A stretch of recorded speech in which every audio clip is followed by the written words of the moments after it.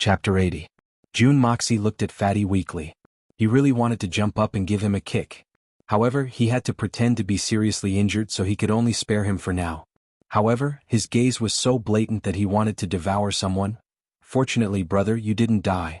Otherwise, I would be too lonely in the future. Without you, I really don't know what to do.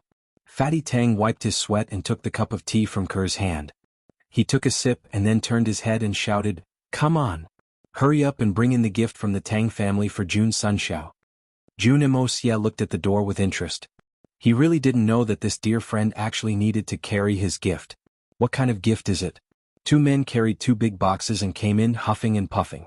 Suddenly, June Moxie's bedroom was completely occupied by Tang Yuan and the two big boxes. Even Ku'er had no place to hide.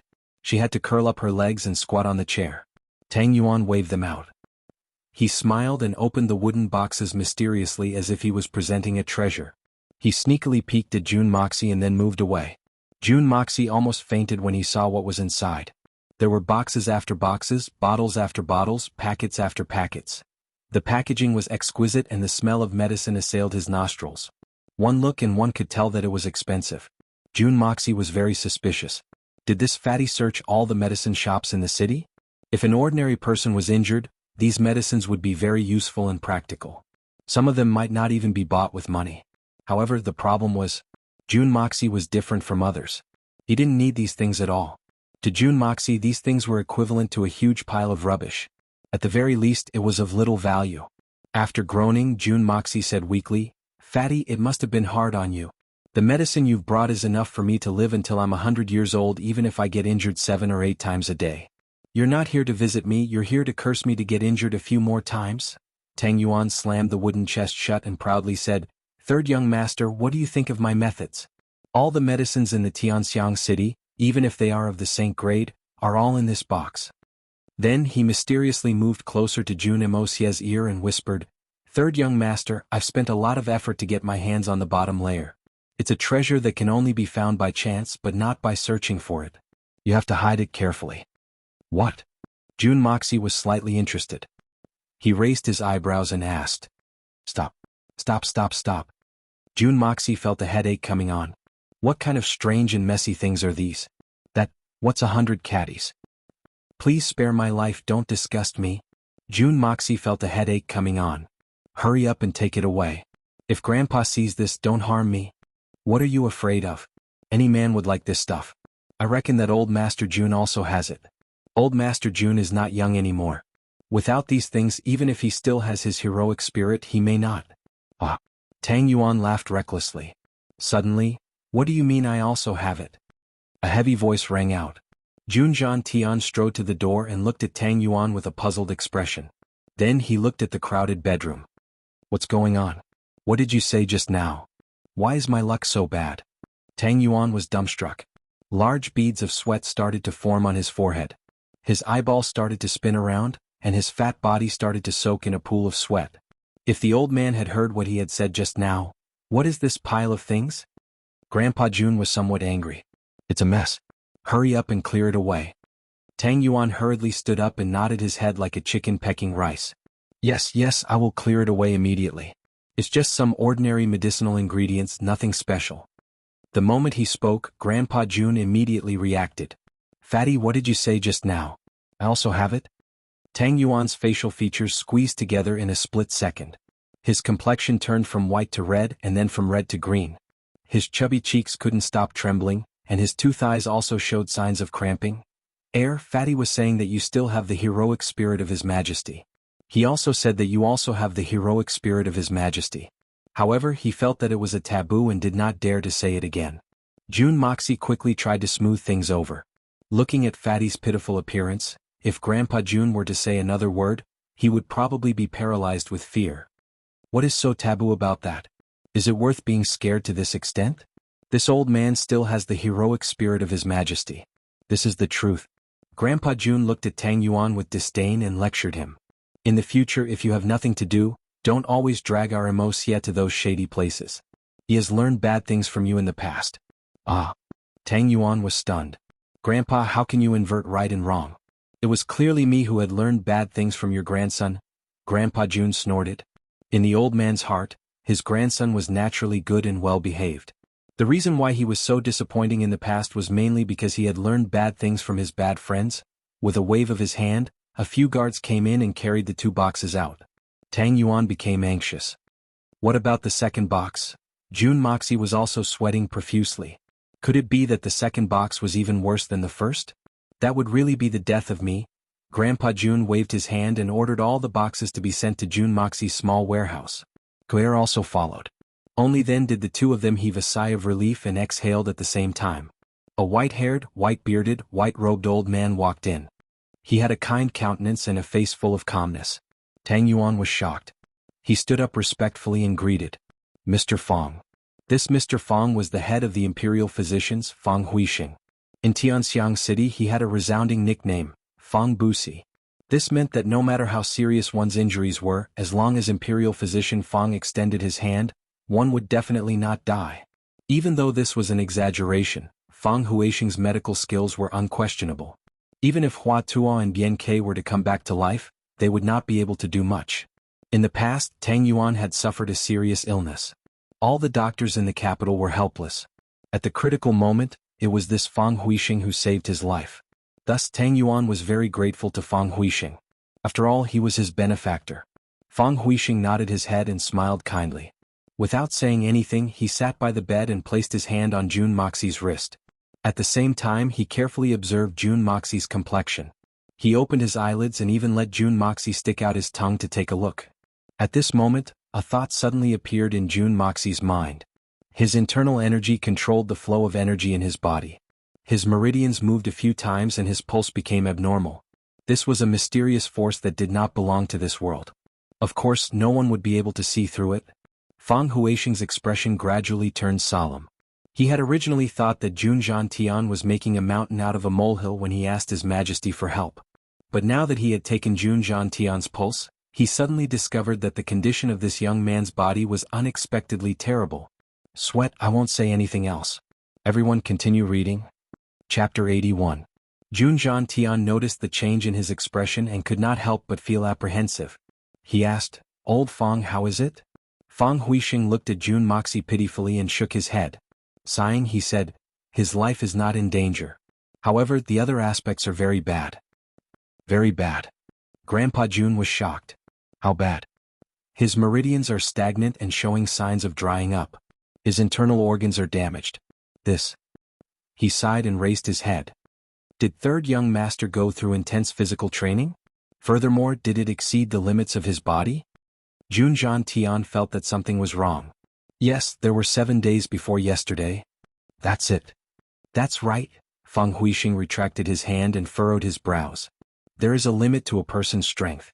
Third young master's body was originally weak and deficient.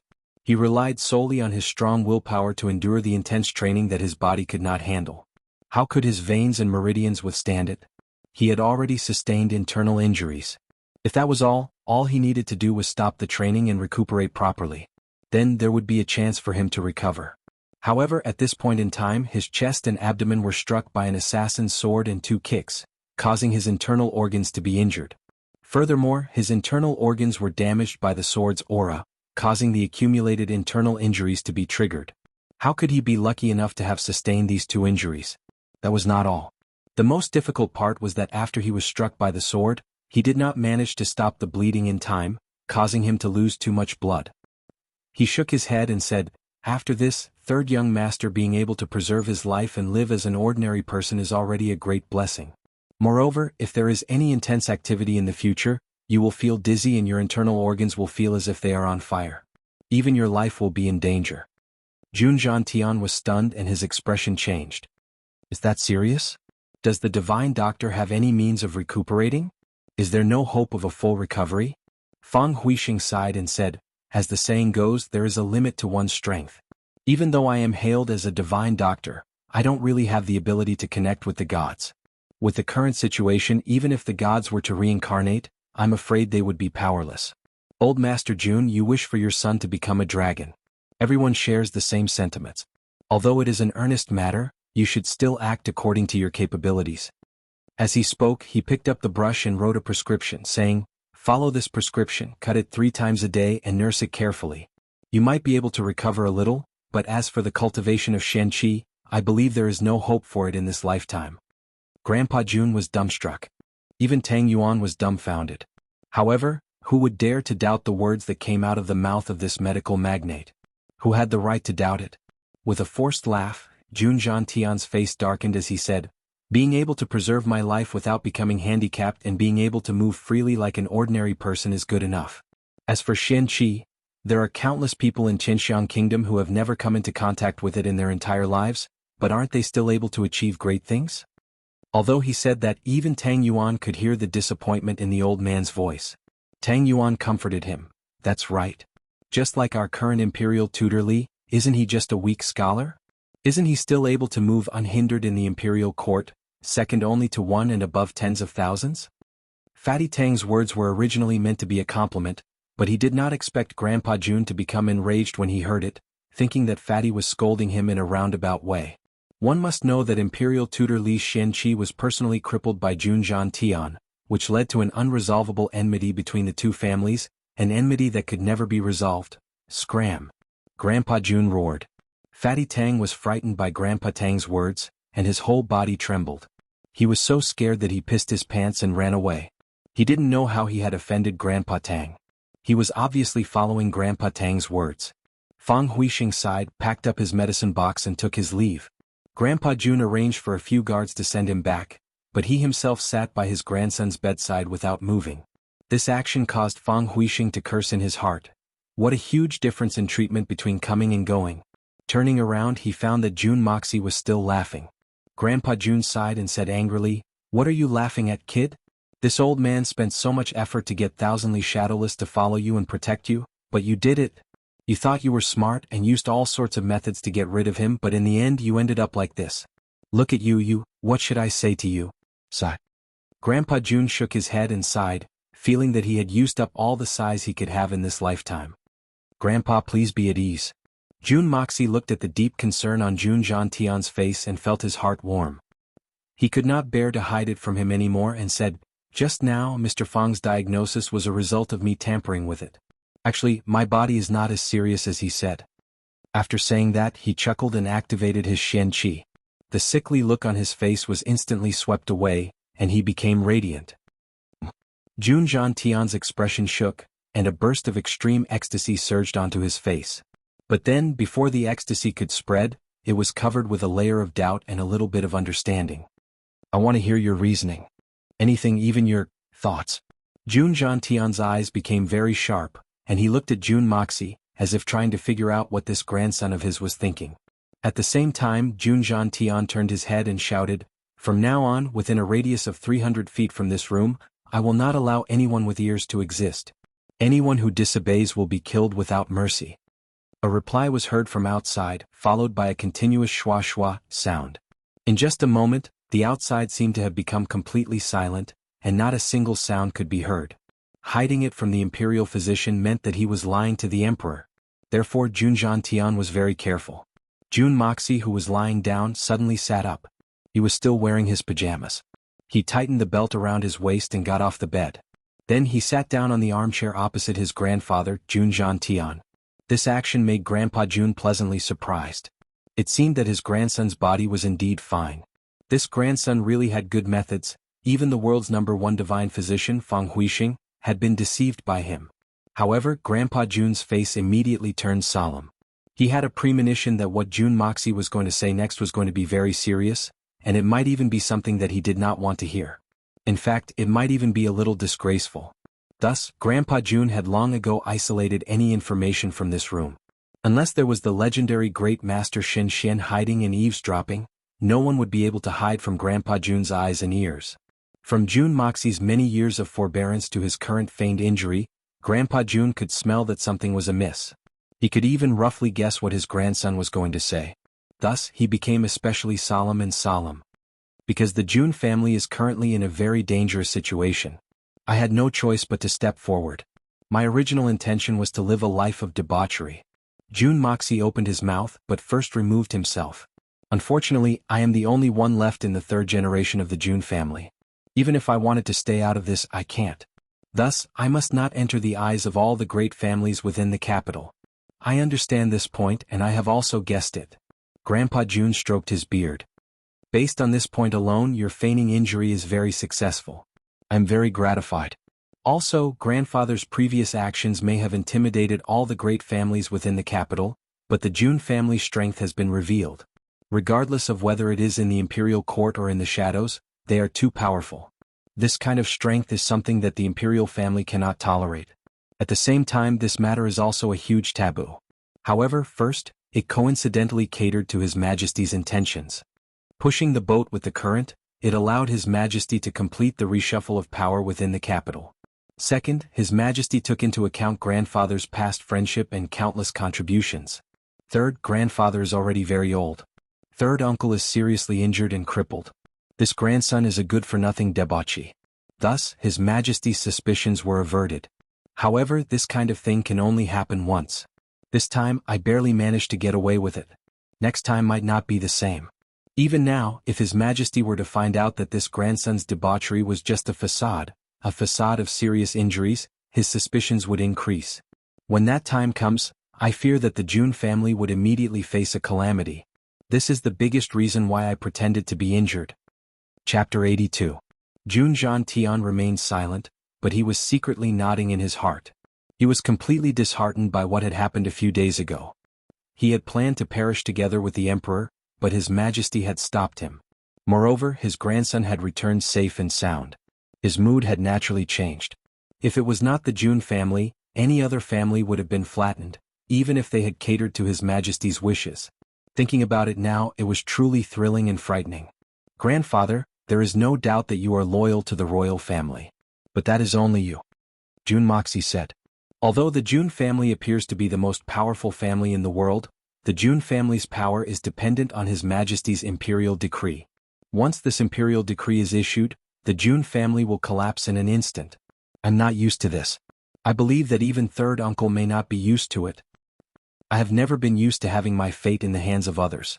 That is why I would rather be a debauchee for the rest of my life. But now that my debauchee life has come to an end, I need to change. And the premise of this change is, I need to control the Jun family in my own hands. Jun Moxie looked at Jun Zhantian. This is my highest goal, my ultimate plan, and the foundation of all my plans. Controlling one's fate in one's own hands. For you to have such thoughts, it means that you are showing signs of rebellion. Grandpa Jun's body trembled as he looked at him sternly. Grandfather, you have misunderstood. In my opinion, those who want to be emperors and those who have already become emperors are fools. Especially those who are determined to become emperors. They are the fools among fools. Jun Moxie snorted. Even if you have the power to overturn the world, even if you have 3,000 beauties, it is all meaningless to me. I have no interest at all. You.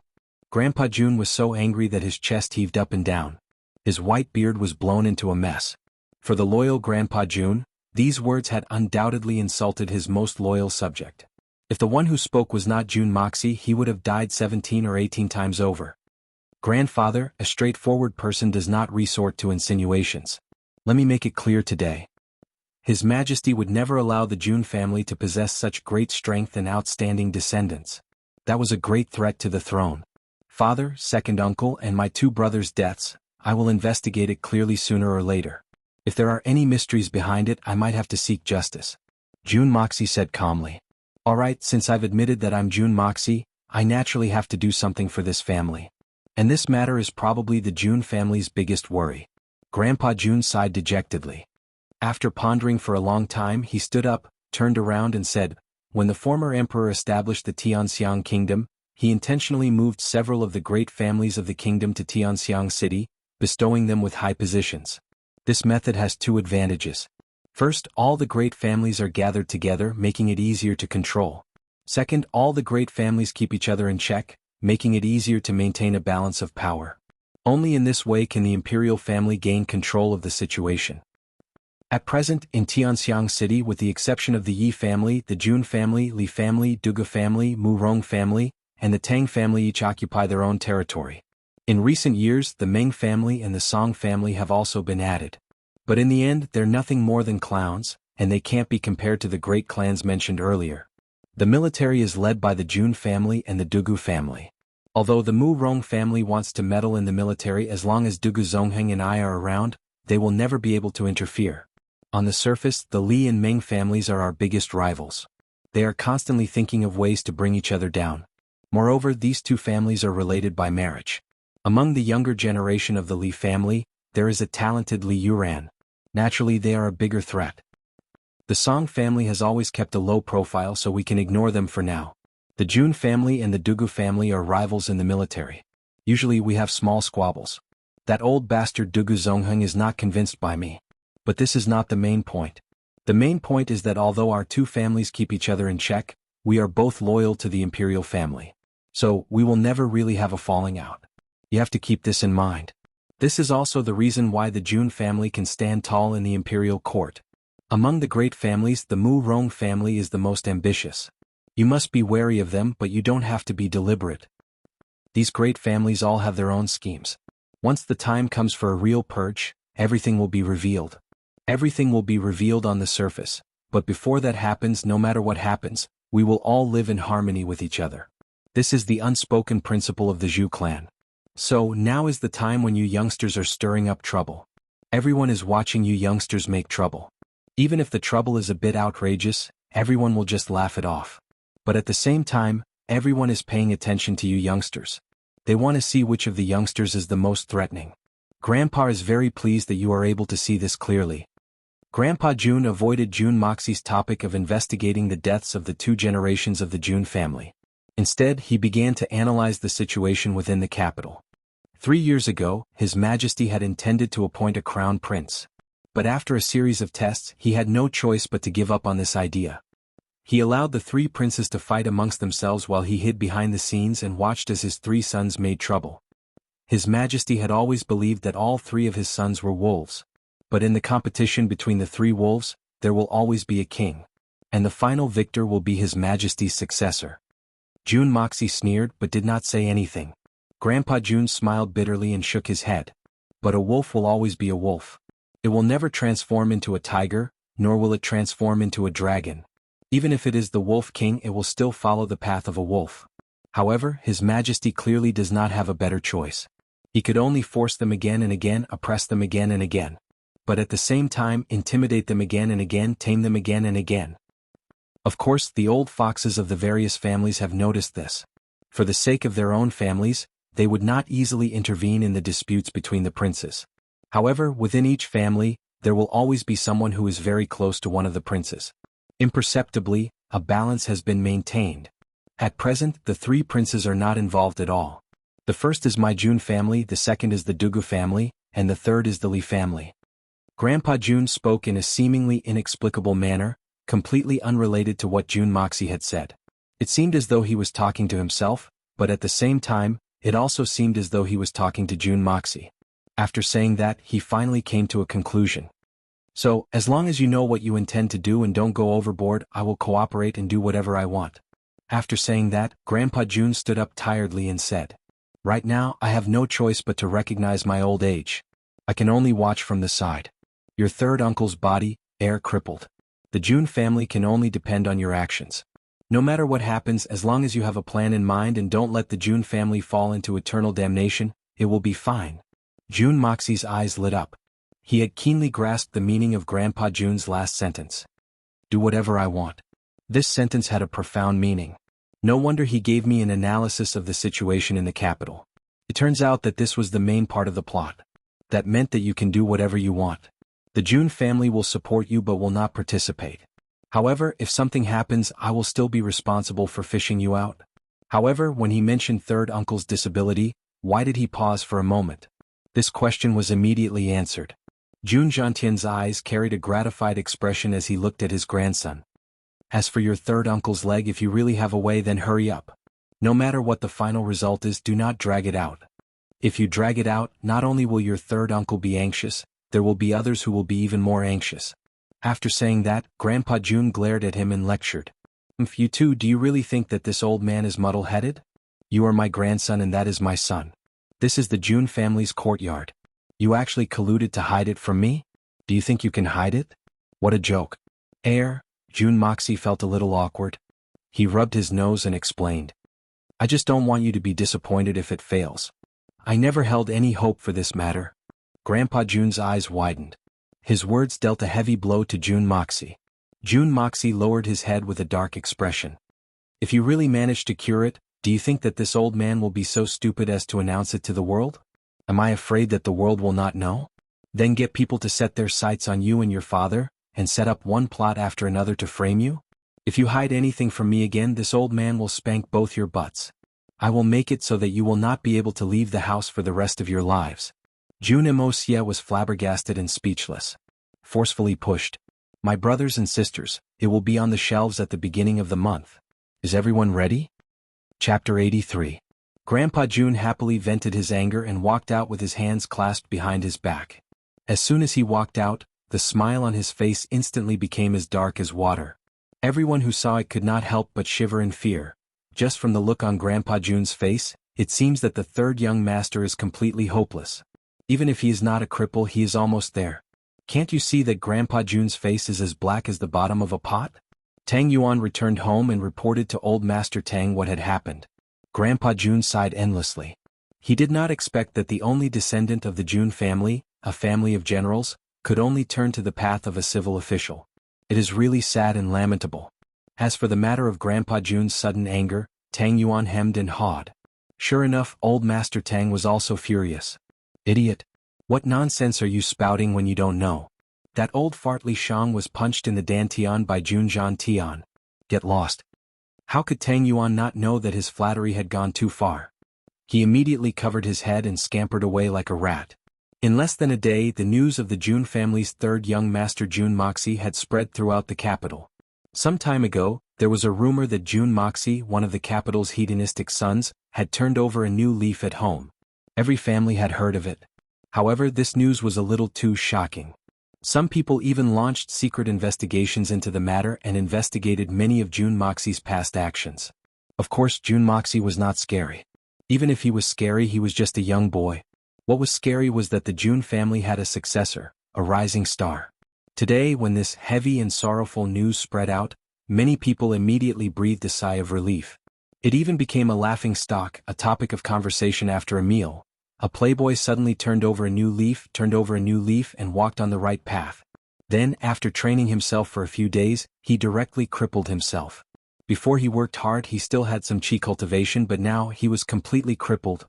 Was there anything funnier than this in the world? As for the authenticity of this news, no one doubted it anymore. This was because both sources were authentic and authoritative. Jun Moxie's hardcore friend, Tang Yuan, had witnessed it with his own eyes and spread the news. The #1 imperial physician in the palace, Fang Huixing, also known as Mr. Immortal, personally diagnosed the illness. Who dared to doubt it? Who would doubt it? Who in these noble families did not care about their lives? Fang Huixing was the life insurance for these people when they were sick or injured. Befriending Fang Huixing was equivalent to having an extra life. If anyone dared to say, "I doubt the words of Fang Godly Doctor," in less than half a day this person would drown in his own saliva. In fact, not to mention a mere Jun Moxie, even Grandpa Jun himself would not be able to play tricks in front of Miracle Dr. Fang. I didn't expect that Jun Moxie would be like this. Something's not right. In the Grand Preceptor's mansion, Li Yuran looked at the three people in front of her and frowned slightly. Li Feng, are you sure that these words were really said by Miracle Dr. Fang himself? I'm sure. An old voice came from outside and the Grand Preceptor, Li Shang, walked in shakily. Facing his own grandson, Grand Preceptor Li's face was full of joy. Jun Tian, so what if you are an arrogant old man? But your Jun family is destined to decline. This is something that even the gods can't change. Jun Wuxia is walking the path of a civil servant. Not to mention the fact that he's a good-for-nothing. Even if he were a genius, would we give him the opportunity to rise? You must know that all the civil servants of the empire are in the hands of our families. Li Yuran smiled and said, since grandfather is so sure, then the Jun family is no longer a threat to us. Li Shang nodded and warned, so from now on, do not provoke Jun Tian. This old thing will really kill people. As he said this, he gave Li Yuran a warning look. Li Yuran had been slapped and kicked by Jun Tian in front of everyone.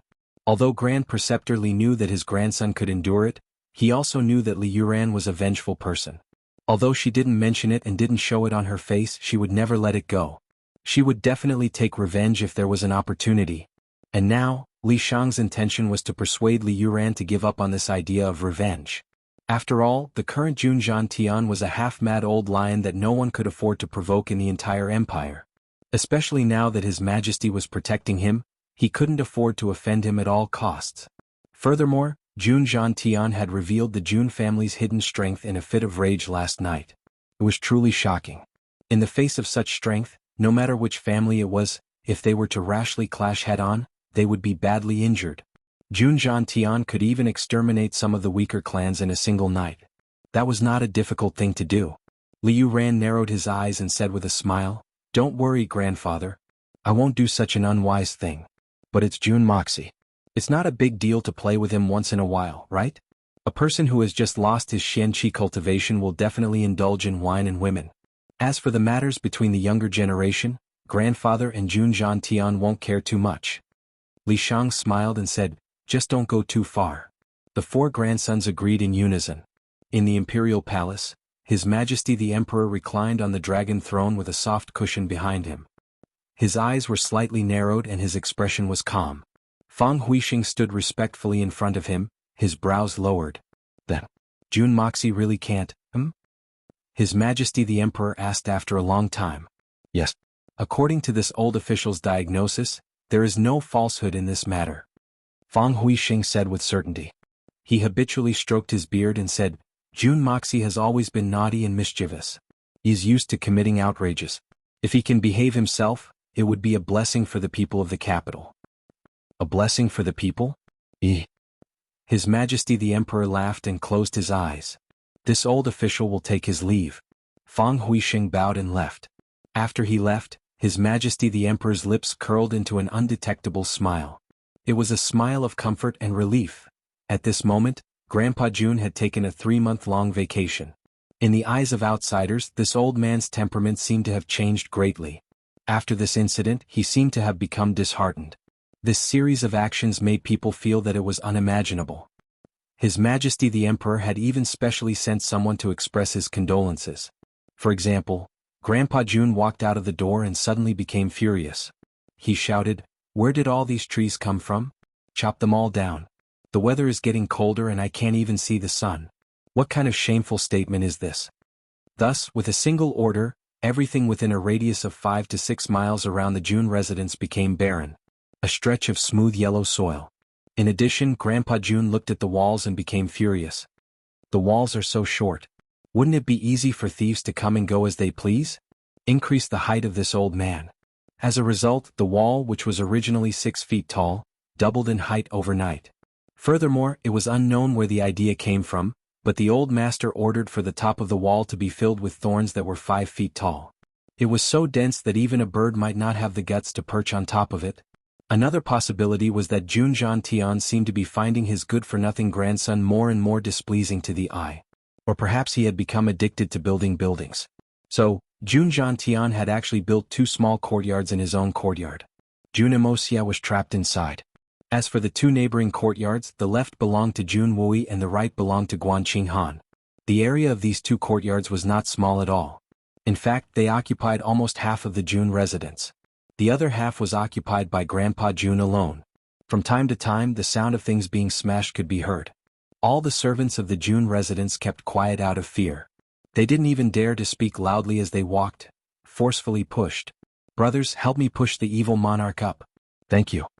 Chapter 84. A few days later, Grandpa Jun suddenly became interested and ordered people to carry out a large-scale construction in the garden of the Jun residence. Countless flowers were uprooted and a tower-shaped building was erected. It was 7 stories high and a sentry tower was placed at the top to monitor the movements in the surroundings. When he had nothing to do, Grandpa Jun would often bring his men to patrol the residences of the officials near the Jun residence. In the middle of the night, the sound of horses' hooves would suddenly resound and deafening battle cries would resound. Grandpa Jun was using his remaining energy to train his troops. However, this training did not matter. In the next few days, the officials near the Jun residence became more and more alarmed. In the end, they did not hesitate to spend a lot of money to buy new houses and move away. Then, without waiting for anyone to move in, Grandpa Jun gave the order and all the mansions were razed to the ground. Since he had nothing to do, Grandpa Jun began to train the guards of the mansion as if they were regular soldiers. Then, the Jun family's external procurement staff revealed that when Grandpa Jun had nothing to do, he would often drink to drown his sorrows and get drunk. Everyone understood this point. No matter who it was to suddenly fall into despair when they saw hope, they would not be able to bear it. Fortunately, Grandpa Jun's alcohol tolerance was not bad and he did not go around drinking to act crazy. This could be considered a blessing in misfortune. In fact, everyone could understand, in the midst of his disappointment towards his grandson, he suddenly saw hope for his grandson to turn over a new leaf. But just as he saw hope, he received news of his grandson's death. Just as he was about to fall into despair, he received news that his grandson was still alive. Just as he received news that his grandson was still alive, before he could even rejoice, he was told that his grandson had become a cripple. Isn't this deliberately toying with people? Even if one's mental fortitude was strong, to be able to withstand such a violent upheaval was already an admirable feat. Putting themselves in Grandpa Jun's shoes, if they were to encounter such a thing, they would have long since collapsed. Their performance would not even be as good as Grandpa Jun's. Thus, they were not surprised by Grandpa Jun's various abnormalities. The pitiful old thing was being toyed with by the heavens. It was already good enough that he hadn't gone mad. Do whatever you want as long as you don't do anything to me. Almost everyone had the same thought. Even the emperor, who had always been wise, more or less had the same thought. In the courtyard of the Jun family, which was recognized as a forbidden area by everyone, Jun Moxie was smiling happily as he poured a glass of wine for Jun Wui. The wine was refreshing and fragrant. It was so clear that one could see the bottom of the glass. I didn't expect Wuxia to have such ability. This wine was truly a peerless wine. The ones I drank before were truly trash. Jun Wui took a sip and narrowed his eyes in an intoxicated manner. In another corner, 4 burly warriors were wielding iron hammers and blowing bellows as they did the work of blacksmiths. The blazing flame was so hot that it was almost silver white. A large piece of iron was burned red. Then they took it out and raised their noses to sniff the fragrance of the wine in the air. At the same time, they fiercely swung their sledgehammers and hammered down again and again. Their bodies were drenched in sweat, but the piece of iron did not show any signs of change. It could be seen that this piece of iron had reached an unimaginable level of toughness. Young Master had said that as long as this piece of iron was hammered to his satisfaction every day, each of them would be rewarded with a pot of wine. Heavens, such good wine, even the emperor himself might not have tasted it before. How could this not be a job for these 4 warriors who valued wine as much as their lives? Winemaking is just a small part of the acrobatics. Otherwise, we wouldn't be able to drink it ourselves. It's really unbearable to drink that kind of bastard wine every day. Jun Moxie elegantly took a sip. He squinted his eyes and asked with interest, "Third uncle, I heard that when Grandpa drank this wine for the first time he got drunk?" "I heard that he got drunk." Jun Wui frowned and his face darkened as he lectured, "Don't talk about your elders behind their backs." Ah, Jun Moxie touched his nose and was still in high spirits. He did not give up and asked, "I heard that Grandpa sang when he got drunk? He even stuck his head in the pig's head and fell asleep?" "You brat. Are you looking for a beating? Don't you know that it's taboo to speak the truth?" Jun Wui was annoyed and amused at the same time. "Who asked you not to tell me that this wine is so strong? It's already good enough that your grandpa didn't come to settle the score with you. He had to wash his beard for the whole morning before he could wash it clean." "Oh." Jun Moxie gave a meaningful "oh" and smirked. "Grandpa doesn't seem to be a good drinker. Let's not talk about this anymore." Jun Wui felt a little uncomfortable and was not interested in discussing Grandpa Jun. "You, on the other hand, shouldn't you be preparing?" Jun Moxie's face suddenly turned bitter. He raised his glass and drank it in one gulp, letting out a long sigh. A few days ago, Grandpa Jun suddenly had a whimsical idea. Because Jun Moxie's Xianqi cultivation was not high, Grandpa Jun was unable to find a sparring partner for him. He was also worried that the secret would leak out. A few days ago, he suddenly had an idea and invited Guan Qinghan to spar with Jun Moxie. This was the beginning of Jun Moxie's journey to hell. In fact, this was Grandpa Jun's deliberate prank on his precious grandson. Who asked this guy to hide it from him for so many years? He really deserved a beating. Jun Moxie felt helpless. Facing his sister-in-law, he could not possibly kill her in one blow, right? But if he did not subdue the other party, he would start to suffer. After all, although his art of unlocking heaven's fortune was amazing, he had only practiced it for less than 2 months. How could he be a match for Guan Qinghan, who had been cultivating Xianqi since childhood? Guan Qinghan's family had a long history and she was now on the verge of breaking through to silver level Xianqi. Jun Imosia's eyes and face didn't have the same lustful look as before. This made Guan Qinghan raise her guard. But she also didn't feel so uncomfortable. Moreover, there was another reason. Jun Moxie's newly brewed wine was brewed with fruits. It was sweet and especially delicious. Aside from the slightly strong aftereffect, it was simply a heavenly wine that could not be tasted outside. Guan Qinghan liked it the moment she drank it. That was why Guan Qinghan was reluctant. Now that the wind and rain had arrived, the change was very fast. She came to beat up her brother-in-law to vent her anger, and then she could get 2 pots of good wine as a reward. Such a beneficial thing to the body and mind. Moreover, Grandpa Jun had ordered her to abuse him as she pleased. Doing it 8 or 10 times a day was not too much. If she did not do it, it would be intolerable. AI. Jun Moxie sighed. He suddenly remembered something and asked, "Third uncle, how is the medicine you ordered people to collect? It has been so long, it should be about time, right?" Jun Wui sighed and said, "Gut-splitting flour, macaroni and severing root are all here, and the quantity is not small. But there is no news of the blazing heart meridian. As for the 9-leaf grass, this herb is relatively rare. Few people use it, so it is not easy to find. A few days ago, I heard that the Golden Fragrance Trading Company had found 3 of them and they were transporting them to the capital. I hurriedly sent people to buy them, but I did not expect that when I arrived they had already been bought." "Someone bought it?" Jun Moxie suddenly became vigilant. He straightened his back and said, "If it is not a serious injury caused by blocked meridians, it will not be used. How could it be bought at such a critical juncture? Could it be that the news was leaked and someone is targeting our Jun family?" Second chapter updated in advance. It was really last night that I was stuck on the plot. I had to write all night to figure it out. I am so sleepy that I will not wait for 9 o'clock. I'm going to sleep. I will leave the rest to my brothers and sisters. Third chapter in the afternoon. Chapter 85. Someone bought it? Jun Moxie suddenly became vigilant.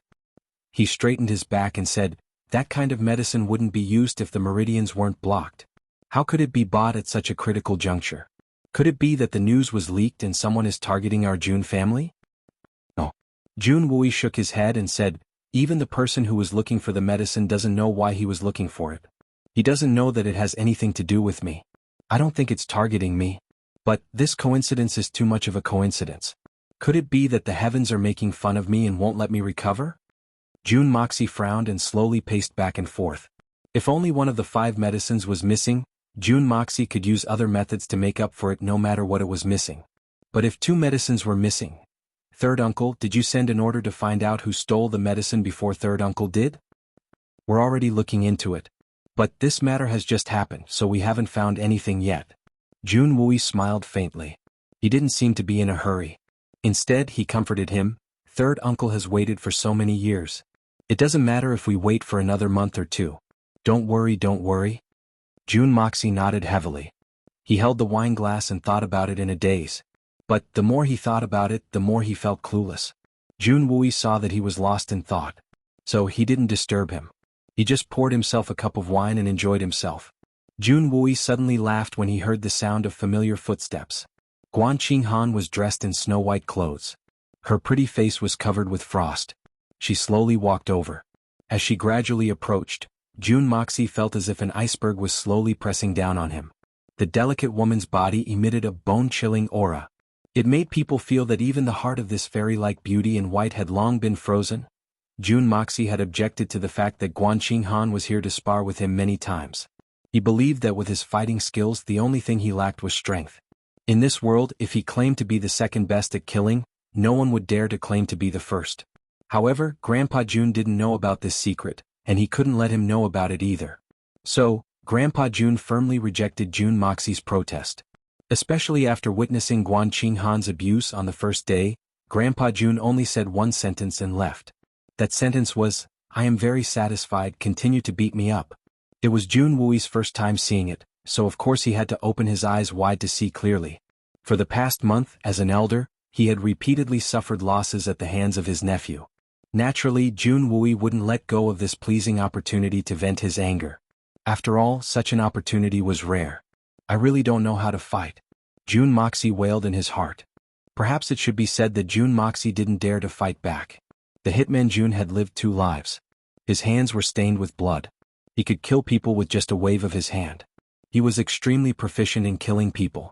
However, when it came to exchanging pointers with ordinary martial skills, not to mention those true killing moves, even those methods that could be used to subdue the enemy would easily injure the opponent's limbs.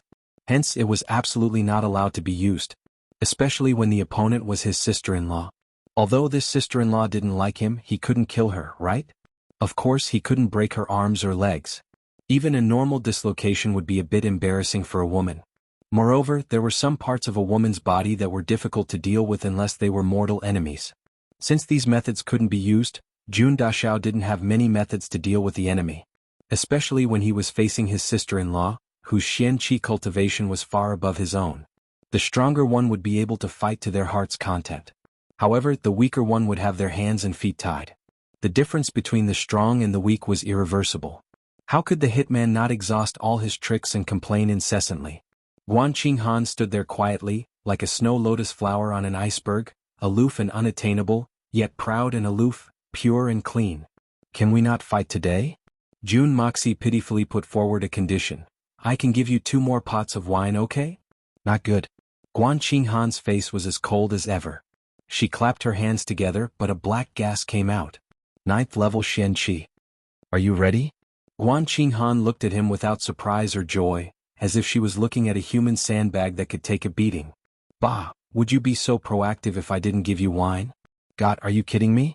You actually gave this woman a legitimate opportunity to beat me up. I can't really fight back. Ready? What's the use of being ready? Jun Moxie was very angry. His concealment from his grandfather had certainly brought about positive effects. That was, he had aroused his grandfather's hopes. But at the same time, it had also brought about negative effects. He had been deceived by his grandson for so many years. His grandfather must be very unhappy. Therefore, Guan Qinghan's test was completely arranged by his grandfather to mess with him. Perhaps it should be said that this was an overt plot. Unfortunately, he had to eat dumplings in silence. He knew what was going on, but he couldn't say it out loud.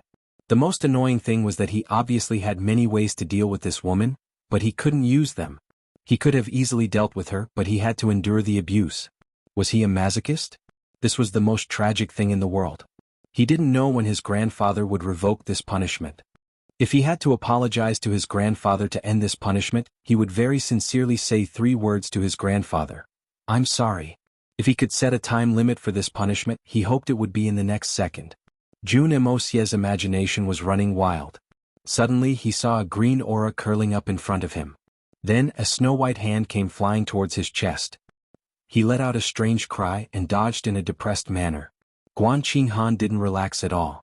She tried to finish the task of beating him up in the shortest time possible.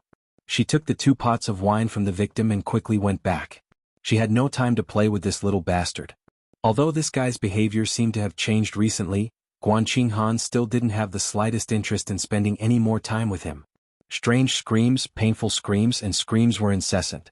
The pa-pa sound of fists and feet hitting the muscles was like the sound of rain. It was very compact and it seemed to be very pleasant to the ear. Jun Wui raised his wine glass with one hand and watched the fight. The disparity between the strong and the weak was extremely great. He couldn't help but shake his head and laugh. He thought that his grandfather's idea of punishing his rogue nephew was really wonderful. As he was thinking about this, his eyes suddenly narrowed and his expression changed. He became extremely solemn and stared at Jun Moxie's movements. He didn't even have time to put down his wine glass. Just then Jun Moxie's movement caught his attention. Guan Qinghan's palm strike had been followed by a kick.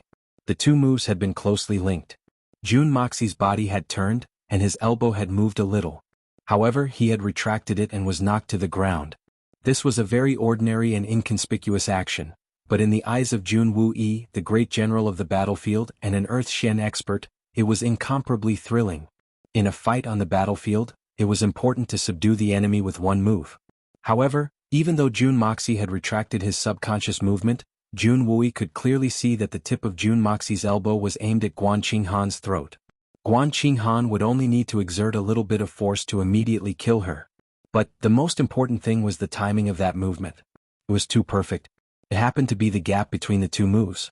Guan Qinghan's martial arts were not ordinary. The 2 moves were also very closely linked. That tiny gap was almost fleeting. It could be said that the gap between the two moves was very close. That gap could be said to be the biggest flaw of Guan Qinghan's moves. At that time, Guan Qinghan would definitely not have any way to deal with this unpredictable attack. Brothers, sisters, you are too strong. Thank you, thank you. Men and women, each one of you can kiss. Chapter 86. Based on the difference in mystical chi between Jun Moxie and Guan Qinghan, even if Guan Qinghan was hit by Jun Moxie in other parts of her body, he might not be able to cause any damage. However, the throat was one of the most vital and vulnerable parts of the human body, and the elbow was the strongest part of the human body. Using the sharpest part of the elbow to overcome the weakest part of the strong, he could defeat the strong with the weak. A one-hit kill.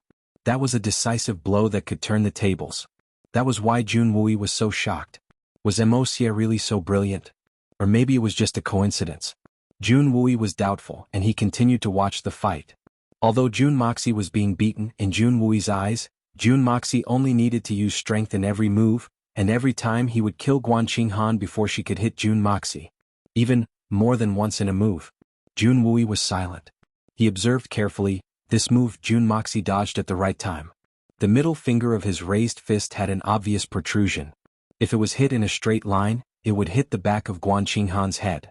This was the most vulnerable part of the human body. If the protrusion of the middle finger hit the Yuzhen point at the back of the head, this move, the position and movement of Jun Moxie's knee was different and it was pointed. If he didn't retreat, it would be the fatal point of the genitals. Heart, temple, coccyx, eyes, throat, behind the ears. Guan Qinghan was fighting to her heart's content, and she was in high spirits. Jun Wuxia was struggling to dodge and was complaining to the heavens. Jun Wui, on the other hand, was watching from the side with fear and trepidation. This sweating was because of Guan Qinghan. After every few moves, Jun Wui would be afraid. Even with his eyesight, he had to take a while to judge the danger that Guan Qinghan was facing, and at this time, a few moves had passed. And Guan Qinghan was facing the call of death countless times, but she was still in high spirits, completely unaware of it. Jun Wuxia's instinctive reaction and killing intent had been seen through by Jun Wuxia every time he had forcefully retracted his attack. It was too scary, even with Third Master Jun's Earth Shen cultivation, he could not hold on. Too scary. As the saying goes, the onlooker sees clearly. The onlooker was not only clear but also scared to death. In fact, he did not dare to rashly interrupt this subtle game of death. He was afraid that his words would disturb Jun Wuxia.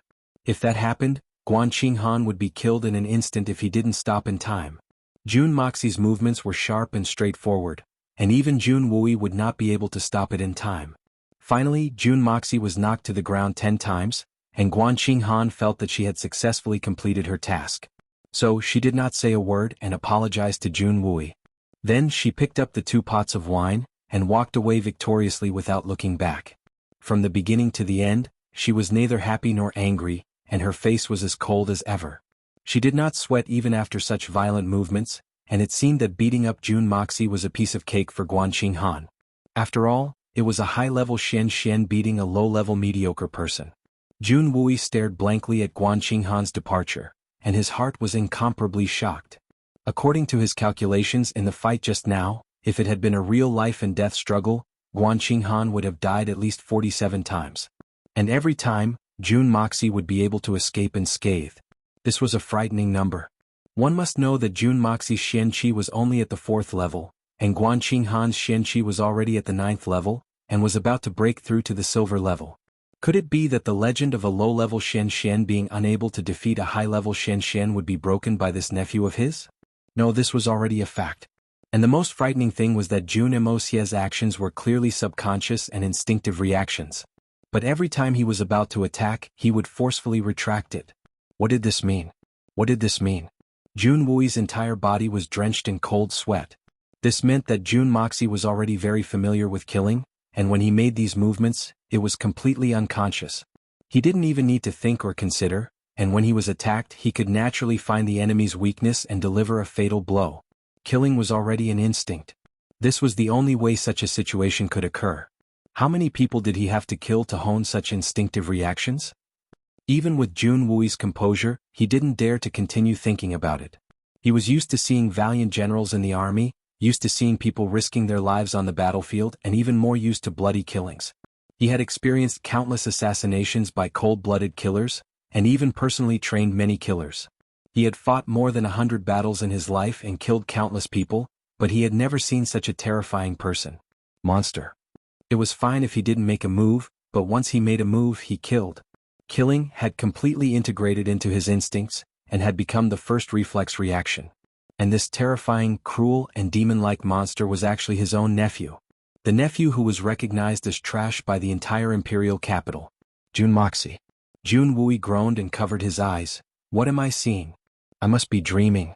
If this is a nightmare, then let me wake up quickly. Nightmare?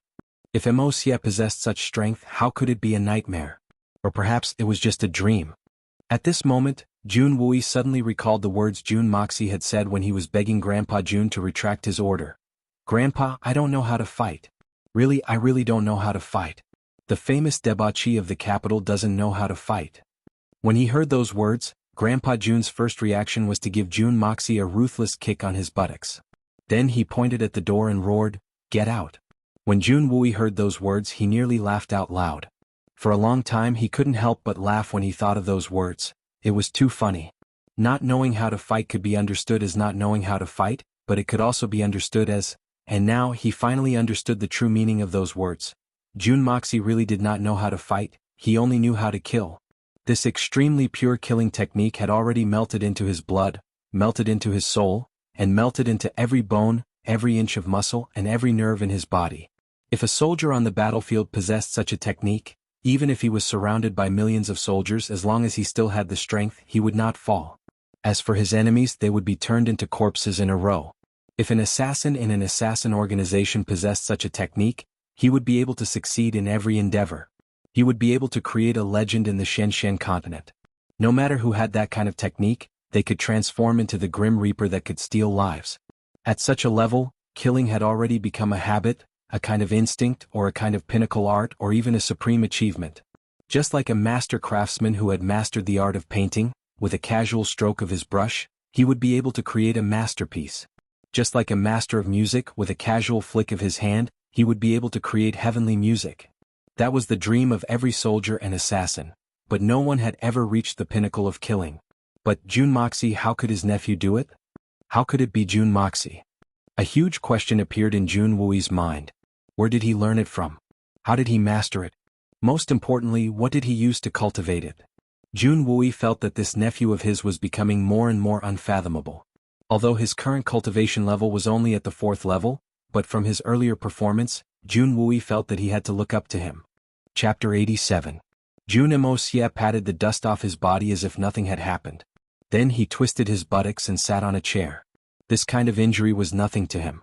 The art of unlocking heaven's fortune ran through his body and he would be fine. After all, Guan Qinghan wouldn't really be ruthless. Suddenly he felt that something was wrong. He looked up and found his third uncle, the great general of the battlefield, looking at him with a shocked expression. No. He was looking at him with fear in his eyes. Deep in his eyes, there was a strong sense of scrutiny. There was even a trace of fear, surprise, and awe. How did you do it?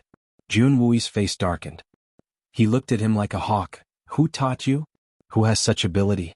Is it the legendary Master Shen? Jun Wuxia stared blankly for a moment. Then he understood what was going on and suddenly chuckled. After a while he raised his glass and drained it. One must have the heart to kill if he wants to be a hero. Jun Moxie chuckled. What third uncle really wants to ask is, how many people have I killed to reach my current level? From Jun Wui's expression, Jun Moxie knew that his shrewd third uncle had seen through something. Even if he could suppress his instincts in time, there were still signs. Perhaps Guan Qinghan couldn't see through it. Her strength was too limited. But what kind of person was Jun Wui? He was an Earth Shen expert and a veteran on the battlefield. He had the advantage of being a bystander. How could he not see through it? Jun Wui snorted and said in a stern voice, Wuxia, killing the enemy on the battlefield and taking the enemy's life is something that cannot be helped. But you have never joined the army, yet you are able to train your killing skills. How did you train? It's impossible to reach such a realm without a large amount of bloody experience. Don't tell me you. Jun Wui's voice trembled a little, but there was more anger in it. You've been in the imperial capital all year round. Don't tell me you've used the lives of ordinary people to train? The third uncle is also a great connoisseur who has experienced life and death, but he says such layman's words. Killing people doesn't necessarily have to be practiced through killing people. Jun Moxie said lightly, actually, as long as you can truly familiarize yourself with and understand every bone and joint in a human body, you will naturally be able to do it. He narrowed his eyes and said, the human body, regardless of gender, has 206 bones. In other words, there are 206 joints. From the thigh up, whether it's the front, back, left, right, up or down, there are vital points that can kill a person. And no matter what kind of move is used, as long as it's used, there will be fatal points that he can't protect. If you want to make a move, you will have to use the bones and joints. And the parts that will receive the most force are the parts that are being used. At this time, the parts that are not being used are the flaws, and they are fatal flaws. Once you find this flaw, then the parts that he is using will also become the flaws. Once you understand all of this, it will be easy to find the most advantageous position for yourself and the most disadvantageous position for the enemy. I told Grandpa that I don't know how to fight, and that was the truth. Today, if I fight back with all my strength, how many times will sister-in-law die today? At least 100 times. I don't know if the third uncle can count all of them. Jun Moxie squinted his eyes and his white teeth gleamed. I have to admit that I'm already used to this instinct. The landing point of my attack is almost always this position, and it will be fatal. This doesn't seem to be so strange. In this world, no one knows more about the human body than a doctor, but third uncle, have you ever seen a doctor learn to save people because he has killed too many people? Jun Wui was stunned and said angrily, you are twisting words and forcing logic. Jun Moxie sighed and said, actually, the third uncle is very clear that since I was young, you have basically watched me grow up. Although we haven't met often in these 2 years, the third uncle's intelligence organization has detailed records of where I go every day, and what I do every hour. Even when I sleep with a woman, the length of time was recorded, who the woman was, and even the woman's birth date and the 18 generations of her ancestors were investigated in detail. Third uncle, do you really think that I have the ability to kill people silently? This kind of speculation is really absurd, right? Jun Wui didn't know whether to laugh or cry, and he was dumbfounded. Is there really a natural king of assassins? Jun Wui's eyes widened, and he suddenly felt that his mind was in a mess. This completely subverted his common sense, and this iron-blooded warrior couldn't help but be at a loss. Jun Moxie secretly wiped away the cold sweat on his forehead, and quietly let out a long breath. Oh my God, I'm suffocating. It is really difficult to fool this third uncle of this world. But why are you so interested in this kind of killing thing? And your achievements are actually so high. This and your identity is too. Jun Wui still didn't give up and continued to ask. Third uncle, I, Jun Moxie, have never killed anyone since I came to this world. Jun Moxie's eyes flashed a trace of loneliness and longing, and he spread out his hands, his face full of sincerity and sincerity. This kind of expression was too real, and anyone who saw it would immediately know that he was absolutely speaking the absolute truth, and it was the absolute truth. This was indeed the truth. However, when Jun Moxie said that I, Jun Moxie, came to this world, it meant that Jun Moxie had truly accepted this family, and started to change his name to Jun Moxie. All in all, it had only been a few days. As for the assassin that I killed a few days ago, that was killed by the generation's king of assassins, Jun Moxie, and not by me, Jun Moxie. These are two different things, hee. At this moment, Ko'er quietly walked over and bowed and said, Third Elder, young master, there is someone outside asking to see Third Elder, saying that he has an urgent matter to report. As she spoke, she blinked her eyes at the mud on Jun Moxie's body, and felt a little heartache. Poor young master, he is being abused again. Recently, young master has become much more amiable, he really shouldn't be subjected to this kind of abuse. Jun Moxie hurriedly said, Quick, let him in. Finally, a life-saving person came, and he came at the right time. Not long after, a man dressed in green walked in steadily, his steps were strong, his eyes sharp, and his face calm. Jun Moxie sized him up, thinking that this person could be considered a talent. Not bad, not bad. General, I found the person who bought the 9-leaf grass. Who is it? Jun Wui and Jun Moxie asked at the same time. Lord Dashao of the Tang family, Tang Yuan. The man looked up at Jun Moxie and said with apprehension, Tang Yuan? Jun Moxie suddenly cried out in disbelief. Why did this fatty buy the 9-leaf grass? Is there someone in the Tang family who needs this medicinal herb? This subordinate doesn't know for now. Jun Wui and Jun Moxie looked at each other and did not speak. The man tactfully retreated and quietly disappeared. Could it be that the news was leaked? Jun Wui pondered. Definitely not. Jun Moxie answered with certainty and then frowned. But why did this fatty buy the 9-leaf grass? This herb's use is very unorthodox, and this matter is really troublesome. After thinking for a while, he raised his head and said, "Third uncle, I remember you once said that there were 3 9-leaf grass found this time?" "That's right. If that's the case, it's better in the hands of Fatty Tang than in the hands of others. I'll think of a way to make him spit out too. Leave this matter to me," Jun Moxie said confidently. The jade and sword that Fatty Tang lost in the gamble were still in his hands. If he asked for 2 9-leaf grass, he could guarantee that Fatty would run away faster than a rabbit. This could be considered as letting this dead Fatty pick up a bargain. "All right." Jun Wui faintly smiled, looked at his legs, and his eyes revealed a trace of excitement.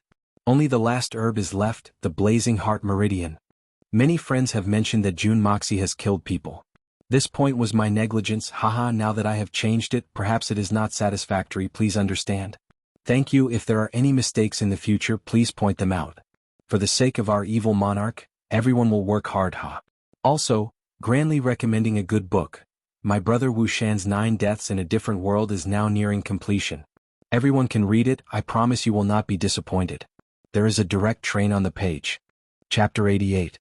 As the target approached, Jun Wui felt an inexplicable sense of loss and gain. There was no time to lose. Jun Moxie immediately set off to find Tang Yuan. If the medicine was ruined by Fatty, then it would take a lot more effort to find it. The longer this matter dragged on, the easier it would be for unforeseen events to occur. The third young master Jun sat on the palanquin with a sickly look on his face as he arrived at the Tang residence in a weak and feeble manner. Just as he arrived at the main entrance, he saw a perfectly round meatball rolling out of the Tang residence. Young Master Tang Yuan's attire today was very distinctive. If he was a few sizes smaller, then he would have been shoveled into a plate and served as a for happiness meatball on the dining table. "Third young master, why are you here? Are you feeling better? Don't tell me you're looking for me to play with you?" Tang Yuan looked at Jun Moxie happily. His expression was one of genuine joy. "I came to find you." Jun Moxie lifted the curtain of the palanquin. "Why, are you going out?" "Yes, I was just about to go to the magnificent jewel hall to play. There are actually some good things there today. The old man asked me to go there and bid for something." Tang Yuan reached into his bosom and fished out a large stack of banknotes with a schwa sound. He patted the banknotes with his hands and smiled like a Maitreya Buddha. "This time I've been ordered to play. Look what a thick stack.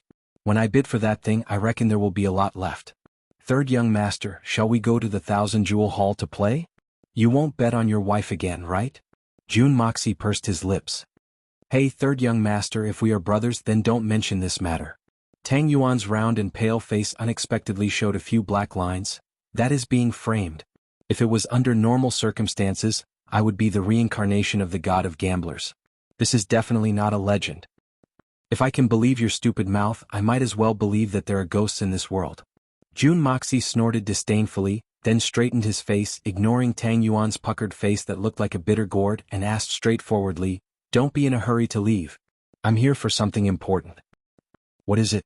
"There's nothing that can't be said between us brothers." Tang Yuan blinked his eyes. "I heard you bought 3 9-leaf grass from the Golden Fragrance medicine shop? Now that I'm injured, I need that thing. Quick, take it out and give it to me." Jun Moxie didn't hesitate and directly asked for it. "Who told you that? This was simply an injustice. Don't you know that I hate those grass and leaves the most?" The fat all over Tang Yuan's body trembled with excitement, and his fat face turned red. "When have I ever seen that thing? What 9-leaf grass or 7-leaf grass? I don't know anything about it." Jun Moxie's face darkened. "Tang Yuan, you don't know? It's not easy for me to talk to you and you're telling me you don't know? Do you still want that jade and sword of yours? Damn it, I'll throw it into the manure pit later. I really don't know." Tang Yuan jumped up anxiously. This was an extremely difficult action for him. He gritted his teeth, pointed to the sky and swore, "Big brother, I wouldn't dare to lie to you. Whoever knows about that thing is a son of a tortoise, a bastard." Golden Fragrance medicine shop. Just as he finished swearing, he suddenly opened his eyes wide and shouted, "Damn it, third young master, did you just say Golden Fragrance medicine shop? You're not deaf." Jun Moxie snorted and looked at him from the corner of his eyes, wanting to see what trick this fatty was playing. Although on the surface he didn't look like someone who would play tricks. "That's my family's business." Tang Yuan's cheeks trembled and his small eyes were round. "Damn it. I've only bought medicine once in my life. And it was for you." 5 days ago, I went to my family's medicine shop and ransacked it, then sent it to your residence." As he spoke, Tang Yuan slapped his thigh. Coincidentally, a lot of fresh medicinal herbs arrived that day. I didn't know what they were exactly, but the shopkeeper said that they were of high quality. So, I packed them all up and stuffed them into a box. Then I brought them all over for you. If there's any 9-leaf grass or 7-leaf grass, then it's in your house. Eh? Jun Moxie's eyes widened and he stuttered, "Didn't you just send something like 100 caddies that day? Brother, are you out of your mind?" Tang Yuan rolled his eyes with difficulty and looked at him with disdain. "I have to deceive people when I send good things, right? I sent 2 big boxes. The surface layer is filled with authentic medicinal herbs like ginseng, angelica, and fulling, and they're all fresh. The bottom layer is filled with good stuff like 100 caddies. That day I was just about to say it, but I was scolded by your old man. These few days I've been worried that the stuff would grow moldy and grow hair. I can't bear to send those good stuff if they're not my brother." After saying that, Fatty Tang concluded, "So, I don't have any grass but you do." Jun Moxie staggered and almost fell out of the sedan chair. After a long while, he squeezed out 2 words from between his teeth, "Damn." Immediately he lost interest in arguing with Tang Yuan. Jun Moxie was burning with impatience and he wanted to rush back. If the stuff really grew moldy in the box, it would be terrible. This fatty was really a sinner. Tang Yuan pulled him back. "What's the hurry, third young master? You've just recovered from a serious illness and it's rare for you to come out. Come with me to the auction. I heard that there's a lot of good stuff today. Let's brothers go and clean up the place." As he said that, he pulled out a piece of paper from his bosom. His finger was dipped in saliva, and his radish-like finger pointed. Look, there's also the bright jade pendant, glass flower, seabed jade coral. These are all good stuff. I don't have time to accompany you to fool around." Jun Moxie shrunk his head back to the sedan chair, but before he could finish his words, his head also shrunk back. Suddenly, his eyes widened, and he looked like an old hen whose neck had been choked. Suddenly he changed his tone and said, "Okay. Let's go and take a look. Let's brothers go and clean up the place." After saying that, he immediately arranged for a guard to go home, and let him inform Ke-er to immediately empty out all the things in Tang Yuan's 2 boxes, and carefully put them away one by one. Also, he instructed them to bring more banknotes to the magnificent jewel hall. Because Jun Sunshao suddenly discovered that in the last few lines of the auction list, there was an item, the Blazing Heart Meridian. Damn it. This was really wearing out iron shoes in fruitless search and finding it by chance without even looking for it. Jun Moxie excitedly cursed in his heart. Magnificent jewel hall. That was a place that was enough to make most of the nobles in Tianxiang go crazy. It was also a place where the high-level nobles would spend their money. That place was the largest auction house in Tianxiang Kingdom, but it was not just an auction house. In addition to some of the best treasures that could only be found by chance, but not by searching for them, everything that you could think of could be found here. As long as you had enough money. Money can enslave ghosts, but it can also be used to communicate with the gods. This famous saying, whether it was the previous life or this life, was very applicable. Food, drinks, toys, tools to kill, tools to rob, Shen beast hides, high-grade Shen cores, top-notch divine weapons, top-notch decorations, and even male and female slaves. It was really too much. There were only things that you could not think of, but there was nothing that you could not find. As long as you walked into the magnificent jewel hall, no matter how luxurious your life was, or how rich you were, you would find that you were still lacking in many things. It turned out that there were still many things that you had not tried. It turned out that your spiritual and material life was so barren. Therefore, unless you spent all the copper coins in your pocket, the average person would not be willing to come out. When he published this chapter, he felt some admiration in his heart. Because as early as the first few chapters, a few of his friends had seen through it and left comments in the book review section. They pointed out that the 9-leaf grass had already been given to Jun Moxie by Fatty Tang. Feng Ling thought that he had concealed this information well, but he did not expect that so many people would see through it. It was really admirable. Therefore, he decided that for all his friends who had guessed it, Feng Ling would pout his stubbled mouth and give each of them a kiss. Chapter 89. Of course, the magnificent jewel hall was not a place that anyone could casually enter. Even if it was a first-class businessman or a well-known official, before entering, they would have to first consider whether their purses were thick enough or not. Otherwise, if they were to make a fool of themselves here, then they would immediately become famous throughout the world. Although the magnificent jewel hall was able to bring countless surprises to people, its origin was also very mysterious and unpredictable. No one knew who the person behind the scenes of the Magnificent Jewel Hall was, and no one knew which family or mysterious force the Magnificent Jewel Hall belonged to. Ever since the day the Tianxiang city was founded, the Magnificent Jewel Hall had existed. After several wars, the rise and fall of many dynasties, many emperors and generals had turned into dust and smoke, and had long been buried in history. Only the Magnificent Jewel Hall had always stood tall, and even flourished with each passing day. Anyone who dared to make a move against the Magnificent Jewel Hall, whether it was the nobles of the imperial court, the tycoons of the common people, or the martial arts masters of the underworld, had all turned into bones at this moment, and no one was an exception. Even the sons of the major families in Tianxiang City, once they came to the Magnificent Jewel Hall, they would have to behave themselves. And this place was precisely the place that the previous Jun Moxie was most unwilling to go to. But now it had become the place that Jun Moxie was most curious about. What if he could set a fire in such a place? Surely it would be exceptionally exciting, right? Jun Moxie leaned on the soft pillow in the sedan chair all the way to the Magnificent Jewel Hall, and thought about it maliciously.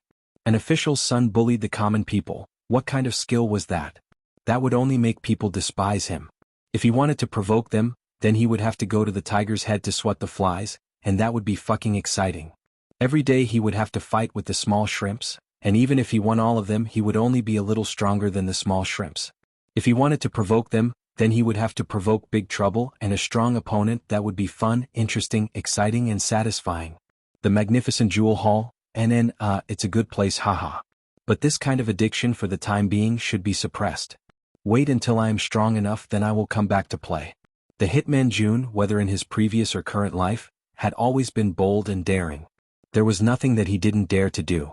Although the Magnificent Jewel Hall was a maverick in his mind, it was still just an auction house.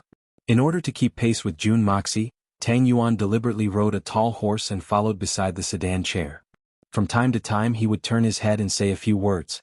When they were about to reach the Magnificent Jewel Hall, Fatty Tang suddenly thought of something and touched his chin as he said, "Third young master, you say that the two of us are riding a horse and sitting in a sedan chair. Why do I feel like we are a bridegroom?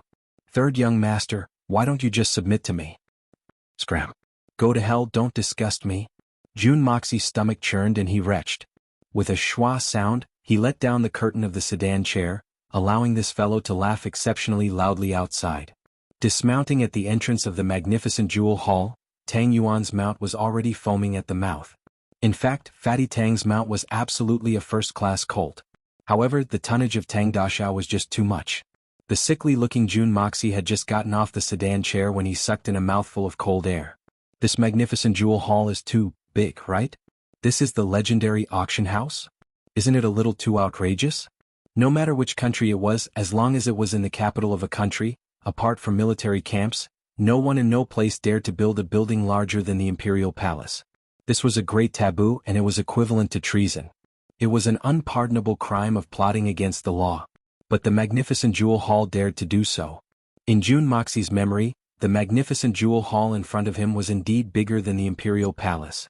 It was also a lot more magnificent and lively. However, regarding this point, the imperial family did not seem to care at all. Instead, they were somewhat proud of it.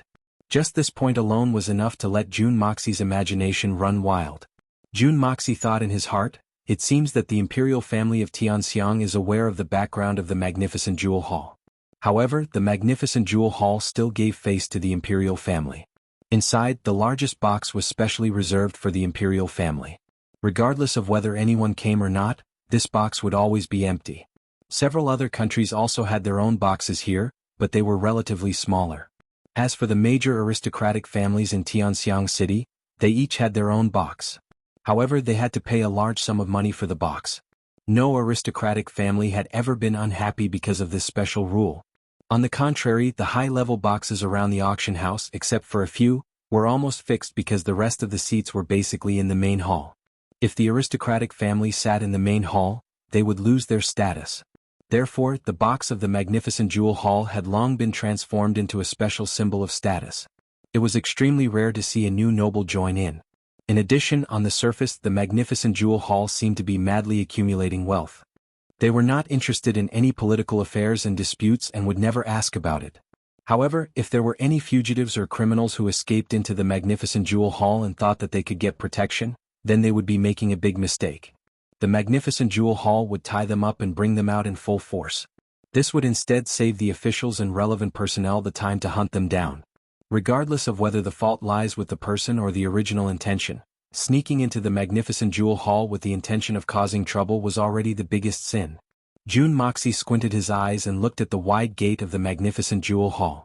Although Master Jun Sunshao had never set foot here, he knew that the magnificent jewel hall held an auction almost every day. However, the real premium items were only auctioned once a month. And today, coincidentally, was the day of the auction. And the premium items auctions were always very lively. Another strange thing about the magnificent jewel hall was the items that were being auctioned. Almost no one knew the origin of the items and no one had ever seen the magnificent jewel hall engage in any purchase or pawn business. All the items auctioned seemed to be produced by the magnificent jewel hall itself, which made it even more of a mystery. Fatty Tang seemed to have been here a few times as he turned around and called out to Jun Moxie. Jun Moxie hurriedly followed him and the 8 guards who were following him left behind one to wait for the guard who went back to collect the banknotes while the other 7 entered in a line. Jun Moxie was walking when he suddenly frowned. This magnificent jewel hall was really not simple. From the moment he entered the door, there were 5 or 6 divine senses that swept over his body. Almost every 2 steps he took and every turn he took he would be checked. This made Jun Moxie's heart very alert. According to his speculation, each of these people in the dark had a cultivation level no lower than the Jade grade Shen Qi. And this was only from the internal inspection of the magnificent jewel hall. Behind Jun Moxie there were 2 groups of people. Each of them had a gloomy murderous aura around them, the smell of the same kind. This was something that Jun Moxie was most familiar with, so naturally it was impossible for him to make a mistake. Moreover, these 2 groups of people were on guard against each other as if they were on a battlefield. Therefore, Jun Moxie concluded that the 2 groups of people behind him were definitely not friends. They were in the same line of work as him, or at least they used to be in the same line of work. Walking further up the stairs he reached the Tang family's box. As Jun Moxie walked up the stairs with one hand, he seemed to stagger and was unable to stand firm. Taking this opportunity to look back, he saw 6 men dressed in black walking towards the other side. 3 people in a group entered 2 boxes. One of the boxes had a curtain embroidered with a golden tulip. The other box had a black curtain embroidered with a white snow lotus. At this moment, the hall was already overcrowded with people, but each and every one of them were sitting in harmony. One by one the waiters were carrying plates and methodically shuttled back and forth. Although there were many people, it was extremely quiet. After all, these people felt that they did not have the qualifications to behave atrociously in the magnificent jewel hall. Walking into the box, Jun Moxie squinted his eyes and looked at the box that belonged to the Jun family. On the snow-white curtain, there was a huge blood orchid in full bloom. He could not help but smile bitterly. Since the Jun family had booked this box, the Jun family had entered it less than 2 or 3 times. He did not know what his grandfather was thinking, but he had always paid a regular fee. Even now he still kept it, which was really giving face to the magnificent jewel hall. Those 2 boxes, whose family do they belong to? Jun Moxie intentionally or unintentionally pointed to the box that the 2 groups of men in black had entered and asked. Today my friend is getting married, so I went to help out early in the morning. It turns out that I should not have gone. When I went, there was a sea of people, red flags fluttering, and I became the focus of attention. When the old ladies saw me they kindly smiled. When the girls saw me their peach cheeks blushed and their eyes widened. When the young women saw me, cough cough, let's not talk about it. The tallest tree in the forest will be destroyed by the wind. This sentence is really true. When my fellow men see me they all want to beat me up. When I stand there, I stand out like a crane in a flock of chickens, and no one has the courage to stand beside me. My elegant demeanor directly steals the limelight of the bride and groom. Well, the above paragraph I did not say that I am very handsome. The heavens and the earth can testify. You are not allowed to attack me. Chapter 90. Those 2 boxes, whose do they belong to? Jun Moxie intentionally or unintentionally pointed to the boxes that the 2 groups of black-robed men had entered and asked. Eldest brother, did you have a fever and become muddled? Or did water enter your brain? Tang Yuan stared at him and said, those are the boxes of the 2nd and 3rd princes and the one next to them belongs to the 1st prince. The boxes of the 3 princes are connected and you don't even know this? I haven't come in, what did you just say?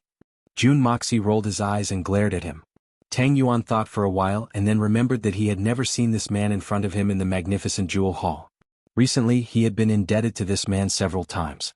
Moreover, what he had said just now was indeed not true.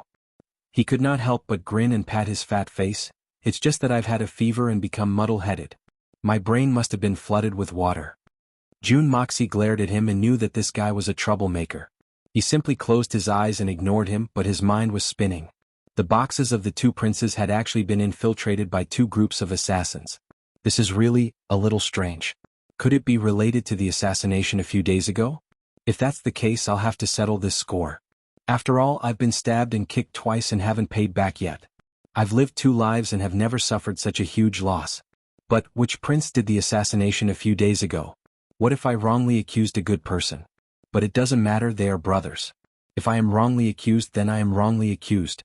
Third young master Li Feng and Meng Haizhou are also here. They are in the Meng family's box next to ours. Tang Yuan whispered and gnashed his teeth. These bastards, sooner or later I will teach them a lesson. Fatty Tang had hated them to the core ever since he found out that they were the ones who had set up a trap for him. They had almost caused him to lose his fiancée. However, the capital was currently in a troubled state.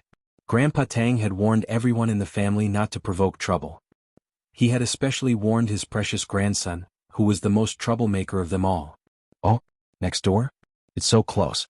Jun Moxie smiled mischievously. Then he rolled his eyes. Fatty, I'll let you vent your anger if you agree to one of my conditions today. How about it? We're brothers, so there's nothing that can't be said. As long as I can vent my anger, I'll agree to any condition. Tang Yuan suddenly became spirited.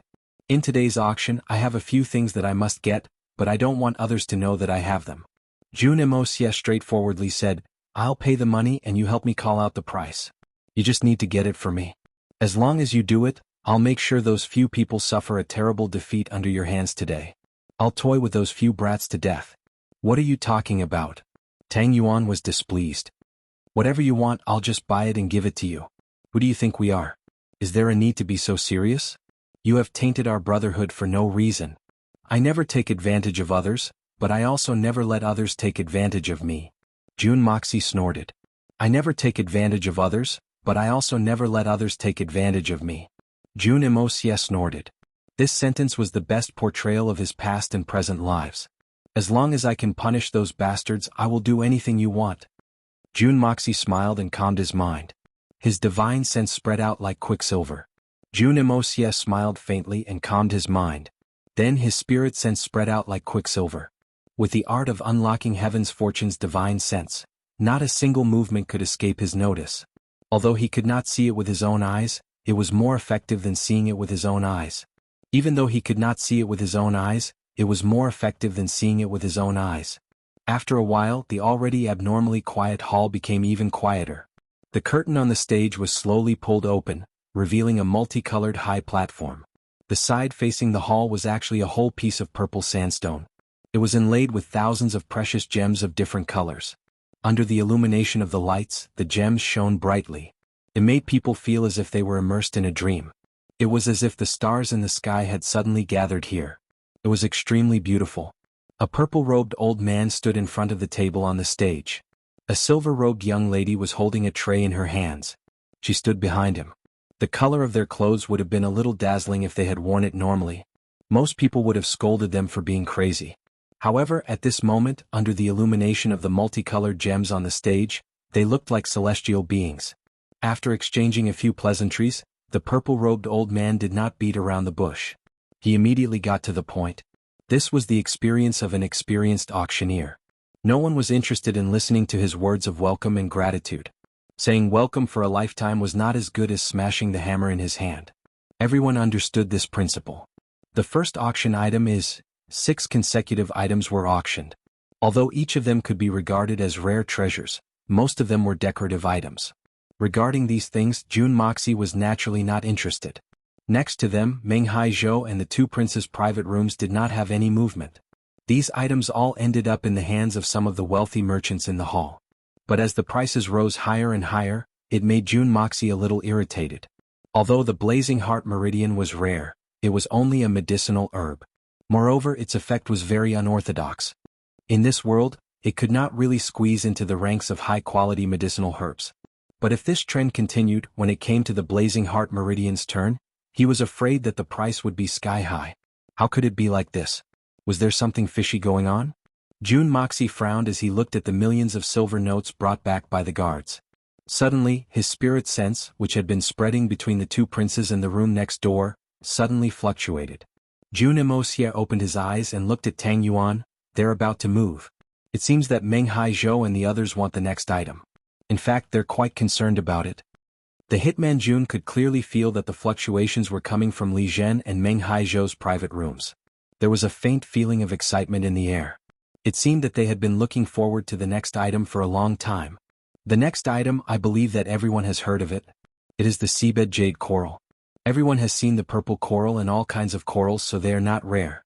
But this seabed jade coral is the first time that it has appeared in the magnificent jewel hall. I believe that in the entire continent, there are only a few people who have seen this type of seabed jade coral. At least until today, this old man has never seen it. The purple-robed old man smiled as the white-robed girl behind him worked together to lift up an item covered with red silk and gently put it down. Fatty, this is what they want. As soon as the starting price is set, immediately raise the price. Don't give them the opportunity to bid first. Jun Moxie smiled and warned. He had clearly sensed that the appearance of the seabed jade coral had caused the hearts of the people in the room to beat fiercely. Combined with the previous fluctuations, he was certain that this seabed jade coral was something that they were determined to obtain. With such a good opportunity, how could they not stir up trouble? Are you sure? This thing, if we were to win it, it would at most be a decoration. Tang Yuan's eyes widened. I am sure.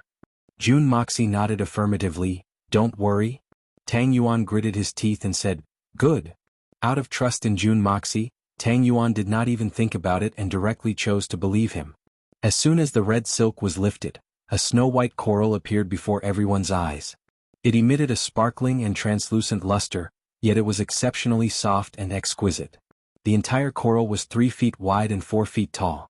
Such a large item, even an ordinary coral would be worth a lot of silver, not to mention the rare seabed jade coral. Seabed jade coral, 2 feet 85 feet wide, 3 feet 9 feet tall, 1 foot thick. Contains the energy of heaven and earth. Placed at home, it is greatly beneficial to the cultivation of a profound practitioner, can stabilize the mind, and will not be afraid of inner demons. The starting price is 100,000 silver taels. Each bid must not be lower than 10,000 silver taels. As soon as the purple-robed old man's voice fell, a voice that sounded like a broken gong immediately rang out. This young master bids 1,000,000 silver taels. It was Master Tang Yuan Tang Dashao. In a split second, the whole place was silent. Hundreds of pairs of eyes shot over at the same time. Tang Yuan tried his best to stick out his big belly, looking around proudly. Are you kidding? The starting price is only 100,000 silver taels, and your first bid is 1,000,000 silver taels? How are you going to bid then? Even if you are determined to get it, you shouldn't be this prodigal. If you were to raise the price slowly, it would probably be around 500,000 silver taels at most. But this guy actually directly bid 1,000,000 silver taels on his first bid. This guy is crazy. Everyone looked at Fatty with contempt. The monthly ticket for the first month of May has doubled. Yi Fengling is ready. Brothers and sisters, are you ready? The big battle is about to begin. Chapter 91. In the next room, Meng Haizhou and Li Zhen were so angry that their noses were crooked, and their small faces turned green. Although 1,000,000 taels of silver was not a small amount for them, it was not a large amount and they could still afford it. However, in the last battle at the 1,000 Gold Hall, they had lost so much money that they almost had to take off their pants. Now they really did not have much money. And this jade coral was something that they had to obtain on this trip. 3 days before each auction, the magnificent jewel hall would routinely send a list of the items to be auctioned to the major families of the Tianxiang city. When Liu Ran saw the name of the jade coral, he immediately issued an order, get this jade coral at all costs. In fact, the Jun family also had this list, but the Jun family never participated in these kinds of events. Over time, the list stopped at the Jun family's gatehouse. Therefore, Jun Moxie did not know about this matter. Moreover, Jun Wui's collection of herbs was extremely secretive, and only a few people in the Jun family knew about it. If he did not go to find Tang Yuan, he was afraid that he would have missed out on the Blazing Heart Meridian. For other Shen cultivators, this jade coral, although precious, was only an auxiliary thing for cultivation. But for the Grand Preceptor Li Shang, who had his Shen Qi crippled, it was a treasure that could prolong his life. There was even hope for him to cultivate again. Because Li Yuran had learned from a reliable source that if this jade coral used a special method to absorb the qi of heaven and earth, it could even help the Grand Preceptor Li, who had his Shen Qi crippled, to reconnect his broken meridians. And this effect was known by very few people. Li Yuran had been secretly searching for a long time, but had never found a trace of the jade coral. If the Grand Preceptor Li's body could last for a few more years or even decades, how useful would it be for the Li family? So this jade coral was just a mysterious decoration for other families, but for the Li family, it was related to the future of the entire family. Now that this thing had suddenly appeared, it was undoubtedly a windfall for the Li family. Therefore the Li family was determined to get the jade coral. Li Yuran also gave Meng Haizhou and Li Zhen a death order. If it weren't for the consideration that Li Yuran's presence would be too big of a target, and that she might be hindered by others, perhaps Li Yuran would already be sitting here. Meng and Li had come together, intending to use the prestige of their two great clans to call out a higher price as soon as possible. This way they would be able to scare off other buyers and buy this treasure. For this matter, the two brats had already made ample preparations. Who would have thought that such an annoying big fatty would pop out at this critical juncture, and an old enemy at that? Not only that, but Jun Moxie, who had an extremely powerful spiritual force, had already sensed their intentions. However, this was something they didn't know. Even the experienced auctioneer on the stage was shocked by Tang Yuan's sudden shout. After a long time, an angry voice came from the private room next door. "I bid 1,200,000 taels." Li Zhen and Meng Haizhou had no choice but to bite the bullet and bid. However, the two of them had brought enough money, and this 1,200,000 taels was still within their budget. As for the sudden increase of 200,000 taels, it was to scare off Fatty Tang. Unexpectedly, before the voice could even finish, Tang Yuan had already shouted at the top of his lungs, "You're trying to scare me. 2 million taels." Fatty shouted to his heart's content. This kind of empty talk to raise the price did not require him to actually pay up. Especially when he could make those annoying fellows bleed, it was truly satisfying. Li Zhen and Meng Haizhou in the room next door almost vomited blood. This time, Li Yuran had only allocated a total of 2 million taels. At that time, the two of them felt that they had gotten a great bargain. After all, although the jade coral was rare, the base price was only 100,000 taels. At most, 400,000 to 500,000 taels of silver was the limit, and 2 million taels of silver was definitely more than enough. The two of them were even considering how to hide a sum of money and put it into their own pockets to compensate for their previous losses. But who would have thought that Fatty Tang would stir things up? He had only called out the price once, but the price had already risen to the peak. If they continued bidding, they would have to pay for the rest of the money themselves. As for going back to ask Li Yuran for reimbursement, this idea had never even crossed their minds. 2,400,000 taels. This was Li Zhen's voice. It was obvious that this young master of the Grand Preceptor's residence was already bristling with anger. His face turned from green to blue, and even showed signs of turning purple. "Tang Yuan, do you really want this jade coral that much? This thing is useless to you." "Bullshit. How do you know that this thing is useless to me? If it's useless to me, why should I waste my breath on you? Do you think that you're handsome?" Tang Yuan snorted and stamped his feet. The fat on his body trembled violently, and even the room shook twice. He shouted, 3 million taels. The sound of the person next door panting could actually be heard even in this well-soundproofed room. Meng Haizhou's voice was obviously stuttering, 3,500,000 taels. It was unknown whether he was angry or something else. As soon as he shouted, he immediately jumped out of the room and came to the door of the Tang family's room. With a twisted face, he said, "Fatty Tang, you've already asked for 2 million taels of silver from my family for that matter. That's far more than what you've lost. What more do you want? You must know that you can't be too ruthless. Always leave some leeway so that we can meet again in the future." "Eh? The two of you are really too strange." Tang Yuan was the first to call out a price of 1 million taels, and no one fought over it. It was obvious that you had already succeeded. It was obvious that you were deliberately going against Tang Yuan to raise the price. Everyone can see that your intentions are malicious. How did it become Tang Yuan's fault now? Before Tang Yuan could open his mouth, Jun Moxie had already shouted in astonishment, "Are your Li and Ming families being reasonable?" As soon as he opened his mouth, a young girl's voice suddenly sounded from the Tianxiang Imperial Room. "It's Jun Moxie." It was Dugu Xiaoyi's voice. Her voice was full of joy and relief. "Jun Moxie, this has nothing to do with you. Don't meddle in other people's business." Meng Haizhou's face was ashen. Last time it was this fellow who ruined his plans. After that, he was severely punished by his family. Not only did he end up going for wool and coming home shorn, he was also blackmailed by Tang Yuan for 2 million taels of silver. Even now, his injuries had not healed. Now that he saw the two of them together, he was truly furious. My business is third young master's business. Less nonsense. If you want the item, then take out the money.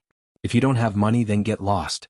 Tang Yuan puffed out his belly and shouted, "This young master offers 4 million taels. You dare to compete with me? I don't have anything else, but I have money. Let me tell you. I have too much money to burn. What about it?" Right now, everyone could see that on one side was the Meng and Li families, and on the other side was the Jun and Tang family. This was clearly a fight between the young masters of these four families. Everyone tactfully shut their mouths. After Grandpa Jun's bloodbath in the capital, the blood on the streets had yet to dry. Who would have the guts to jump out and get stabbed? Meng Haizhou fiercely cursed. He was so angry that his entire body was trembling as he stood outside the box. He really wanted to fling his sleeves and leave, but in the end he did not dare to go against Liu Ran's instructions. He could only grit his teeth and swallow his blood. He said hatefully, "I bid 5 million. 5 million taels of silver. Tang Yuan, if you have the guts, raise it again." Jun Moxie narrowed his eyes slightly, using his divine sense to probe Meng Haizhou's agitated emotions. Seeing that he was close to the point of hysteria, he knew that this was the highest amount that Meng Haizhou and Li Zhen could come up with. If Tang Yuan were to continue shouting, he was afraid that he would really end up smashing it in his own hands. Jun Moxie gave Tang Yuan a look. Tang Yuan understood and laughed. The Meng family is indeed rich. 5 million taels of silver. Using 10 times the price to buy a jade coral that is only worth 500,000 taels of silver, admirable. This young master doesn't have enough money, I'll let you have it this time. As he said that, he moved closer to Meng Haizhou and whispered mysteriously. "Surnamed Meng, I actually didn't bring any money today. I was just shouting for fun." Meng Haizhou's eyes widened and his face turned pale. His finger trembled as he pointed at Tang Yuan. After a long time he spat out a mouthful of blood. He fell on his back. "You're too weak. I was just joking. How could you really not bring any money?" Jun Moxie shook his head and watched as Meng Haizhou fell heavily on the ground. He said with disdain, "You can't even take a sentence like that. How despicable. I've received notice that this book will go on sale on the 1st of May, which is the day after tomorrow at midnight on Saturday. Therefore, brothers and sisters of the evil monarch, please reserve your monthly tickets. Don't waste it during the double period. Feng Ling will also repay his brothers and sisters with a burst of strength. Thank you in advance. Let us fight side by side." I looked in the mirror and smiled without saying a word. Chapter 92. Tang Yuan gloated and shook his head. Yes, I really despise him. In fact, I brought money, I really brought money. If I didn't bring money, I wouldn't have dared to bid rashly. This is the magnificent jewel hall, they can't even tell the truth from a lie. If it was me, I would have found a tree to hang myself from. How can his family be at ease with him coming out and casually give him such a large sum of money? After this farce, Meng Haizhou finally won the jade coral that he was determined to get with a price that was more than 10 times the original bid price. However, no matter which outsider saw this scene, they would still look down on him. Spending 5 million taels of silver to buy a jade coral that was worth at most 500,000 taels of silver, this was no longer considered a wastrel, this was simply a sin. Moreover, it did not arouse the slightest bit of sympathy from others. In the eyes of a discerning person, this jade coral was clearly something that Tang Yuan was determined to win. After all, Fatty Tang was the first to bid a price of 1 million taels of silver, which greatly exceeded the value of the jade coral itself.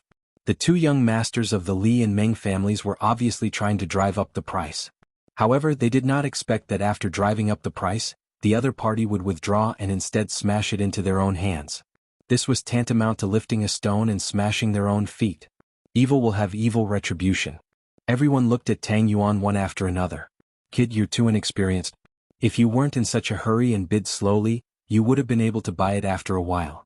The way Li Zhen looked at Meng Haizhou was actually the same as the way he looked at Tang Yuan. It was the same gloating expression. "Little guy, I'll let this bastard kid play tricks on me again. Didn't you smash it into your own hands? You deserve it." Tang Yuan put on the expression of a victim. Although his face was bitter, his heart was blooming with joy. Looking at Li Zhen and Meng Haizhou's dejected expressions, he felt extremely relieved. This time he had gotten his revenge and even repaid his debt with interest. Comfortable, delightful, refreshing. At this time, The attendant of the magnificent jewel hall had already brought over the jade coral which was covered with a red silk cloth. Li Zhen and Meng Haizhou gritted their teeth. Their hearts were bleeding but they still forced out a smile. It would have been fine if they had been crying all the time. But the feeling of relief that they felt while their hearts were aching caught Jun Emosie's attention. He didn't know much about the jade coral. When he asked Tang Yuan and didn't get an answer, he became even more puzzled. This thing must be of great use to them. Well, if it was useful to the enemy, then it would definitely be disadvantageous to him. No, I must destroy it. No matter what use they had, Jun Moxie would only be at ease if they became useless. Wow. This was the jade coral that was worth 5 million taels of silver. The fart of a deity is indeed extraordinary. Jun Moxie smiled insincerely as he watched Li Zhen carefully take the jade coral. He pursed his lips and whistled loudly as he lightly touched Tang Yuan with his toes. Tang Yuan understood and immediately made a straight face. Looking at the jade coral, he sighed and said with a face full of grief, "Third young master, what should we do? Before I came, old master had given me a death order to bring this thing home. But now, you see, I'm really going to die." This sentence was not spoken in a low voice, so Li Zhen and the others naturally heard it. Suddenly their gloomy mood decreased a lot. It turned out that this was something that old Master Tang was determined to obtain. No wonder this fatty was so desperate. Thinking of this, they were a little complacent. I didn't think that we brothers would inadvertently defeat old Master Tang. This is really cool. Jun Moxie's mouth twitched and his face changed. He disdainfully said, "Isn't it just a jade coral? Look at your two families fighting so fiercely.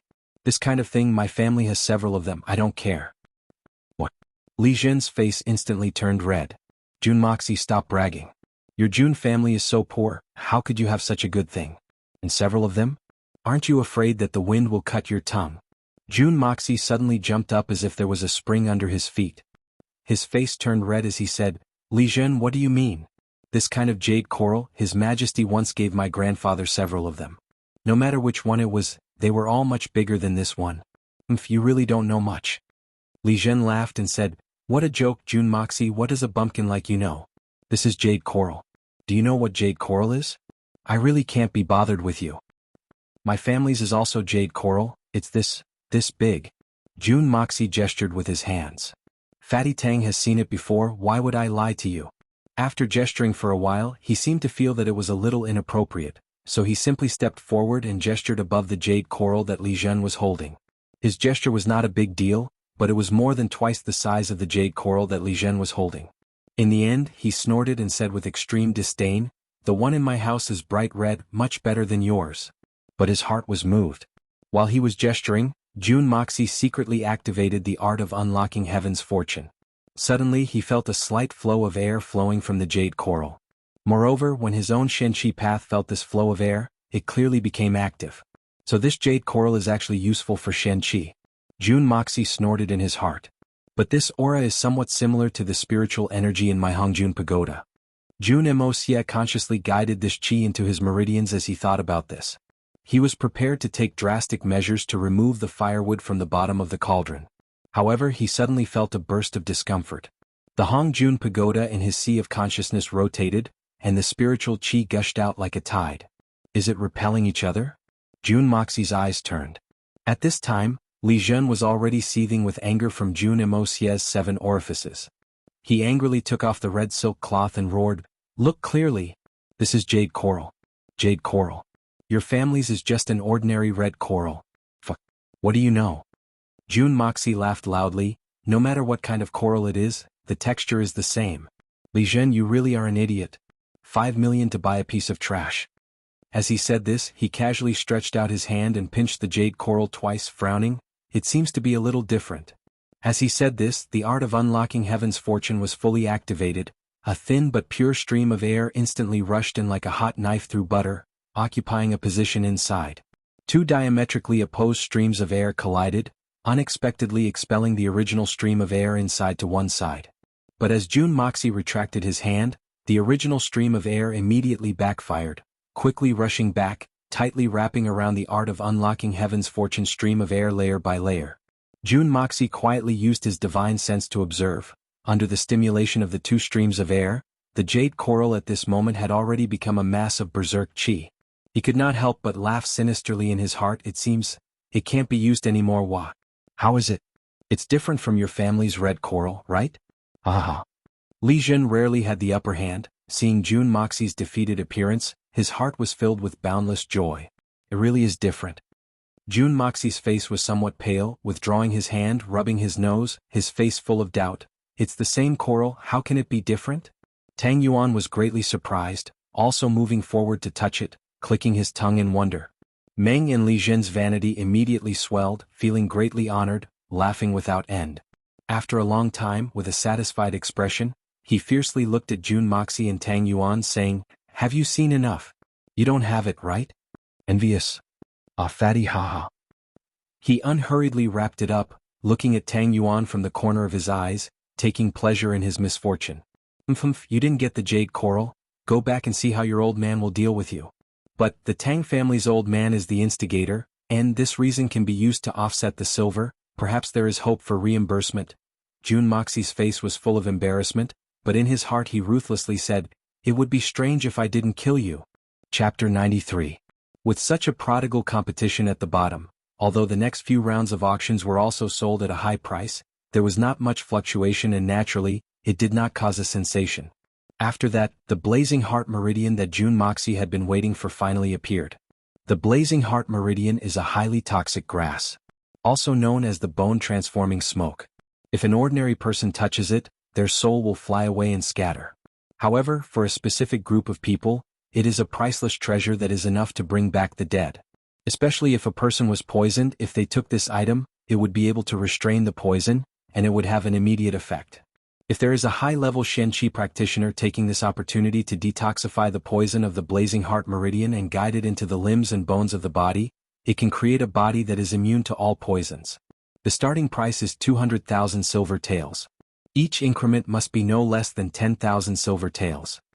The purple-robed old man took out a white jade box and opened the lid. A black lotus with leaves stood quietly, exuding a demonic and dangerous color. No wonder it was pushed to the end. It turned out to be a black Blazing Heart Meridian. Looking at the grayish-black color, it should be more than 500 years old. This is much more effective than ordinary goods. It's truly a good thing. 500 years old is a rare treasure even in my previous world.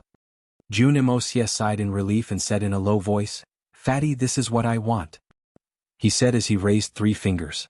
In his heart, he secretly said, "Although your explanation was very detailed, you still ignored another important use of the Blazing Heart Meridian. However, if you really knew, I am afraid you would not take it out for auction."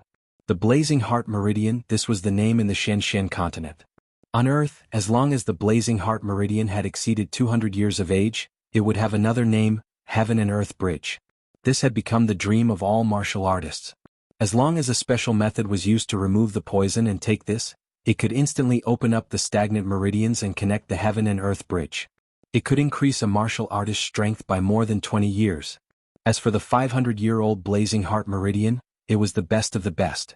With it, the hope of Jun Wui's recovery was more than 90%. This was just Jun Moxie's conservative estimate. As soon as Jun Moxie and the purple-robed elder finished speaking, Fatty Tang's voice suddenly rang out, "I bid 300,000 taels." As soon as this voice came out, everyone in the huge hall twitched their mouths. This prodigal has jumped out again. Although this fellow only increased the bid by 100,000 taels this time, compared to the previous increase of 10,000 taels, this was still 10 times more. Don't fight with him. If you raise the price and this guy doesn't want it anymore, you'll have no place to cry. Didn't they see that young Master Meng vomit blood on the spot? As a result, after Fatty Tang spoke, the entire place fell silent. No one answered for a long time. To be honest, the purple-robed old man was slightly dumbfounded as well. Could it be that this Blazing Heart Meridian that could be sold for at least 800,000 taels was actually sold for 300,000 taels? However, the magnificent jewel hall had such a rule. After a moment, the old man once again raised the hammer and said, "Young Master Tang bids 300,000 taels, is there a higher bid?" After a pause he said, 300,000 taels going once, 300,000 taels going twice. Suddenly a hoarse voice fiercely said, "I bid 3,000,000 taels." The one who bid this sky-high price was none other than Li Zhen. Tang Yuan saw that he had succeeded, but Li Zhen had interfered. He could not help but be furious and jumped to the door of the box and shouted, "Damn it! You dare to compete with me, I bid 500. Suddenly his mouth was covered by someone. It was Jun Moxie. Although he did not finish his sentence, it still made everyone in the hall break out in a cold sweat. Everyone could guess that this fatty was about to shout, 5,000,000 taels. Crazy. This fatty must be crazy. Wuxia twisted his neck and walked out. His sickly face had yet to disappear, but his domineering attitude was evident. Lifting his robe, he stepped on the railing outside the private room with a pew sound. Casually he took off his hat and held it in his hand. His robe was slanted, and his eyes were crooked as he shouted angrily, Li Zhen! You son of a bitch! Was it you who bid just now? Do you want to die? Yes, it was this young master. What are you going to do? This is an auction house. You can bid but I can't? Are you going to bite me? Li Zhen's anger soared to the 9 heavens and he jumped out without hesitation. What am I going to do? Bah! Moxie vividly played the role of a prodigal son. His mouth was crooked and his eyes were slanted as he roared, Motherfucker! You have just emptied your pockets and you still want to take out 3,000,000 taels of silver? Surnamed Li, it is not that I am looking down on you. Why don't you take out 3,000,000 taels for me to see? As long as you take it out, this stalk of grass is yours. If you can't take it out, motherfucker, I want to ask, why are your 2 families making things difficult for Fatty again and again? Do you have a grudge against the Tang family? Or do you have a grudge against old Master Tang? Opposite him, Dugu Xiaoyi's smile was like a flower. She chuckled and said, Look at this guy, he is really annoying. A good black lotus is actually said to be a stalk of grass by him. How ignorant he.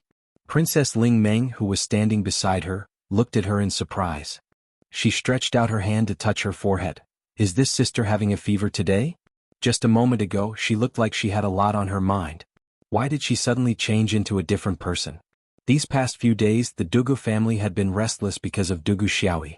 This was because this young lady had suddenly changed these past few days. Her original cheerful and lively personality had inexplicably disappeared. She would often shed tears and would sit alone in a daze. She would often not eat. This made General Dugu Wudi's heart ache. Unfortunately, he and his wives had taken turns to ask questions, but they had not been able to get any answers. They could only watch as his daughter became thinner day by day. Dugu Wudi could neither scold nor beat her. He was extremely depressed and had no choice but to catch his sons and nephews and beat them up. Fortunately, Madame Dugu had a way to invite Princess Raimu to accompany Dugu Xiaoyi. Only then did the situation improve a little. A few days ago, they had received the notice of the magnificent jewel hall's auction. So, they had rushed the 2 of them to come and relax. Dugu Xiaoyi was also very reluctant and had no choice but to come out. Who would have thought that once she arrived here, she would suddenly have no more problems? How could this not be shocking? Could it be that the magnificent jewel hall had other miraculous medicines? Li Zhen and the others looked at each other in dismay. Don't even mention 3,000,000 taels of silver. If the few of them could pool together 100,000 taels of silver, that would already be good. How could they possibly come up with 3,000,000 taels of silver? A bunch of paupers. I really can't be bothered with you. Moxie snorted with extreme disdain. He patted his buttocks and said, Even a fart from this father is worth more than your words. What kind of joke is this? If you don't have money, then why are you pretending to be a maggot? Moxie arrogantly faced the crowd as he said this. It seemed as if he didn't feel bad spending money. Who else wants it? Don't be polite, come on. He snapped his fingers and said, It's only a few million taels of silver. Everyone turned their heads and pretended not to hear him. They just treated his words as a fart. A few million taels of silver to buy a medicinal herb? Do you think it's an immortal herb that can bring a dying person back to life? Which normal person would do such a stupid thing? 2 huge spiritual pressures from an unknown place suddenly pressed down on Moxie. Moxie's face paled. He thought quickly and shivered. He cursed, What a terrible weather. Why is it so cold? The 2 spiritual pressures circled around him, but they didn't find anything unusual and disappeared in an instant. Moxie sneered in his heart. If you guys really found out, then I don't need to roam Jianghu anymore. At midnight, Xie Jun will be on the shelves. The new book monthly ticket list is surrounded by strong enemies and gods. Whether Xie Jun can kill his way out or not, it will all depend on the brothers and sisters. Feng Ling himself has been saving for a long time. Brothers and sisters, use your monthly tickets to let me explode once. Come on, use your monthly tickets to knock me out. Brothers, try your best. Feng Ling will go all out to write more. I don't dare to boast, but I can guarantee that my brothers and sisters will be satisfied. 2 chapters, 3 chapters, 4 chapters, 5 chapters, 6 chapters? Wah, explode. Explode. Brothers and sisters. Accompany me to conquer the world. Accompany me to dance in the wind and clouds. Let us witness and create an evil monarch's pinnacle moment together. Look at the black hole in front, let us kill our way forward. Roar. Chapter 94. The Evil Prince was finally published. This was Feng Ling's second book. When it was time to publish again, he was reluctant to part with it. Being published was the beginning of an author's income. Of course, Feng Ling was happy. But it also meant that the brothers who had accompanied the Evil Prince all the way would leave him and go to their own websites. Here, Feng Ling solemnly declared that piracy could not be prohibited. Feng Ling didn't mean anything else. He just couldn't bear to part with them. It was the brothers and sisters who pushed the Evil Prince to the first place. Click first. Recommend third. Feng Ling was very content. Thank you. Here I bow to thank you. No matter where you go, you are my brothers. They're all my sisters. I only hope that when I have time I can go back to the starting point to see Feng Ling and the Evil Prince. Leaving behind a footprint is enough for my wish. Many brothers and sisters don't have the financial ability at the moment. It's good enough that they can continue to pay attention to this book. Feng Ling only hopes that you can read happily, live happily, and achieve success in your studies. Thank you, my brothers and sisters who still fight with me at the starting point. We will go all the way no matter how rough it is, we will go all the way. I won't say any more words. Saying too much will make me look fake. Brothers and sisters, watch my action. Thank you, Fei Ligua, the chief editor of Jianghu Group 5, my editor Xianke and Fruit Jelly. The three editors have given me so much help that the Evil Prince can have today. Thank you. Looking back on his writing career for 1.5 years, he had mixed feelings. Everyone knew that when he published the first book, Feng Ling was not in good health. He lost his job and was emotionally hurt. He even borrowed a lot of money to pay for his medical expenses. From a penniless poor boy who owed tens of thousands of debts to the author of 2 books today, the bitterness was unbearable to recall. From the time the first book was published in Ling Tian to the time the Evil Monarch was published today, a whole year had passed. In the past year, Feng Ling had basically been writing all night long. He slept during the day. A rough calculation showed that there were at least 200 days in a year where he wrote in the second half of the night. Needless to say, everyone could understand the hardships. Everyone had basically experienced pulling an all-nighter before. 1 day was fine, 2 days was fine, but if it was a week or a long period of time, there were not many people who had tasted this feeling. I remember a time when I was chatting in the group, a brother from Skypole said something that made me stare at my computer screen in a daze for half an hour. I suddenly had the urge to cry. He said, I can sit comfortably in front of the computer every day. I only need to spend 5 or 6 yuan a month to buy you a month of work. Worth it? Only God knows how I felt when I saw this sentence. All sorts of feelings welled up in his heart. All sorts of emotions welled up in his heart at the same time. The evil lord was on the shelves. He didn't want his brothers and sisters who didn't have the financial ability to subscribe for the sake of the evil lord. If that was the case, Feng Ling would feel uneasy. He only hoped that his brothers and sisters who had the ability and conditions could subscribe and support Feng Ling in completing this book. Feng Ling would be extremely grateful. Thank you. We will always be brothers. Sisters forever. Feng Ling Tian, 3rd a.m., May 1, 2010. Chapter 95. At this time, the purple-robed old man's eyes flashed and then he nodded, seemingly listening to someone speak. His face showed a trace of embarrassment, but it quickly disappeared. He opened his mouth and said, Blazing Heart Meridian. Young Master Tang Yuan has bid 5 million. Is there anyone who wants to bid higher than this price? Wuxia suddenly staggered and stared at him. Old man, you are making things too difficult for me. This matter is clearly Li Zhen's malice in raising the price. How is my friend's fault? Why did you forcibly raise the price to 5 million? Those who don't participate in the bidding are not allowed to speak or disrupt the auction. The purple-robed old man ignored Wuxia and spoke to Fatty Tang. Does young Master Tang have any objections? Tang Yuan, contrary to his usual arrogance, whispered, I didn't say much just now. Wuxia thought that this Fatty Tang's courage had suddenly shrunk.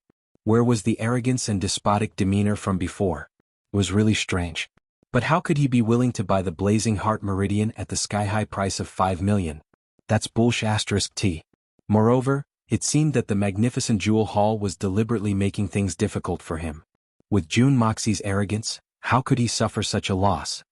He couldn't help but sneer. Is the magnificent Jewel Hall trying to force a sale? If Fatty Tang's words were accurate, then he would have only called out 500 at most. When did he say 5 million?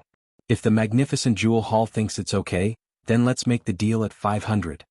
Indeed, Tang Yuan had only called out 500, and had not even had the time to say 10,000 before his mouth was covered by Jun Moxie. Both sides unexpectedly froze for a moment, while Li Zhen and the others revealed a happy expression.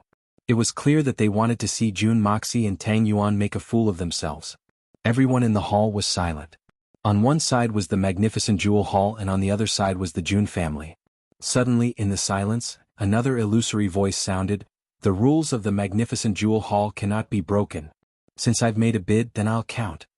That voice was illusory, yet it seemed to be everywhere. It was low yet exceptionally clear, clearly entering the ears of everyone present. The purple-robed old man's complexion immediately changed. The magnificent jewel hall will never force anyone to buy or sell. Regardless of whether the Jun family or the Tang family will set foot here again, today's auction has already been established. Now young Master Tang Yuan has placed a bid of 5 million taels. As soon as the mysterious man spoke, the purple-robed old man's attitude suddenly became tough. Even the calm hitman Jun couldn't help but change his complexion. He wasn't too surprised by the old man's unyielding attitude. 5 million taels of silver was admittedly a sky-high price, but he wasn't too concerned about it. What surprised him the most was the sudden appearance of that illusory voice. The person who had just spoken had a very high level of strength, and was surprisingly on par with the heaven-ranked expert Yi Gahan. But why would such an expert make things difficult for Fatty? Or was he trying to make things difficult for himself? Strength was one thing, but Jun Moxie's arrogance did not allow him to swallow this loss. What a joke, this was 5 million taels of silver. Although the effect of the 500-year-old blazing heart meridian was extremely great, it was the best medicine to treat Jun Wui's illness, and was worth more than its value. Not to mention 5 million taels of silver, even if the price was doubled, Jun Dashao would still be determined to get it. But the true value and the determination were two different things, and the fact that he was a spendthrift was another matter. In the current situation, if he was forced to sell it at a price of 5 million taels of silver, then regardless of whether the transaction was worthwhile or not, the suffocating feeling would be enough to suffocate him to death. Moreover, the magnificent jewel hall was obviously twisting words and forcing logic on him. What Jun Moxie hated the most in his life was people who used their power to oppress others. Of course, this matter was no exception. What rules can't be broken? Aha! If Jun Moxie was pretending before, at this moment he was really angry. He sneered and said, "If that's the case, then this young master will sit here every day to raise the price, and let your magnificent jewel hall earn as much as they want." What does young Master Jun mean by this? Can I understand that the famous Jun family of the Tianxiang kingdom wants to oppose my magnificent jewel hall? The illusory voice was neither happy nor angry as it reverberated in the air, but the heavy pressure in the words made it hard for people to breathe. Everyone present looked at Jun Moxie with some pity. As long as this prodigal boy agreed, then the Jun family of the Tianxiang kingdom would be in big trouble. This Jun Moxie really didn't know the difference between life and death. He even dared to provoke the magnificent jewel hall? Li Zhen, Meng Haizhou and the others were beaming with joy. Although they had spent a lot of money today, but if this matter caused the Jun family and the magnificent jewel hall to become enemies, then even if they had to spend 10 times the price, it would still be worth it. Opposite them, Dugu Xiaoyi anxiously stamped her feet and said, "This pig-head! How could he dare to openly oppose the magnificent jewel hall? What should we do?" Her anxiety was evident in her words. Beside her, Princess Raimu looked at her thoughtfully, and the worry in her eyes deepened. Jun Moxie became even more vigilant. The person who spoke was clearly deliberately trying to provoke the Jun family and the magnificent jewel hall into opposing each other. Could it be that the magnificent jewel hall and the Jun family had enmity? Thinking about it this way, Jun Moxie was even more careful not to speak nonsense. Who doesn't know how to speak empty words? You said that Tang Yuan said 5 million, but who in the audience heard it? How come I only heard the word 500? In addition, Li Zhen bid 3 million. Did the magnificent jewel hall ever think about whether or not he can come up with that amount? If he can't come up with that amount, then wouldn't that mean that his pocket is empty? You asked if the Jun family is opposing the magnificent jewel hall?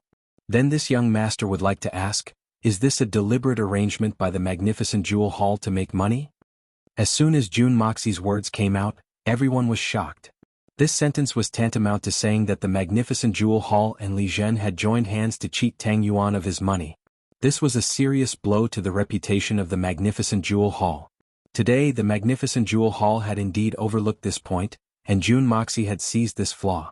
Under the magnificent jewel hall's deliberate unfairness, June Moxie fearlessly jumped out and openly accused them. The hall suddenly became quiet. For hundreds of years, there had never been someone who dared to question the magnificent jewel hall. Today, everyone's eyes had been opened and they had gained new knowledge. After a long time, the mysterious man lightly said, "This matter was indeed overlooked. This lord will investigate it." Although the voice was still calm, it showed that he was very reluctant. However, everyone could completely imagine the appearance of a man who was trembling with anger and yet still spoke as if nothing had happened. June Moxie was startled again. The magnificent jewel hall had deliberately made things difficult for them, but now it was obvious that they wanted to throw the game. What was going on? First they made things difficult, then they reneged on their own words and went back on their words. How could such a strange thing happen? Perhaps there was an inside story that he was not aware of. After a while, the illusory voice sounded again. "Li family's young master Li Zhen, you just bid 3 million taels of silver, can you take out the money?" Li Zhen was standing at the side watching Jun Wuxia and Tang Yuan make a fool of themselves. He was rejoicing in their misfortune when he suddenly heard the voice calling out to him. Thinking quickly, he quickly bowed and said, "This junior did not dare to take credit for Tang Yuan's repeated attempts to disrupt the order of the magnificent jewel hall's auction." Li Zhen replied in a righteous manner. The voice impatiently said, "This lord did not ask you what your motive was. This lord only asked you if you have the 3 million taels of silver to bid." Li Zhen could not help but feel embarrassed. This junior does not have the 3 million taels of silver, but this junior was not angry at Tang Yuan for disrupting the auction. "I did not deliberately disrupt it. Bastard." The voice seemed to be unable to bear it any longer and coldly said, "Since you do not have enough silver, why bid? The one who disrupted the auction was not the Tang family's Tang Yuan, it was clearly you. You have broken the rules of the magnificent jewel hall. Immediately expel this person from the magnificent jewel hall. The Li family's private box will be cancelled and the Tianxiang Li family's qualifications to enter the magnificent jewel hall will be permanently revoked." As soon as he finished speaking, a few attendants immediately came up and directly lifted Li Zhen up, dragging him out. Li Zhen was normally an arrogant hedonist, but at this moment he didn't resist at all. He didn't even have the chance to beg for mercy. His face was deathly pale, and his body was paralyzed into a pile of meat paste. June Moxie looked on with cold eyes and felt that something was wrong. This was obviously a display of anger and shame. Why did it turn out like this? Even if Li Zhen was wrong, it was not enough to deprive the Li family of the right to enter the magnificent jewel hall. He thought that after dealing with the reckless Li Zhen, the next ones would be me and Tang Yuan, but I would like to see how the magnificent jewel hall will justify itself. Even if you have 1,000 clever plans, this young master will ignore them all. At most, I will just deprive the Jun family of the right to enter the magnificent jewel hall. What's the big deal? Humph, if that's really the case, then the first thing I will do after I achieve the art of unlocking heaven's fortune is to burn the magnificent jewel hall to a crisp. Also, this matter was deliberately caused by Li Zhen, who could not see that. The people of the magnificent jewel hall were not fools. Naturally they were even more clear about it, but after making things difficult for him, their attitude suddenly changed drastically. At this time they were dealing with Li Zhen, obviously taking the opportunity to step down.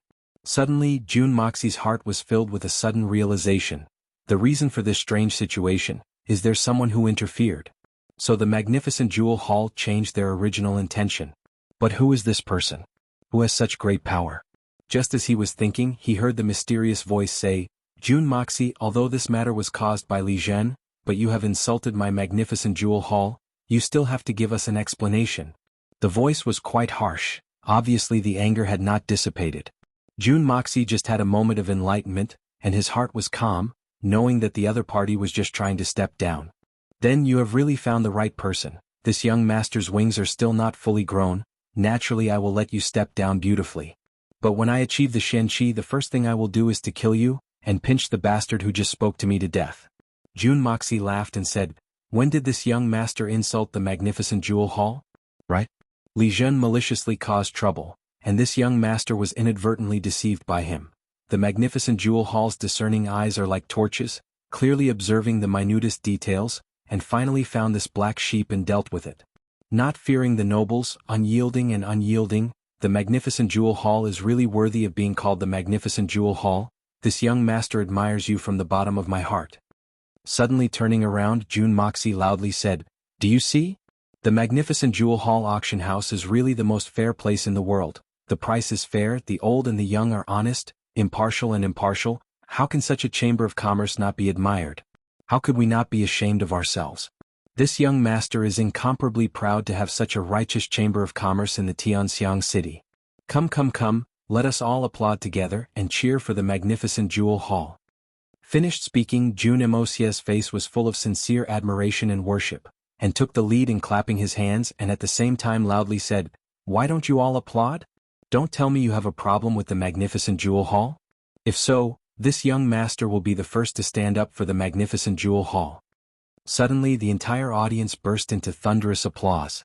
Everyone applauded while cursing in their hearts, "Shameless ah! Truly shameless ah! This young master June Moxie's shamelessness, and the thickness of his skin, makes us feel ashamed of our inferiority, ah!" Only Du Guxiao's face was full of excitement, and her face was like a blossoming flower, vigorously clapping her hands and finally felt relieved. The mysterious voice also quieted down and no longer made a sound. In an elegant room of the magnificent Jewel Hall, two white-robed middle-aged men were sitting opposite each other. One of the white-robed middle-aged man fiercely gritted his teeth, his face was full of depression, and with a slap of his hand, he smashed the table in front of him and said in a low voice, "June Moxie, what a crafty boy. This lord will not spare you." The other white-robed man closed his eyes, and with a look of disapproval, he frowned and said, "This is something you shouldn't have done. How can you blame this boy?" The white-robed man snorted and said with dissatisfaction, "But this blazing heart meridian, I am afraid that June Wui—" At this point he suddenly stopped. "June Wui?" The other white-robed man suddenly stood up. "What do you mean?" The white-robed man snorted, closed his eyes and no longer spoke. The other white-robed man stared at him for a long time and said, "I don't care what grudges you have with June Wui, but he is now disabled and his life is ruined. If you still want to deal with him, I will kill you." This sentence was said decisively and without mercy. It showed the determination to do what he said. The white-robed man Lengling snorted twice, turned his head and no longer spoke. The other white-robed man Lengling looked at him and suddenly said, "In this auction, there was no blazing heart meridian. But suddenly this thing was added. What is the reason? Who gave you the blazing heart meridian? Why did you come to Tianxiang City to auction it?" The white-robed man Lengling rolled his eyes and said, "If you want to know, you might as well go back and ask the elders. Don't show me that interrogating face. Do you really think that I am afraid of you? Is it?" The other white-robed man's face was even colder. Is it, she specifically asked you to give it to June Wui? Otherwise, why would the ninth elder come together?" The white-robed man was startled and sternly said, "What nonsense are you talking about? It's just a trivial June Wui. Is it worth sacrificing half of the ninth elder's strength?" "I did not say that the ninth elder had to be sacrificed. What do you mean by that?" The other white-robed man suddenly had a murderous look on his face. "Are you playing tricks? So what? The June family only spent 300,000 taels of silver to buy it, but it still fell into the hands of June Wui." The white-robed man snorted.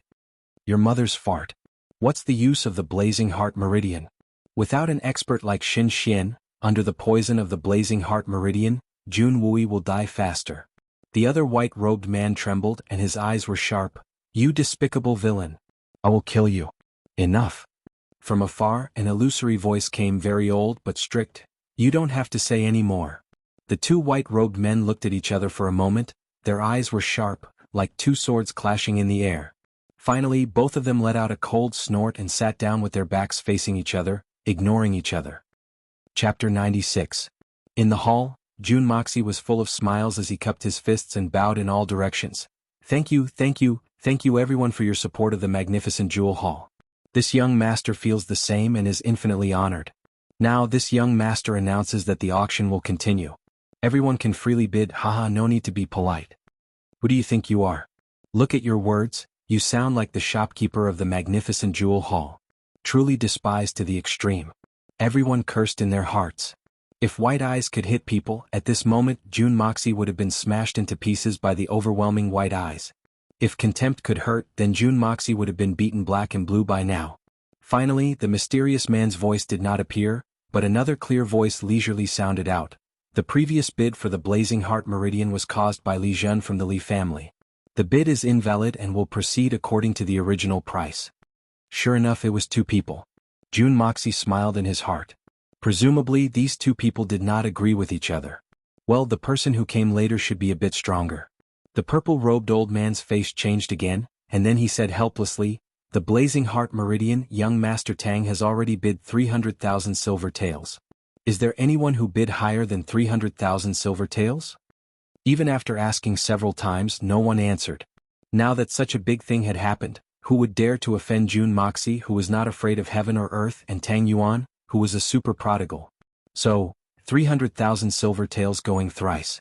Sold. Dang, the hammer fell. The purple-robed old man felt depressed in his heart. He had presided over auctions for decades, but this was the most depressing he had ever felt. The two prodigal sons had completely disrupted the auction. Something that could have been auctioned for millions of silver taels was only sold for 300,000. If the purchase price was deducted, it was almost equivalent to giving it away.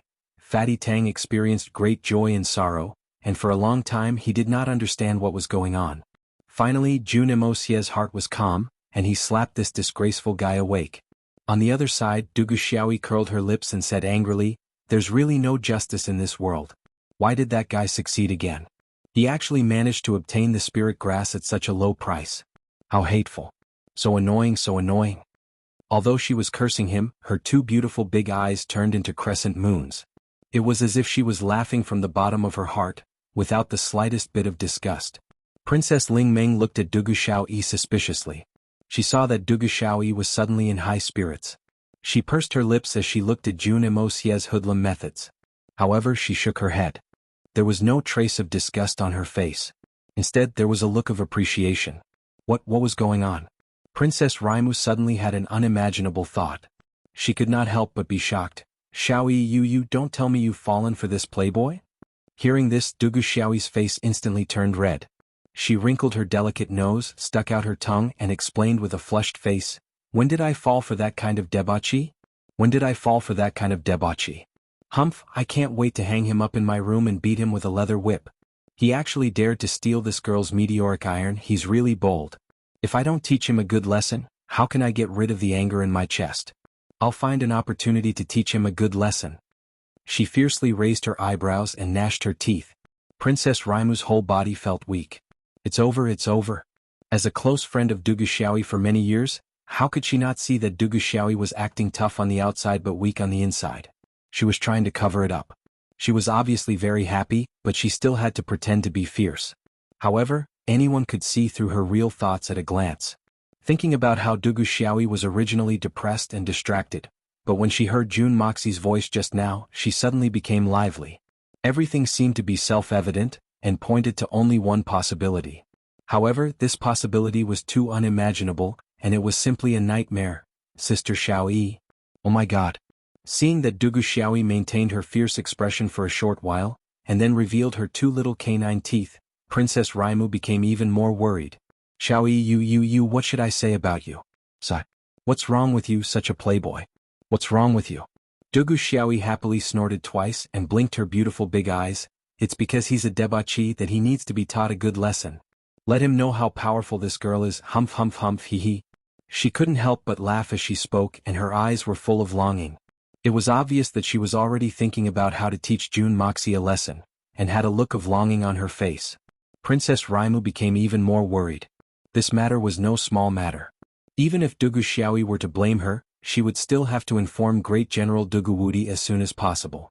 The only pearl of the Dugu family and one of the most famous beauties in the capital, Dugu Xiaoyi, and that Jun family's playboy? What's going on? It's like a flower being inserted into cow dung. It's simply a waste of God's gifts. Not to mention anything else, but from the perspective of the royal family, the only grandson of the third generation of the Jun family and the most beloved granddaughter of the Dugu family, this was an absolutely unacceptable result, and it was bound to cause a change in the court.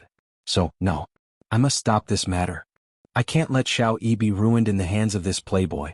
Princess Raimu looked at Dugu Xiaoyi with a complicated expression, and then looked at Jun Moxie and secretly made up her mind. The Blazing Heart Meridian could be said to be obtained at the cheapest price.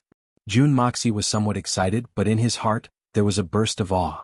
Looking at the masters that he had met in his 2 lifetimes, There were few who could match up to these two hidden masters of the magnificent jewel hall.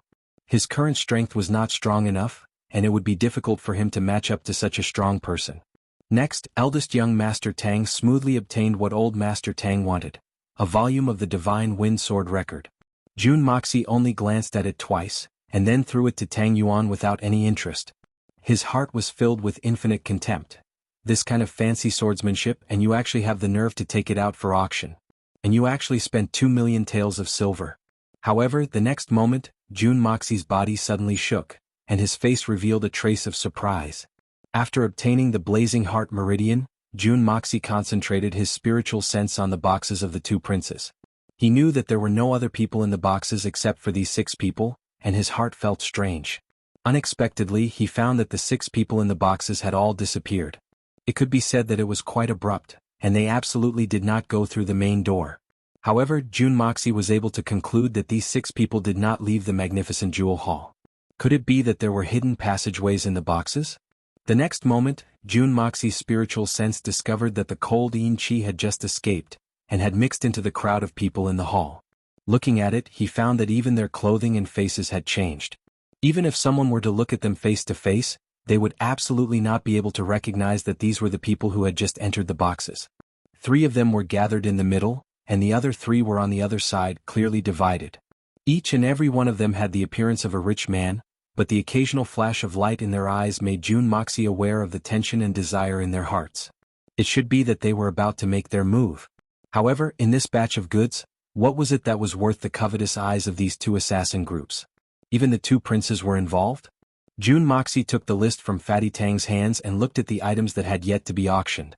Finally, his eyes stopped on the last item to be auctioned. 30 tendons of a level 6 Shen Beast White-Horned Bull. Shen Beast tendons. This should be it. Apart from this, the rest of the items were all ornaments and luxury goods. There was nothing too practical, and the assassin groups would never want such things. What they wanted was something that could pose a fatal threat to a person's life. Among these items, only the tendons of Shen Beasts met their requirements. However, why would they need so many tendons of Shen Beast? There was no reason for the assassins to switch to using whips to kill people, right? Could it be, to make strong bows and arrows? Thinking of this, Jun Moxie's heart thumped loudly. If the tendons of a level 6 Shen Beast were used to make the bowstring, then the power of the bow and arrows would at least double. However, although the power of such a bow and arrows was amazing, if the strength of a level 9 Shen cultivator was not enough, they would absolutely not be able to draw it. Because of this, if a silver Shen or gold Shen expert were to use this bow, then it would undoubtedly become an absolutely deadly weapon. Even if it was a Jade Shen expert, if they were to be caught off guard, then perhaps they would also fall into the trap. And with more than 10 of these bows and arrows, it was believed that it would be enough to threaten a master like Tian Shen. It seemed that this must be the case. Sure enough, as soon as the tendons of the Shen beasts were brought out, the 6 men who had just entered from the 2 princes' camps finally began to bid against each other, and the competition became even more intense. The price continued to rise, and in a short while, it had actually climbed to an unprecedented high of 5 million. At this price, the rest of the people who were participating in the bidding had all been driven away, but even if only the 2 sides were left to face each other, no one was willing to take even half a step back. After a tug of war, the price of the 30 Shen Beast tendons had actually climbed to a high price of 13 million, and was finally obtained by the 3 assassins on the side of the second prince. This was almost the highest single item that had ever been auctioned in the magnificent jewel hall in recent years. Third young master, you see, this is only a batch of rank 6 Shen Beast tendons. If it were 30 rank 6 Shen Dan, then I am afraid that the price would be several times higher. Third young master, you should now know how important the thing that my family lost was. Tang Yuan smacked his lips. That is simply a priceless treasure. Oh. Jun Moxie replied absent-mindedly. His eyes scrutinized the 3 assassins who had obtained the Shen Beast tendons and quickly disappeared from the crowd. He could not help but feel a little anxious in his heart. Since the last time the other side had dared to kill him, they had even dared to do the same to his own grandfather. And now with this batch of Shen Beast tendons, they could make powerful bows and arrows. Even if his grandfather was a master of the Tian Shen level, it would still be enough to pose a considerable threat to him. Let's go. Jun Moxie stood up, his heart was still calculating. If he could track the goods or find out where they had ended up, then that would be ideal. Chapter 97. What a pity. Jun Moxie felt some regret in his heart. The last time the old man had sent him back, He had left due to an urgent matter and would only return after half a year. If he was here, he would have come in handy. His tracking skills could be said to be top-notch. As for now, Jun Moxie looked at the few bodyguards that were following him. In all honesty, these people were carefully selected by Grandpa Jun. 1 gold-level Xian Qi practitioner and 7 silver-level Xian Qi practitioners. Their strength could be considered quite good. At least in Tianxiang City, they would be able to protect Jun Moxie. If Jun Moxie needed their protection. But Jun Moxie clearly knew that it would be pointless for them to follow the 3 assassins. Even if they were lucky enough to catch up, they would turn into 8 corpses in a very short time. According to Jun Moxie, the 3 assassins were all at the peak of the gold Xian Qi practitioners.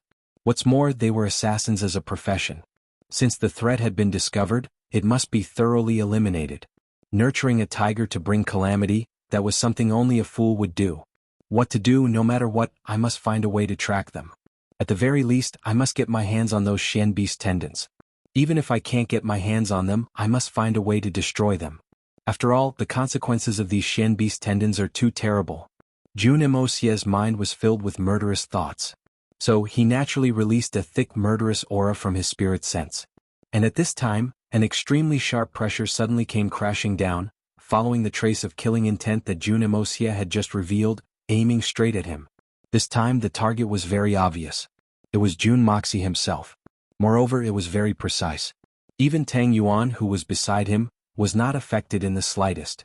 This imposing aura was much stronger than that of the 2 mysterious figures who had spoken earlier. Jun Moxie was greatly surprised by this extremely powerful aura.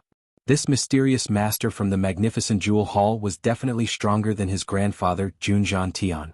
Could it be that he was the legendary Shinshin level master? Jun Moxie had even vaguely guessed the purpose of this coercion. Just now, when the 3 assassins had left the scene, his spiritual sense had fluctuated and followed the direction in which the 3 people had left, revealing a trace of involuntary killing intent. And it was this little bit of weak fluctuation, a trace of killing intent, that mysterious expert immediately sensed it. Due to the uniqueness of Xian Qi, experts below the level of Tianxian were simply unable to use their divine sense to probe silently. That was why Jun Mocie had been so unscrupulous in using it. He hadn't expected that he would actually be caught red-handed this time. The cultivation of this mysterious person who had been hiding in the dark was very high. However, the magnificent Jewel Hall had always paid attention to the auction items. Since Jun Moxie was obviously following the assassins, it was not surprising that he was discovered. Especially since this person's spiritual power was so strong. However, the only thing that Jun Moxie was sure of was that this person had only discovered his divine sense and was not certain that he was Jun Moxie. That person must have the same divine sense as him. And Jun Moxie firmly believed that his art of unlocking heaven's fortune was absolutely unique in this world. Therefore he was confident that even though he had exposed his murderous aura, he had not. However, Jun Moxie could clearly feel this powerful coercion. His heart was in a dilemma. Looking at the momentum of this divine sense, if he did not resist it, he was afraid that his mind would be greatly damaged. But if he used his divine sense to defend or counterattack, although his own divine sense was more magical than the opponent's, it was far from being as strong as the opponent's. What should he do? While he was hesitating, the powerful divine sense was already approaching his body. At the last moment, the Hongjun Pagoda in the depths of Jun Moxie's sea of consciousness suddenly shone brightly. From its motionless state, the Hongjun Pagoda flew into the air and rotated at a high speed. In a flash, the 7 colored rays of light blossomed in Jun Moxie's sea of consciousness like a deluge of heavenly flowers. He slowly welcomed the powerful divine sense that was attacking him. That powerful spiritual sense rushed over like lightning, but the moment it came into contact with the aura of the Hongjun Pagoda, it was like a small snowflake had suddenly fallen into a red-hot stove, and disappeared without a trace in an instant. Like a clay ox entering the sea, it disappeared without a trace, not even stirring up the slightest ripple. How could a mere supreme divine Xian mortal's energy compare to this kind of ancient treasure, the treasure left behind by China's #1 immortal, a mystical object that could split the heavens and split the earth? Even if all of the Xians in this world were to join forces, it would still be a piece of cake for the mysterious Hongjun Pagoda. The Hongjun Pagoda slowly fell back to its original position. At the same time as it fell, Jun Moxie had also shut off his divine sense. But all of this, only the hitman Jun was aware of. Even the hidden expert who had been counterattacked was absolutely unaware of the mystery. In the underground chamber of the magnificent Jewel Hall, A plain-clothed old man was sitting cross-legged with his eyes closed. His body suddenly shook and he opened his eyes. There was an incredulous look in his eyes and his face was full of fear. Beads of sweat started to flow down his face. No matter what, he was someone who had already stepped into the ranks of the great master Xinxian, but when his divine sense had pressed down on him, the person outside did not seem to have the slightest reaction, and had effortlessly resolved it. It was as if his divine sense was nothing more than a speck of dust in the eyes of the opposite party, not even worth mentioning. What does this mean? The peak of the Xinxian. Only an expert at the peak of the spirit Shen realm would be able to defuse my divine sense attack so effortlessly. Moreover, I wouldn't be able to detect it. This is the only explanation for such a strange scene. The white-haired old man was so shocked that he blurted out, "How can there be such a person in the Tianxiang city? Could it be that something big has happened in the Tianxiang city recently?" However, the opposite party had only intended to resolve it, and had not made any counterattack against his divine sense. It seemed that he had no hostility towards the magnificent jewel hall, or perhaps, he knew the true background of the magnificent jewel hall? Or perhaps, he knew the true background of the magnificent jewel hall? Who is this person? No longer caring about shocking the world, the white-haired old man swept up from the praying mat, and like a wisp of wind, he chased after him.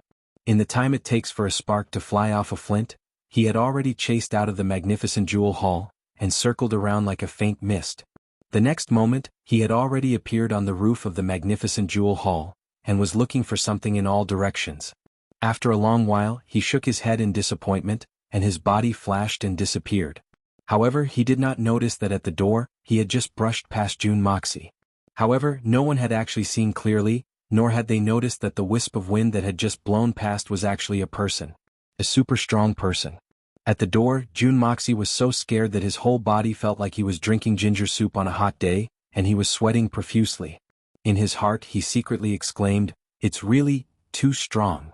Little did he know that the old man's reaction was even worse than Jun Moxie's. He recalled the feeling of helplessness when his spirit sense had been completely melted. It seemed as if he was being slaughtered by the opponent.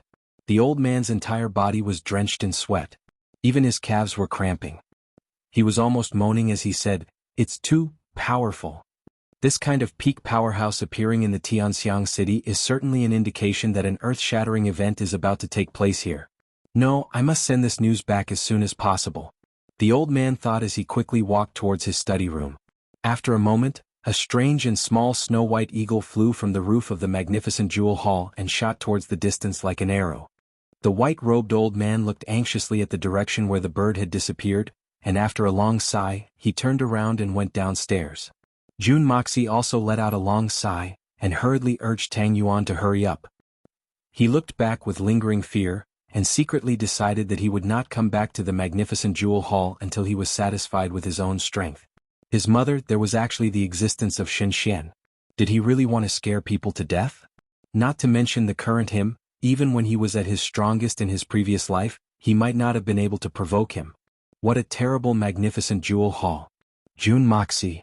A clear and melodious voice suddenly sounded from behind him. Jun Moxie turned his head and saw Dugu Xiaoyi walking over with a fierce look on her face. She nodded her chin and said, "Ah, so you haven't, ah?" She had wanted to say, "So you haven't died." But as the words came to her mouth, she suddenly couldn't say them. It seemed that she was extremely unwilling to associate the word dead with Jun Moxie.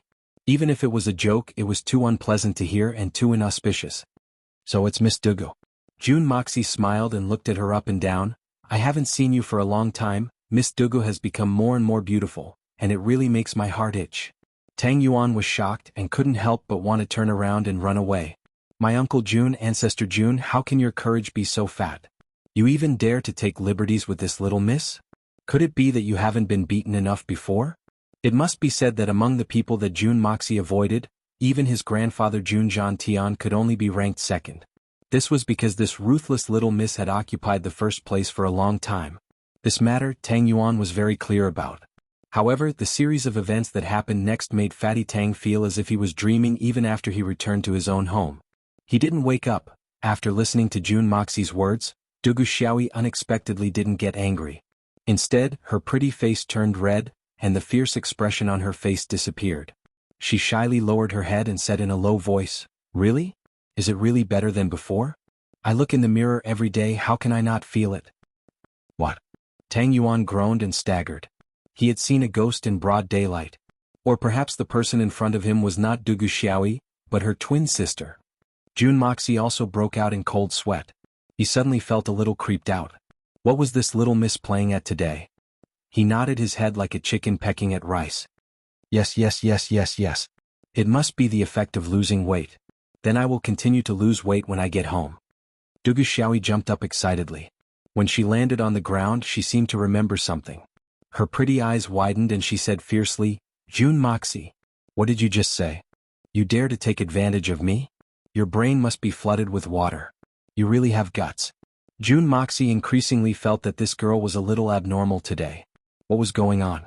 Why did she suddenly change her face? Did she want me to live?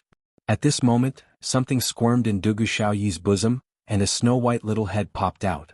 It had small ears, a small nose, a small mouth, a pink tongue and a pair of moist eyes. It was indescribably cute, and its 4 tender red claws were clawing at something. It was actually a very small animal. Shen beast. Oh my god. Tang Yuan cried out in shock and widened his eyes. An iron-winged panther's cub. Brothers and sisters, the monthly votes ranking is in danger. From dawn until now, it has been harassed no less than 100 times. This is too damaging to our evil monarch's prestige. The 3rd update was delivered in advance, and the 4th update was delivered at night? Haha brothers, Fengling is exploding. Everyone's monthly votes should also explode. Chapter 98. Iron-Winged Panther, a level 7 high-level Shen beast. Able to fly upon reaching adulthood, its 4 claws are capable of crushing iron and stone. Agile, fast, and extremely intelligent. An adult iron-winged panther can easily rival a primary-level Tian Shen expert. At its peak, an iron-winged panther can rival a level 8 Shen beast. Such a high-level Shen beast's cub is even more difficult to find. Who would have thought that Dugu Xiaoyi would have one? But looking at its tiny body, it is obvious that it is a newborn iron-winged panther cub. The Dugu family was very generous. They were actually able to obtain such a rare pet for their daughter to use as a pet. And now, this tiny iron-winged panther cub is trying its best to crawl out of Dugu Xiaoyi's embrace. A pair of pitch-black eyes looked at Jun and Wuxia, and there was a look of desire in them. Be good little white, don't move. Big sister will feed you something good. Dugu Xiaoyi felt that it was strange.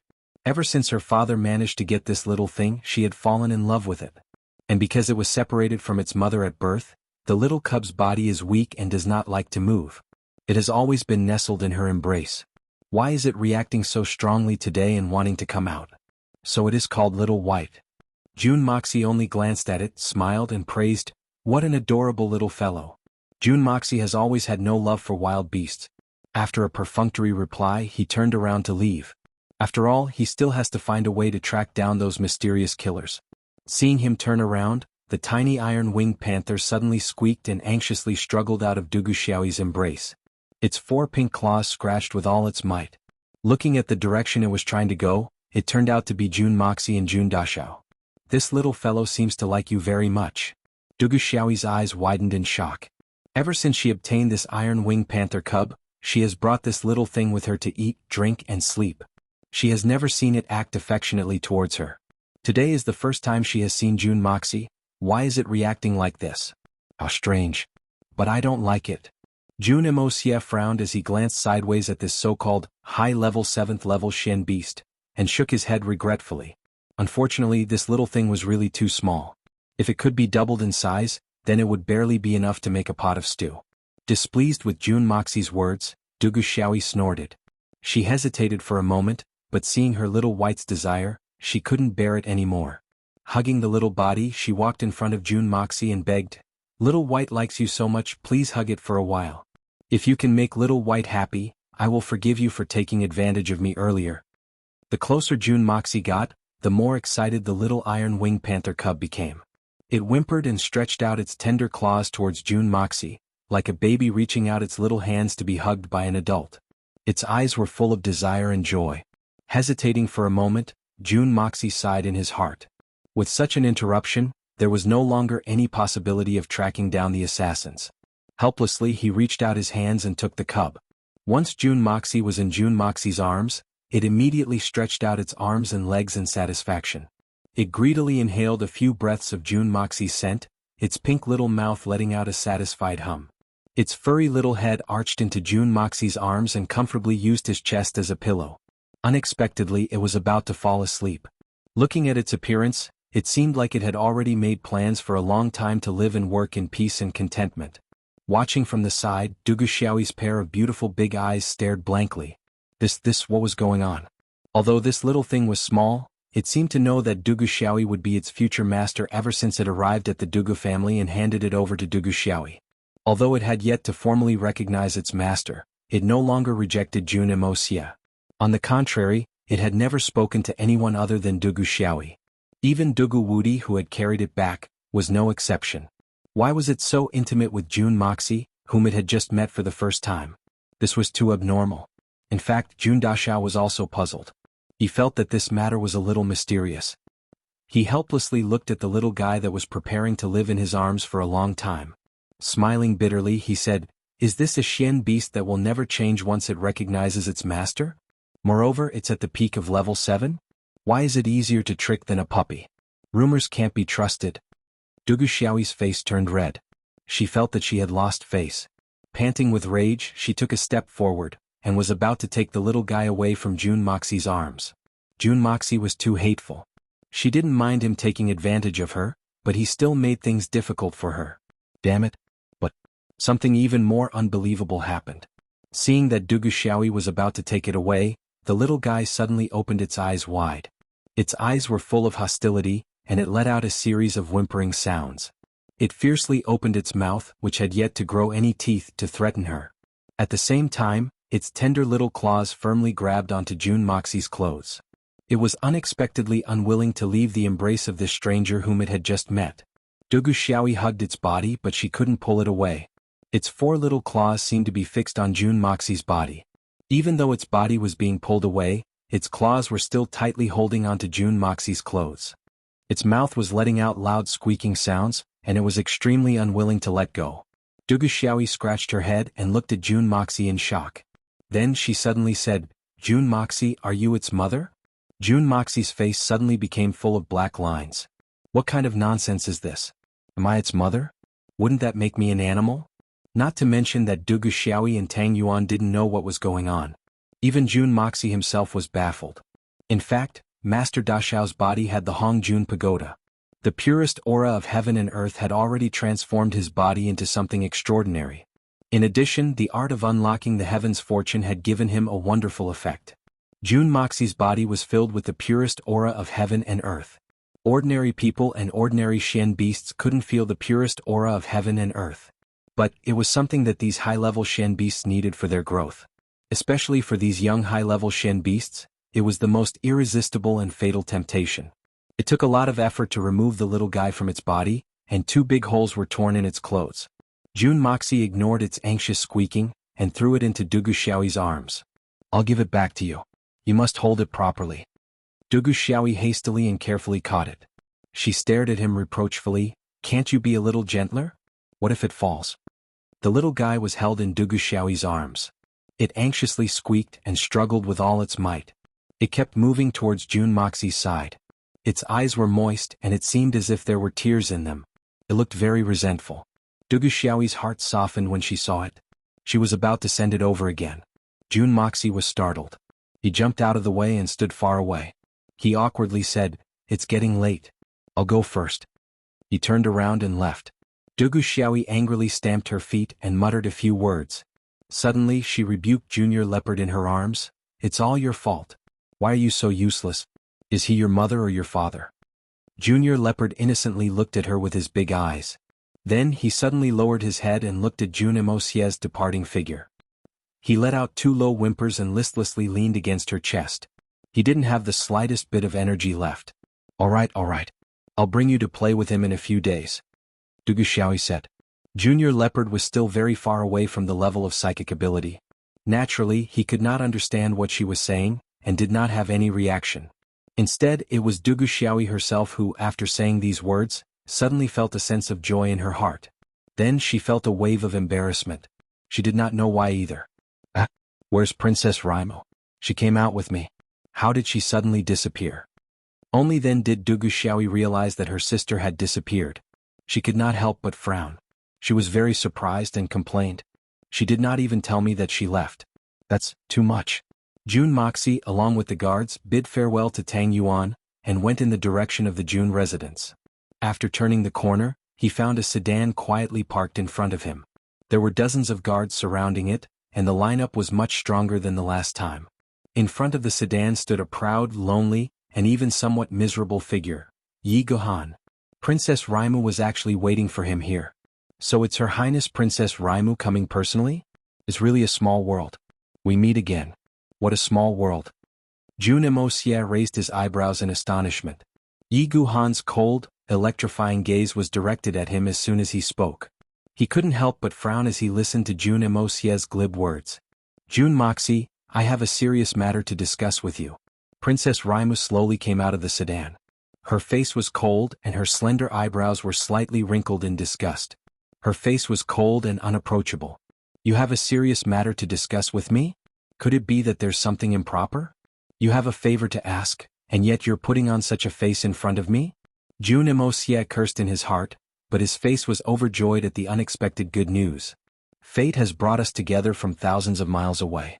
Princess, please instruct me if you need anything. Whether it is a serious matter or not, I will do my best.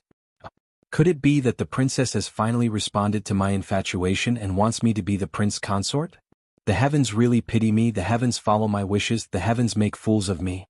A series of nonsense came out of his mouth. Yi Gohan snorted heavily. His eyes were filled with murderous intent. He shouted, How dare you? How dare you talk nonsense? How presumptuous! How dare you? How dare you talk nonsense? How presumptuous! Jun Moxie was not to be outdone. He shouted back fiercely, Who do you think you are? I'm here to discuss serious matters with the princess. Is there any room for a nobody like you to interrupt? Of course, Jun Moxie would not recognize Yi Gohan. The person who left the deepest impression on Jun Moxie that day was this Yi Gohan. However, it was not because of his superb martial arts. It was because Yi Gohan actually praised the leader of the assassins who committed suicide. Good man. This extremely pedantic evaluation made Jun Moxie very disdainful of this person of the same trade in this world. Naturally, he had a deep impression of him and despised him. Yi Gohan's gaze focused on Jun Dashao. The surrounding atmosphere suddenly became abnormally heavy. A desolate atmosphere suddenly arose. This was the prelude to Yi Gohan's violent killing. Chapter 99. Uncle Yi, please calm down. Princess Raimu hastily tried to mediate. Jun Moxie was injured and Grandpa Jun had almost turned the capital into a bloodbath. If he was killed by Yi Gohan, the consequences would be unthinkable. Although Yi Gohan was a master of Tianxin, but even if Yi Gohan's strength was twice as high, if Jun Tian wanted to deal with him, it would be a piece of cake. It was not worth it to lose his life for a debauchee. Princess Raimu took 2 steps forward and said to Jun Moxie, Young Master Wuxia, please come with me, I have something important to tell you. Yi Gohan followed closely behind her like a shadow, not leaving her side for even a moment.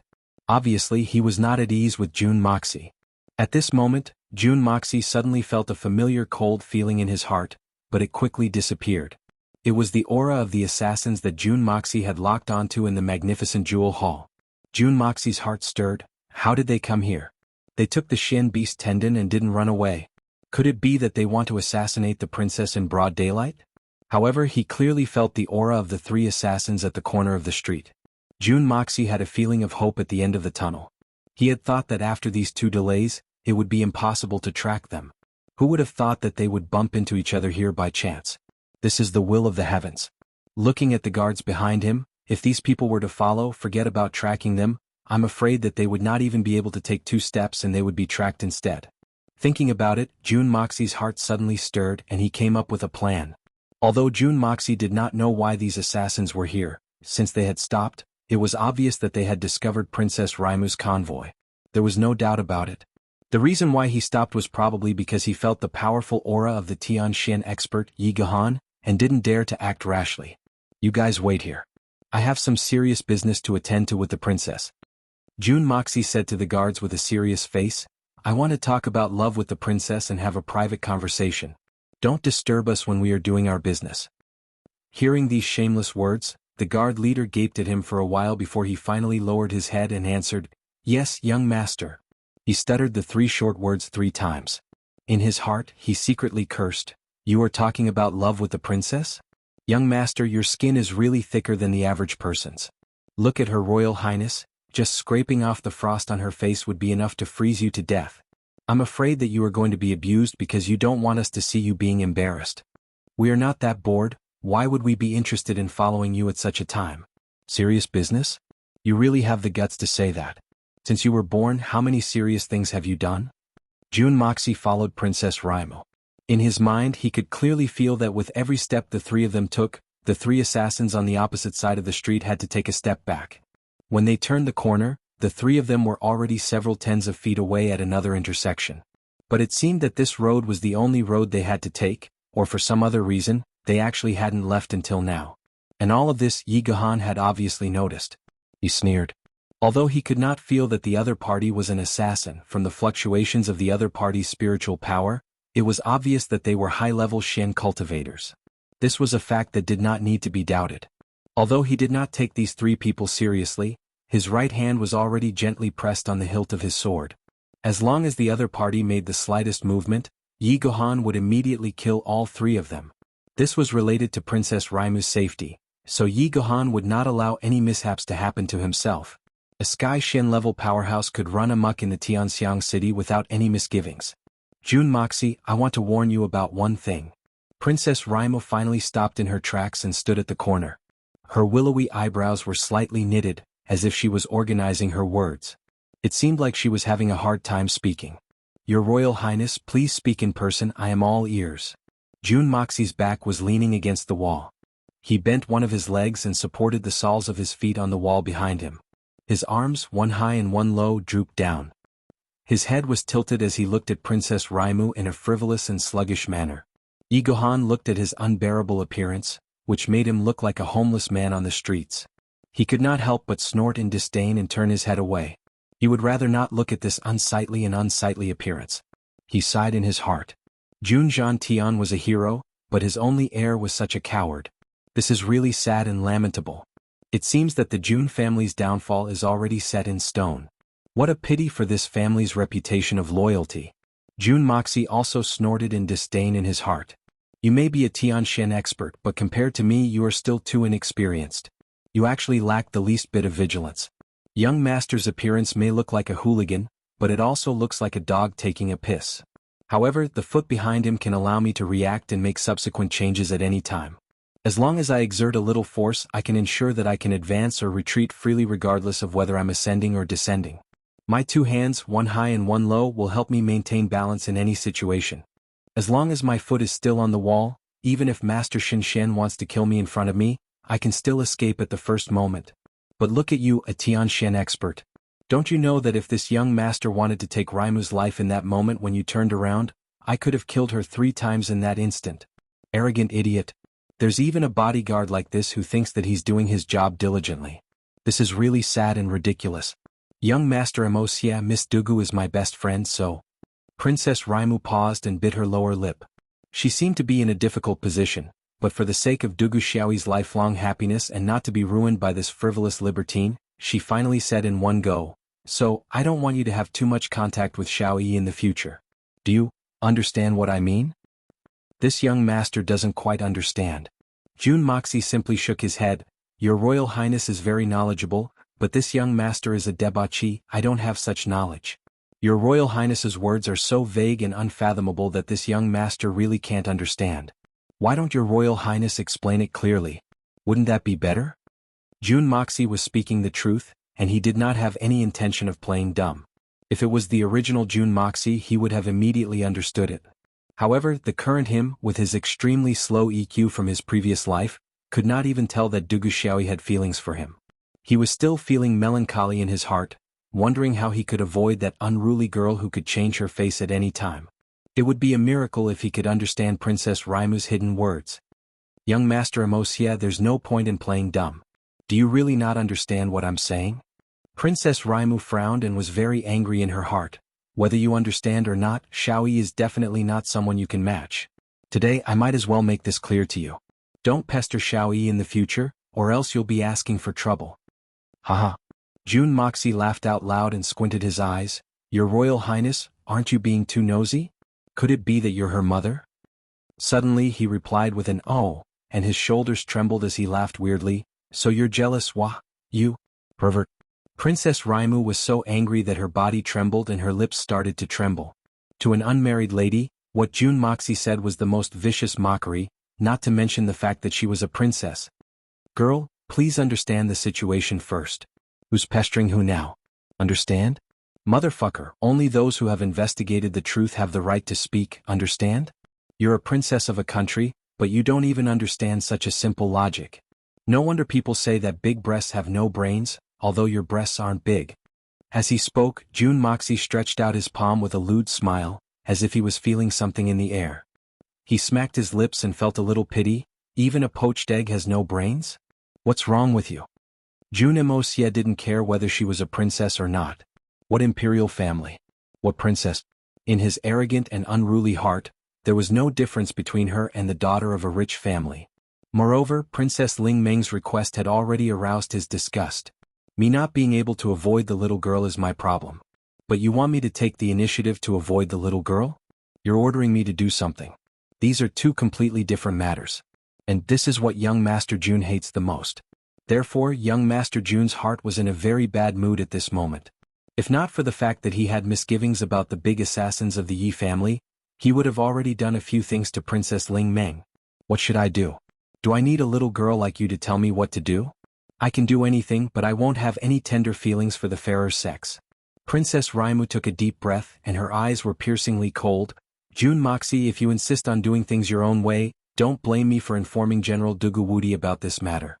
You should know better than me what the consequences will be, right? When that time comes, even Grandpa June won't be able to protect you and no one will look good. You're scaring me to death. I'm so scared. June Moxie's face was full of fear and he patted his chest. His voice was trembling and his movements were very exaggerated. My heart is thumping, thumping, thumping.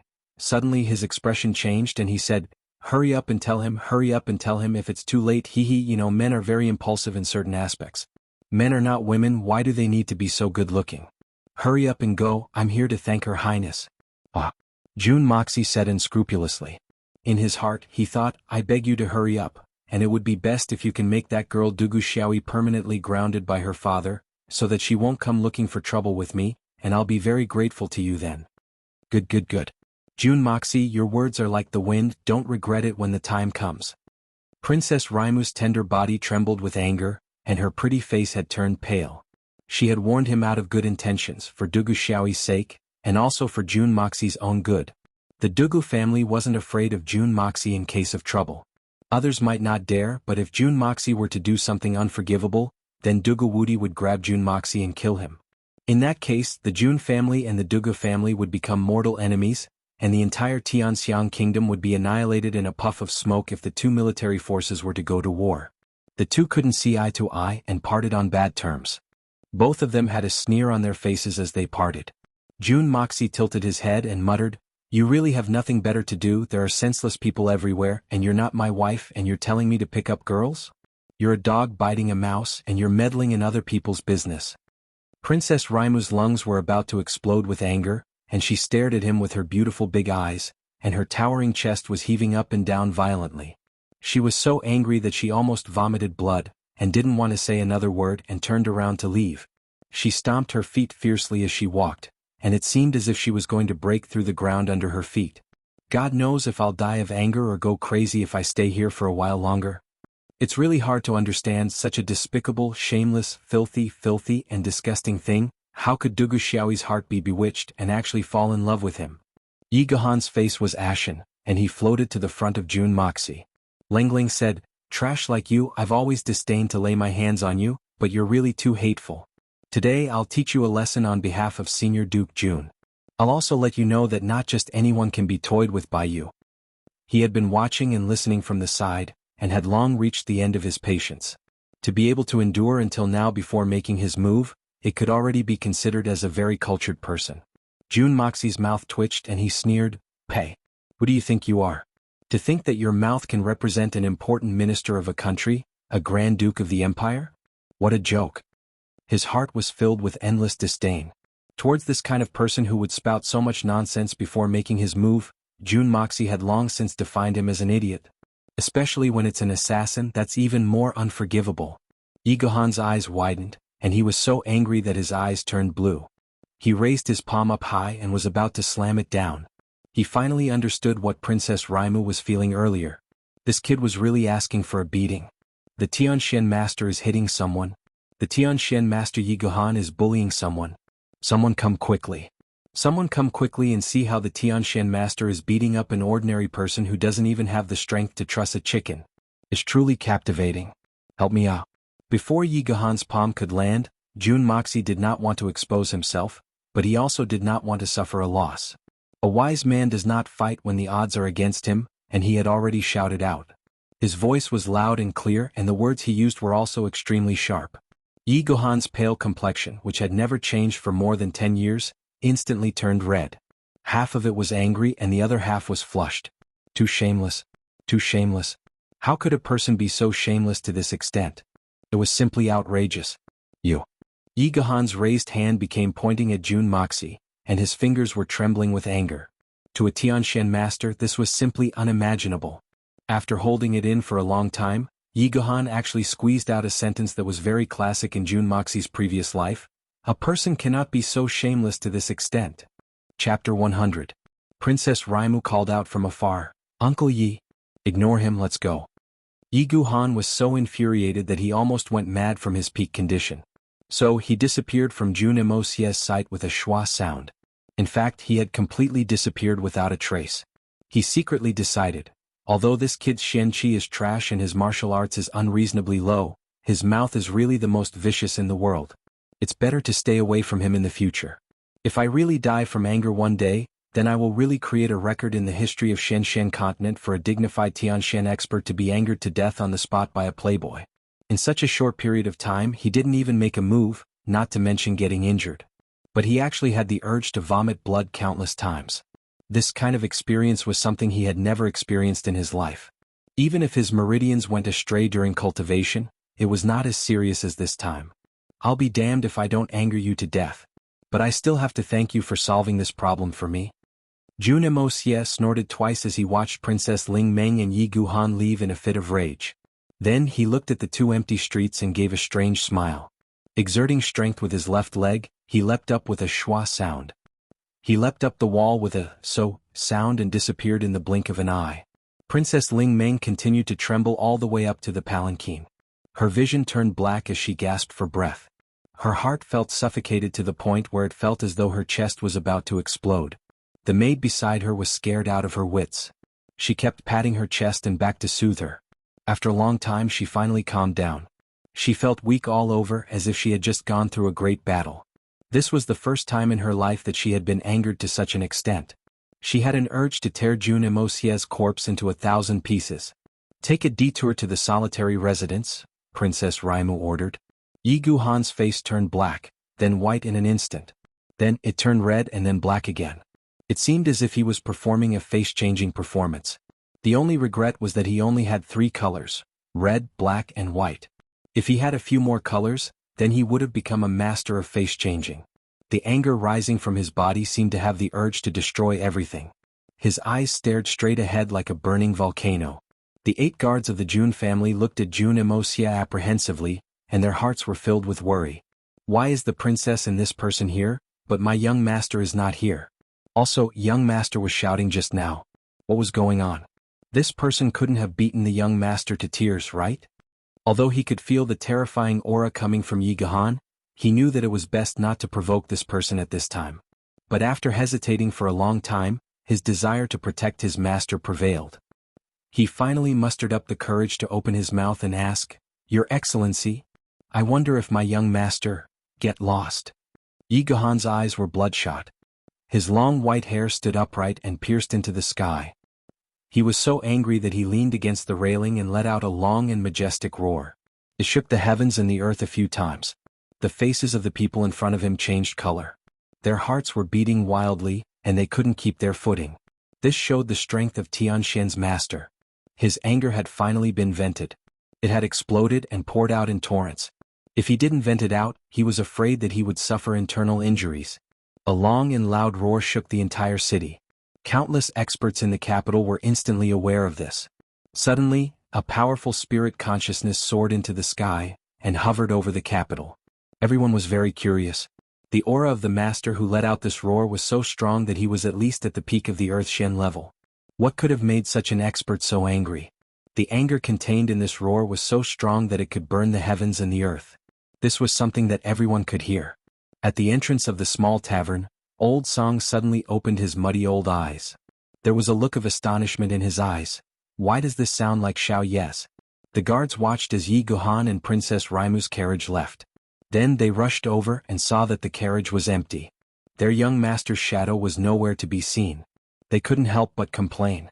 Did this strange guard kill the young master? Did he even destroy the evidence? Jun Moxie nimbly sneaked out from the shadows like a shadow, moving at high speed through the alleyways. His senses had long since spread out, closely following the group of assassins in black who were also moving at high speed. Jun Xie moved at a high speed, both his hands moving continuously. After moving for a distance of a few zhang, his face had completely changed. He now looked like a 30-something-year-old middle-aged man. His hair was exceptionally messy. There were countless people like this in the streets and alleyways of the imperial capital. Trying to find someone like this within the crowd was a very difficult task. After a few turns, Jun Moxie dashed out of the street. His footsteps seemed slow, but they were actually very fast. He quickly passed through a clothing store. His speed didn't slow down at all, but the white robe on his body had already turned into a navy blue commoner's clothing. The owner of the clothing store was oblivious to it. He was still happily soliciting customers. The assassins in front were obviously very cautious. After making several turns and detours, they changed their original clothes and dressed like ordinary businessmen. They walked eastward at a moderate pace, chatting as they walked. From time to time, bursts of laughter could be heard. They seemed to be chatting very happily. From the faces of the three, they also had the wretched expressions of men. From an outsider's point of view, they should look like they were talking about women. It was the standard look of a brothel customer. The standard of this assassin group was really not simple. Jun Moxie sighed in his heart. In his previous world, any assassin would be able to understand this kind of disguise. However, in this world, these two people could actually do it so naturally. It was obvious that they were well trained. What was even rarer was that these two people had concealed their murderous aura so well that not even a drop of water could leak out. This was the truly brilliant part. If it wasn't for his spirit sense that could detect the coldness of the assassins, it would be almost impossible to track them. Or it could be said that apart from himself, no one else could use the same method to track them. After the time it took to drink a cup of tea, there was a slight sound of water in front of them. There was also a burst of melodious sound of a silk pipe. There was also the faint sound of a woman singing. The faint smell of a woman's cosmetics spread out. It seemed that these assassins had arrived at their destination. The Spirit Fog Lake. Jun Moxie finally understood why these people had to pass through that street. That was the only way to the Spirit Fog Lake. If they were to change the direction, they would have to go in a big circle. But if it were him, he would rather go in a big circle. That way he would have to go in a big circle. Along the way, Jun Moxie had already changed his clothes 3 times. Even his height and body shape had changed 3 times. The Tianxiang City, the Spirit Fog Lake, is a paradise for all men. There are countless beautiful women here, thin and fat, everything you could think of. As long as you can think of it, it will certainly be here. Here, as long as you had enough money, you could do whatever you wanted. You could do whatever you wanted. You could do whatever you wanted. You could do whatever you wanted without any scruples. But if you don't have any money, then it's better to do it as soon as possible. Even middle-aged professional women who are as fat as Tang Yuan won't take a second look at you. Naturally, there were many legends in this world, such as gifted scholars and beautiful ladies, talented ladies from the brothel, and lovers, but legends were just legends after all. Legends were always very beautiful, but unfortunately, reality was unusually cruel. Many scholars from poor families thought that they were handsome and talented, so they came here with the appearance of a romantic scholar, trying to compose a fairy tale of a talented scholar and a beautiful woman. They were full of the hope that they would meet a beautiful woman who would fall in love with them at first sight, and fantasize that they would be able to jump up and rely on their talent and face to live off a woman. But unfortunately, after the pitiful few copper coins in their pockets were emptied, they were mercilessly thrown out one after another. Some were even thrown into the Spirit Fog Lake and drowned half to death. It was very disgraceful. This reminded them that although the legend was something that people yearned for, but if you didn't have enough money in your pocket, the legend would only send you to your death. Moreover, you would die a muddled and useless death. What kind of place is a brothel? As the saying goes, prostitutes are heartless and entertainers are unrighteous. Brothels are the place where the former are the most common. Which man who comes to a brothel is willing to keep his chastity for his wife? Coming to a brothel and pretending to be a love saint is even more disgusting than being a prostitute. How could the women of the brothel who are accustomed to the fickleness of the human world not see the evil intentions hidden under the gentle and refined appearance of these so-called gifted scholars? This kind of dream is better not to have. No wonder Tang Yuan once said that if you see a bad guy, you will be able to kill him with a single slash, but if you see a hypocrite, you will continue to torture him until his spirit collapses. These words have deeply resonated with my heart. Jun Wuxia stuck close to the wall to conceal himself, leaned against the tree to conceal himself, and stroked the grass like the wind. He was obviously a living person, but he was like a shapeless shadow, and it seemed as if anything could become his cover. Not only did the three killers not notice him, but even the pedestrians on the road didn't notice him either. He only saw the three men in front of him with a lustful and extravagant appearance, walking like nouveau riche into a very luxurious pavilion by the Spirit Fog Lake and Ichang Pavilion. After their group entered, a nearby pleasure boat slowly glided over and stopped on the water side of the Ichang Pavilion, motionless. Jun Wuxia's heart skipped a beat. After looking around for a while, he saw that there was actually no one else on the boat other than the boatman. It seemed like he was waiting to receive someone. This situation seemed a little strange. Besides, the person had just entered and the pleasure boat that had been parked on the other side had already approached? Isn't this too much of a coincidence? Jun Moxie clenched his teeth. I'll bet on this. A gentle breeze blew, and the reeds on the surface of the water fluttered in the wind, adding a dreamlike feeling to the dusk. It made everything in front of them seem so unreal. Jun Wuxia took advantage of the floating reeds, and his whole body seemed to melt into the reeds that filled the air. His body moved and he quickly floated to a distance of about 30 meters. He took cover behind a thick willow tree on the shore, and conveniently broke off 2 reeds. Then he silently slid into the water. It was as if he had fallen into the water as a feather. In fact, he didn't even have the slightest ripple. This was because the young Master Jun had made great progress in recent days. In fact, he wouldn't have been able to achieve this much if it had been half a month ago. Chapter 101. Slowly sinking to the bottom of the lake, Jun Moxie opened his eyes. In front of him was the azure color of the water. After identifying the direction, he gently slid and dived towards the pleasure boat. Not long after, he felt his eyes darken and knew that he had arrived at the bottom of the pleasure boat. Jun Moxie quietly floated up, one hand clasping tightly to the bottom of the boat while the reed in his hand was in his mouth. With a breath of true energy, the long reed was extended to the side of the boat. A gust of extremely fresh air instantly passed into Jun Moxie's lungs, which were almost suffocating, and he immediately felt a sense of relief. If there were any mistakes in this series of actions, all previous efforts would be in vain, and it would also attract the enemy's attention. It might even lead to a fatal disaster. Jun Moxie did not make any further moves, but just waited quietly without the slightest bit of impatience. All the guesses and doubts in the past had now disappeared. He didn't care whether those assassins boarded the ship or not. Since he had chosen his target, he would never regret it. Intuition told him that this was the boat. Therefore he had endless patience. As long as he could still breathe, he could continue to wait. Just like in his previous life, he relied on his intuition to track down and kill, or lurk, waiting quietly. At this moment he was that king of killers again. Evil monarch. After a long time there was finally a sound. A few women's laughter and a man's rough voice sounded, talking and laughing along the way. The boat slightly swayed, and above Jun Moxie's head, thumping footsteps sounded. Several people walked onto the boat one after another. 1, 2, 6 people. Jun Moxie silently counted. And there were 3 more than before. If the 3 killers from before had all arrived. As soon as the killers arrived on the boat, the unique gloomy and cold atmosphere immediately caused a reaction in Jun Moxie's mind. In this ice-cold water, feeling that gloomy and cold killing intent, Jun Moxie suddenly had a subtle feeling of familiarity and nostalgia. This was his own world. The life of an aristocratic family was luxurious and comfortable. But Jun Moxie, the king of assassins, yearned for freedom. He wanted to be like the wolf king of the great prairie, roaring proudly across the world. Although danger lurked in every corner, he was still the king of the world. That kind of pain contained excitement, and he enjoyed loneliness and solitude. He ventured alone to the ends of the world, holding his sword in front of his chest and staring coldly at the heavens. 10 steps to kill a man, 1,000 miles unstoppable. This was Jun Moxi's biggest dream. But unfortunately, with his identity in this world, the possibility of Jun Moxi having such a chance was extremely slim. After the 6 people entered the cabin, they could only hear the sound of teapots and teacups gently touching, followed by the sound of several people drinking tea.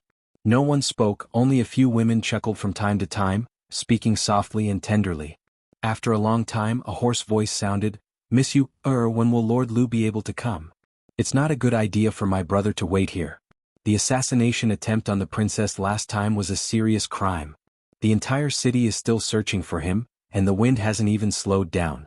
And now, we are carrying this Shen beast tendon which is hard to buy even with 10,000 gold coins. It's also something that people covet in case, this." A woman's voice softly laughed and said in an indifferent tone, "Lord Zhao, you're worrying too much. This is the Enai Chang Pavilion. Don't tell me you don't know what kind of place the Enai Chang Pavilion is? The Enai Chang Pavilion is naturally safe, but it's better to be safe than sorry. The previous assassination attempt caused the entire city to be in a state of panic, and we had no way to retreat. We've already been delayed for a long time, and now we have this Shen beast tendon with us. It's not a good idea to stay in Tianxiang for a long time." The man surnamed Zhao seemed a little embarrassed as he said in an embarrassed tone, "Lord Zhao, I'm afraid you want to leave as soon as possible, but I'm afraid it's not because of the government's search. What about the failure of the last mission? Could it be that Lord Zhao intends to shirk his responsibility?" The woman's words were full of sarcasm. However, Lord Zhao only snorted in a low voice and didn't open his mouth to refute. Instead, another man angrily said, "Miss Yuer's words are wrong and you're deceiving us. How can we be responsible for the failure of the last mission? If it weren't for your inaccurate information, how could we have been defeated? If we had known that the princess had a Tianxian expert as her bodyguard, how could our organization have made such an arrangement? How could the mission be a trifling level 3 mission? With the strength of our previous plan, to kill the princess under the protection of a Tianxian expert is undoubtedly a lunatic's ravings. Even if it's the second master, he has to give an explanation to our hall master for this loss." The woman was silent for a moment and then slowly said, "You've all received money. Isn't it a fact that we asked you to kill a silver Shen level princess?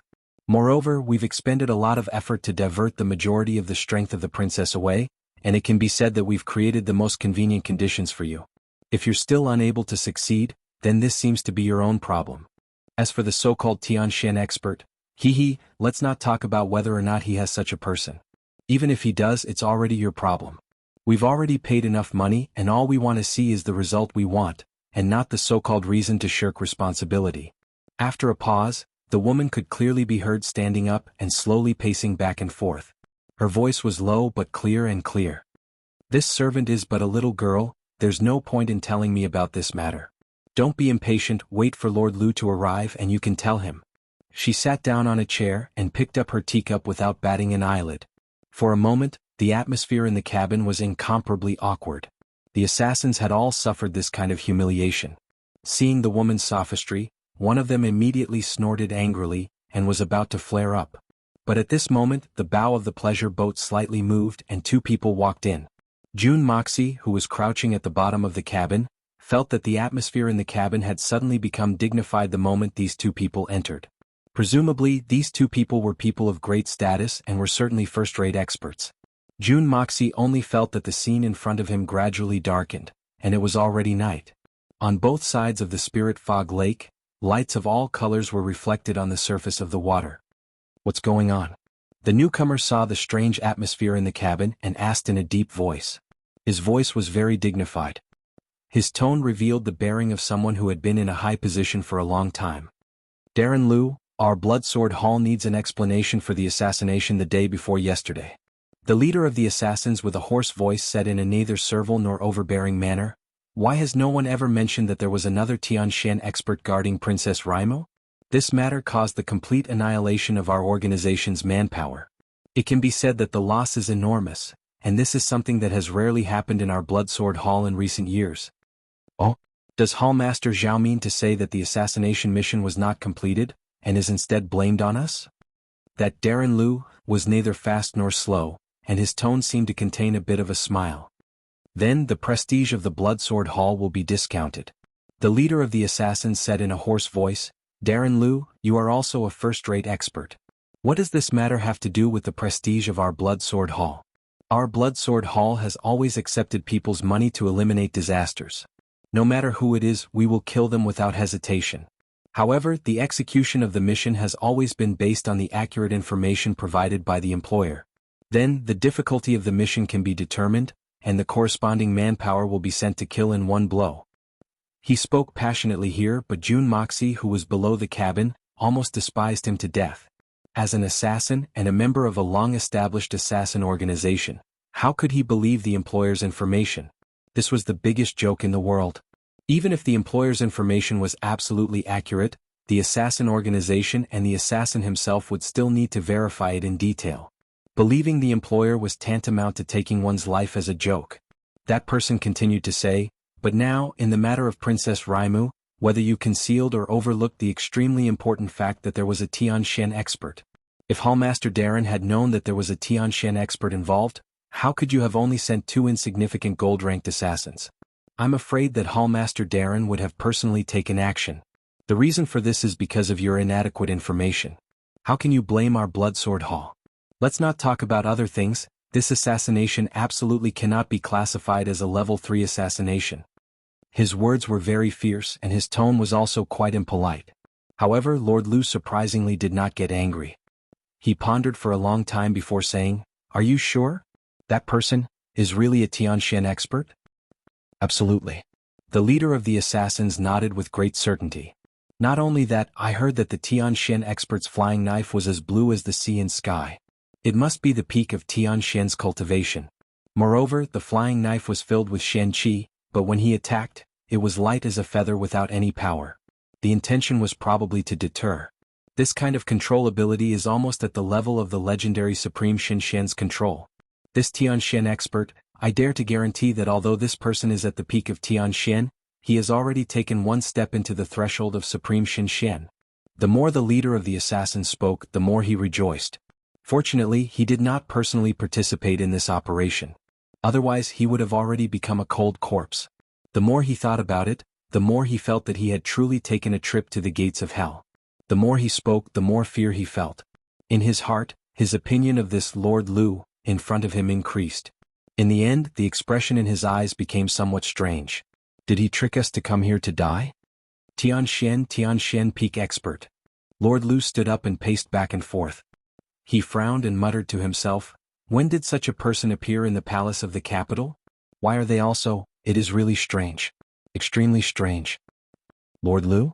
May I ask how this matter should be resolved? The assassin in black saw that he did not speak for a long time and could not help but ask. Chem? Oh he. Since this matter is absolutely true, then this matter must be reported back to Second Master, and then we can make other plans. Lord Liu muttered, with the protection of a Tianxian expert, a normal assassination would no longer have any effect. He raised his head and looked at the 3 people in front of him. Although he did not say anything, the meaning behind his words was clear that these people were no longer of sufficient weight. Lord Liu is right. We also know our own limits. With such a Tianxian expert around, it is impossible for us to assassinate the princess. The leader of the assassins suppressed the anger in his chest and said, however, people who can't even obtain information, don't they seem to be of no use? Ah. Lord Liu stared blankly for a moment before laughing loudly. Then he changed the topic and said, however, you didn't even manage to kill Jun Wuxia. It's a pity that such a good opportunity is lost. Chapter 102. What a pity.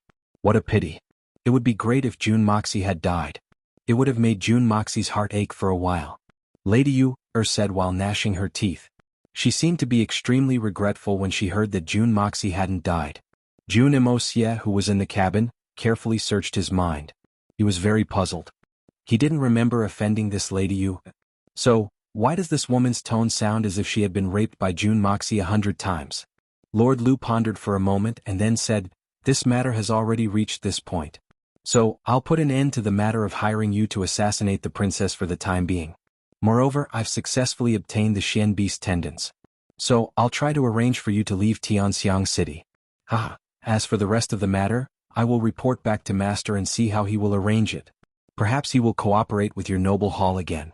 I will trouble you to send my regards to the Blood Sword Hall Master when you return. Also, I will say this. Although this matter has failed, the second master is still very grateful. When he said the last sentence, his voice suddenly became extremely solemn. Obviously, these were the words of the so-called second master. Jun Moxie silently curled his lips. Who doesn't know that the so-called second master is the second prince? Why do you all look so mysterious? Thank you, Lord Lu. I will certainly convey your message. As for how to leave, we have other ways. We will take our leave now. Then the three men stood up and cupped their hands in salute. The Xian beast tendons have been placed in the hands of Lady Yu. 30 tendons are not a small number. We will come back to take back what belongs to us. Lord Lu chuckled and said, You're welcome. When you return, I would like to ask if the Hall Master has considered the matter regarding the assassination of a certain emperor. No matter what the result is, please inform us as soon as possible. I'm counting on you. Yes. The three of them filed out and disappeared into the night in a flash. Lord Lu and the others did not go out to see him off. Lady Yu, after that incident, the palace has already undergone a major purge, and the three of you have lost quite a bit of manpower. However, this is not a big deal to us. After all, no matter how one looked at it, this matter was caused by boss's people. So, you have to finish what we agreed on as soon as possible. Once the news spreads, arrange as many people as possible to go in. Remember, it must be one-way communication. Lord Lu lowered his voice and said hurriedly. Yes, Lord Lu and Second Master can rest assured about this. We have prepared for a long time, and the ones we have chosen are all virgins. Lady Yuer's gentle voice sounded, Gidge, Lord Lu, if not for Second Master's important matter, even you, would like to go to the palace to play for a few days. Haha, with Lady Yuer's outstanding beauty, who could resist your temptation? Lord Lu laughed and lowered his voice. Second Master has instructed us to make crossbows with Xian beast tendons as soon as possible. They may come in handy at any time and cannot be delayed for even a moment. This matter is very tense at the moment and all parties are watching us.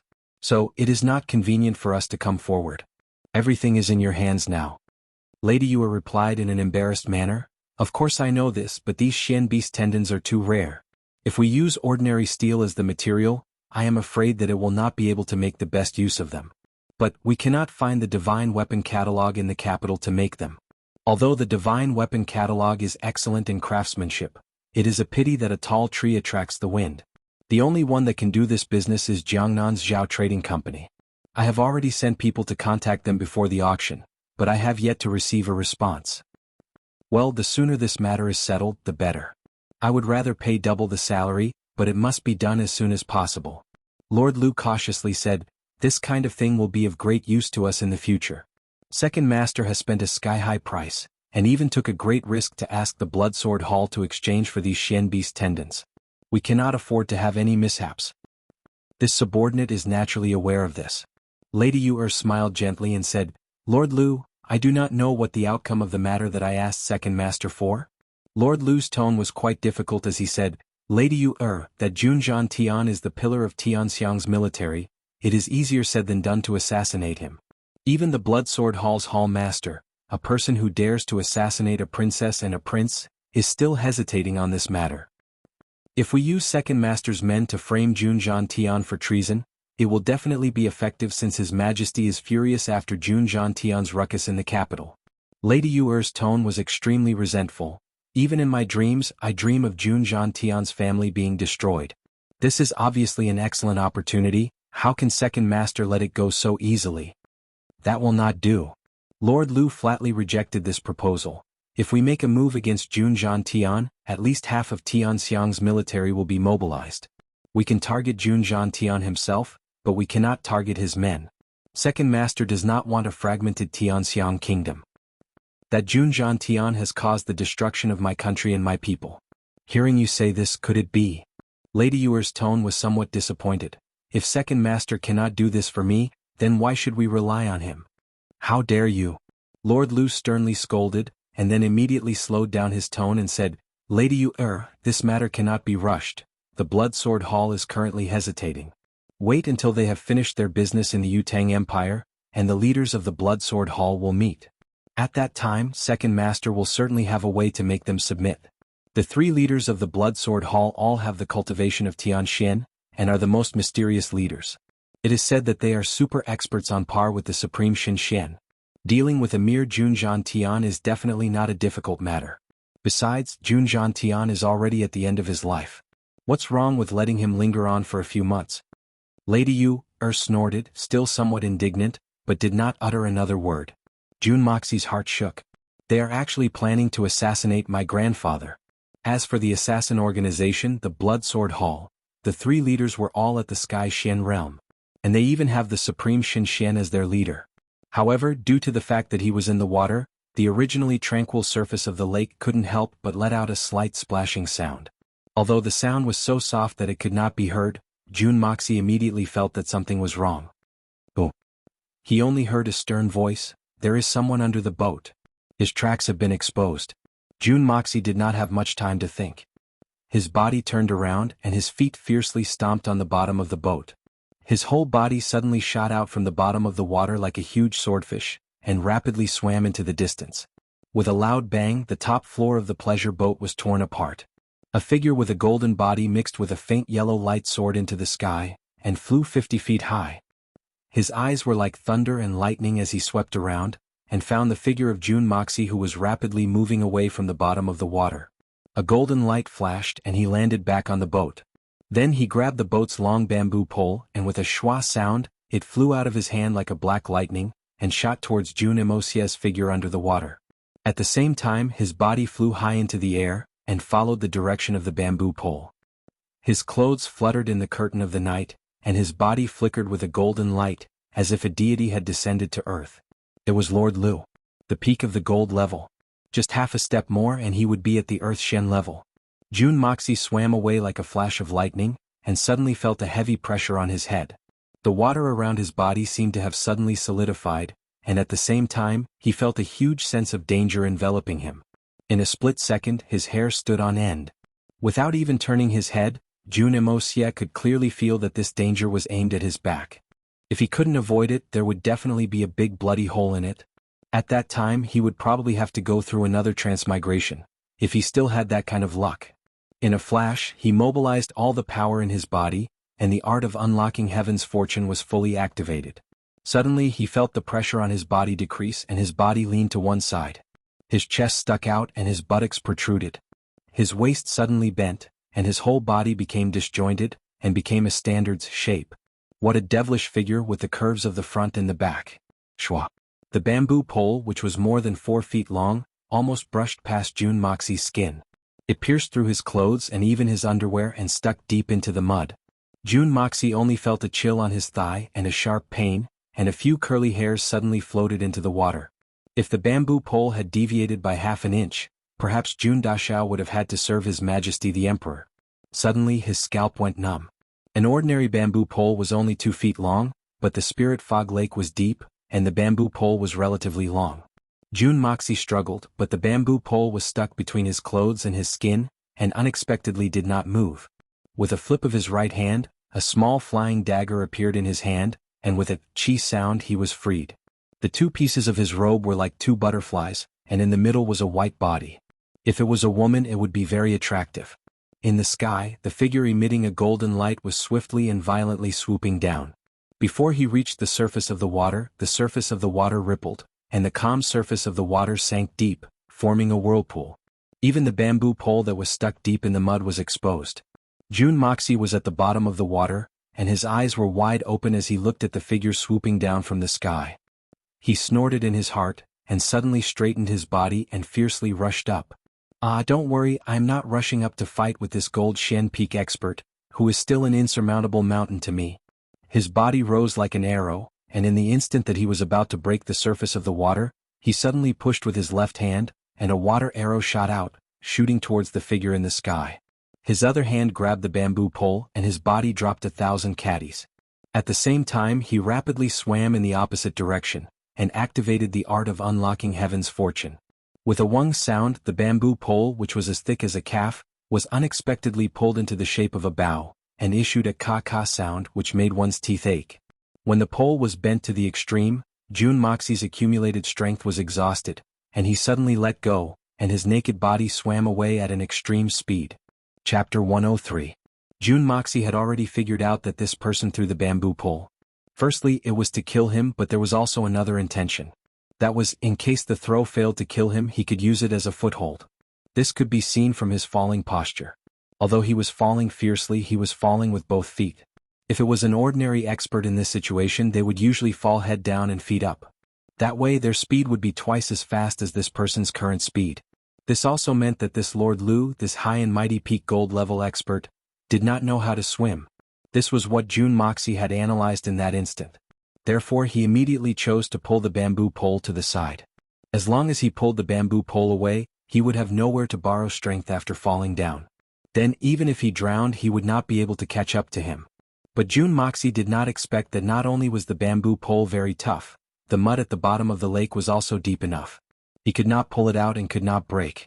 Seeing that the person was about to fall, he could only let go and swim away naked.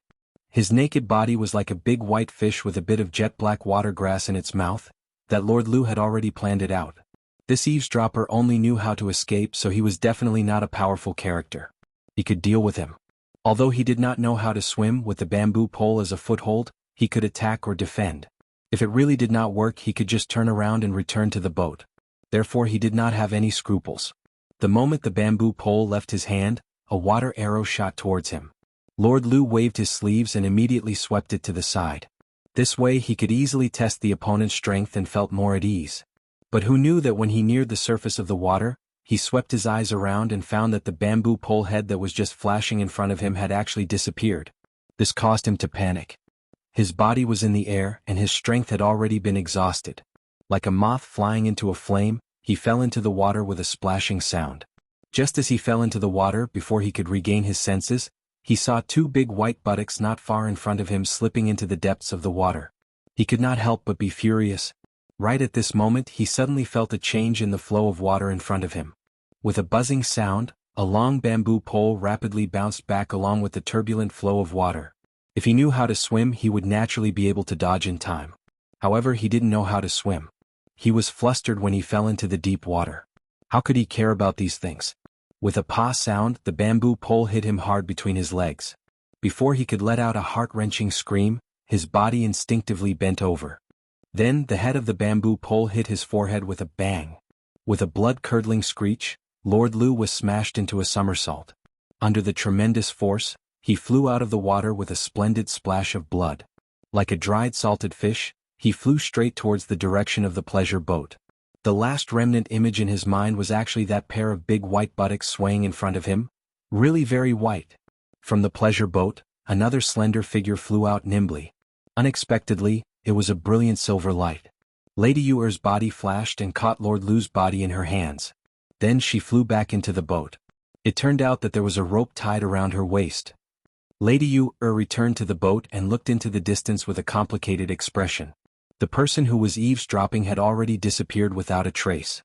In front of her was a dense patch of reeds. In this pitch-black night, after this delay, even if she wanted to chase after him, she would not be able to catch up. The previously awe-inspiring Lord Lu was now lying at his feet, unconscious and on the verge of death. On the other side of the hidden reeds, Jun Moxie climbed ashore with lingering fear. Taking advantage of the darkness, he ran away naked. In his heart he rejoiced.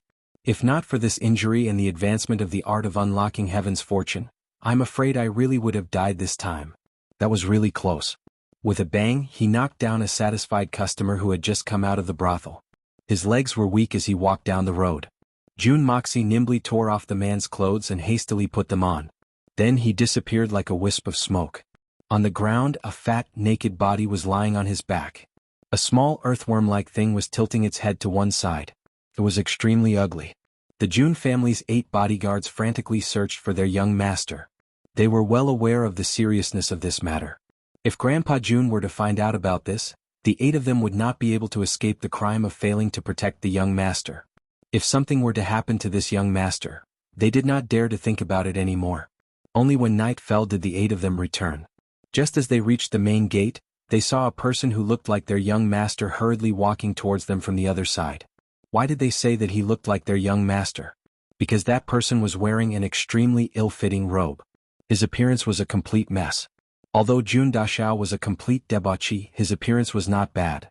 Therefore he paid great attention to his appearance and would definitely not be as sloppy as the person in front of him. Perhaps it was because the person looked similar? However, the 8 bodyguards looked carefully and simultaneously cried out in surprise, unable to contain their joy. This person looks like our young master, but he shouldn't be our young master. Isn't this young Master Jun? Who else could it be? What's wrong with the 8 of you? In the afternoon, you were actually scared silly by that girl Raimu's shitty bodyguards. I called out to you several times but you didn't respond. Jun Dashao shook his head as he hurried on with his journey. He had a look of exasperation on his face as he said, "Isn't he just a primary Tianxian expert? How could he scare you to such an extent? Looking at you in a daze made me angry. So, I simply left first." The 8 bodyguards suddenly recalled that they had indeed been absent-minded for a moment after Yi Guhan's angry roar. Could it be that at that moment the young master had called out to us but we didn't respond?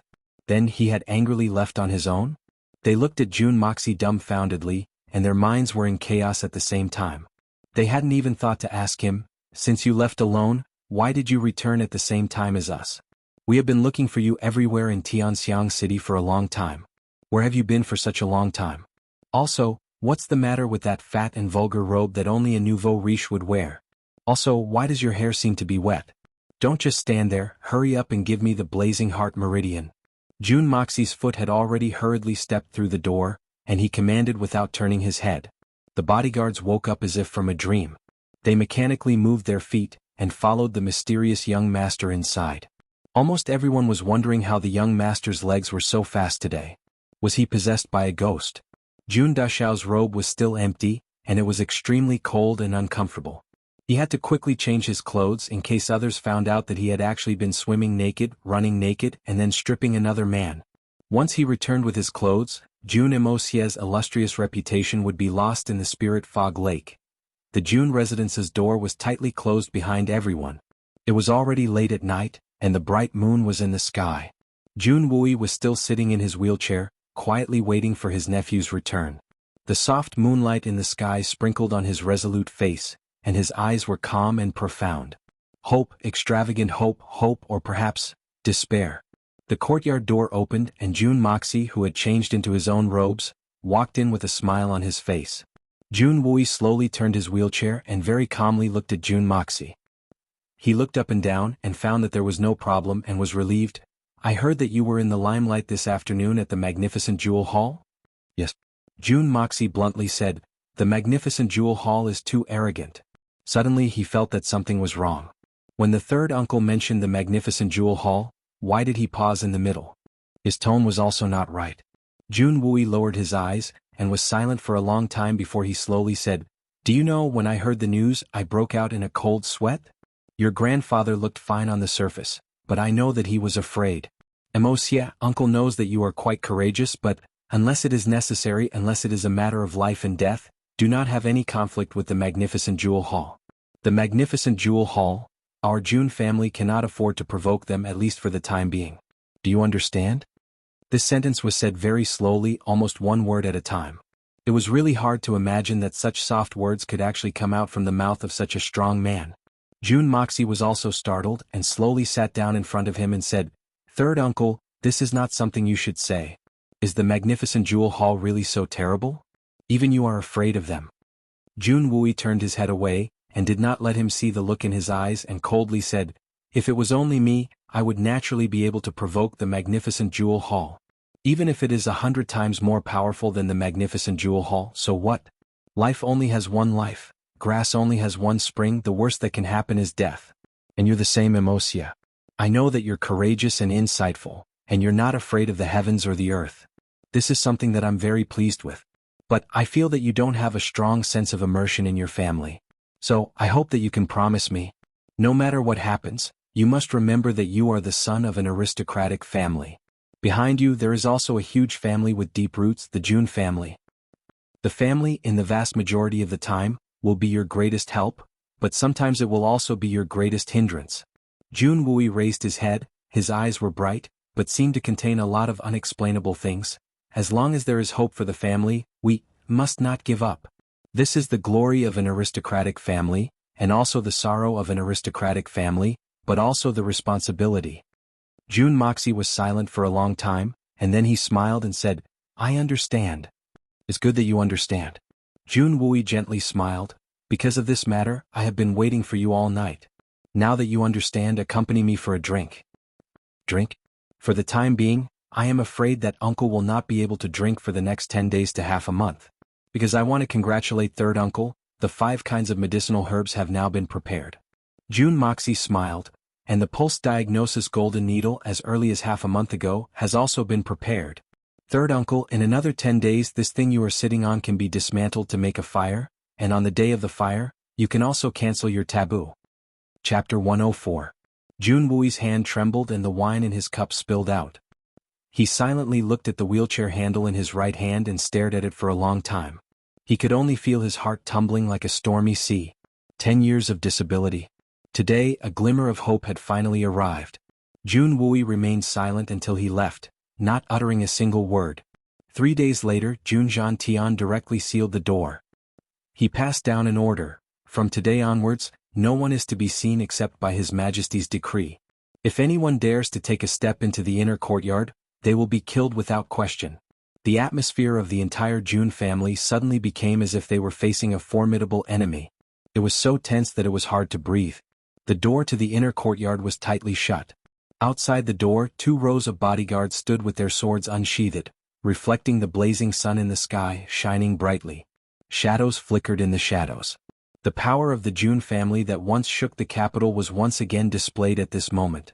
Moreover, this time all the core forces that had followed Jun Tian for decades were mobilized. Each and every one of them was absolutely trustworthy and loyal.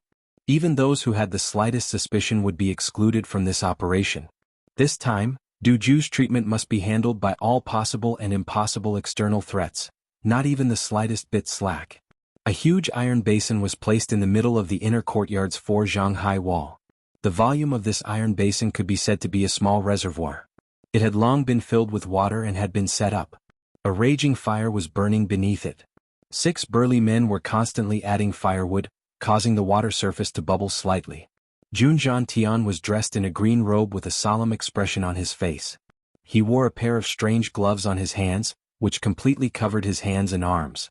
Not even the slightest bit of his skin was exposed. He paced back and forth in the courtyard, appearing extremely restless.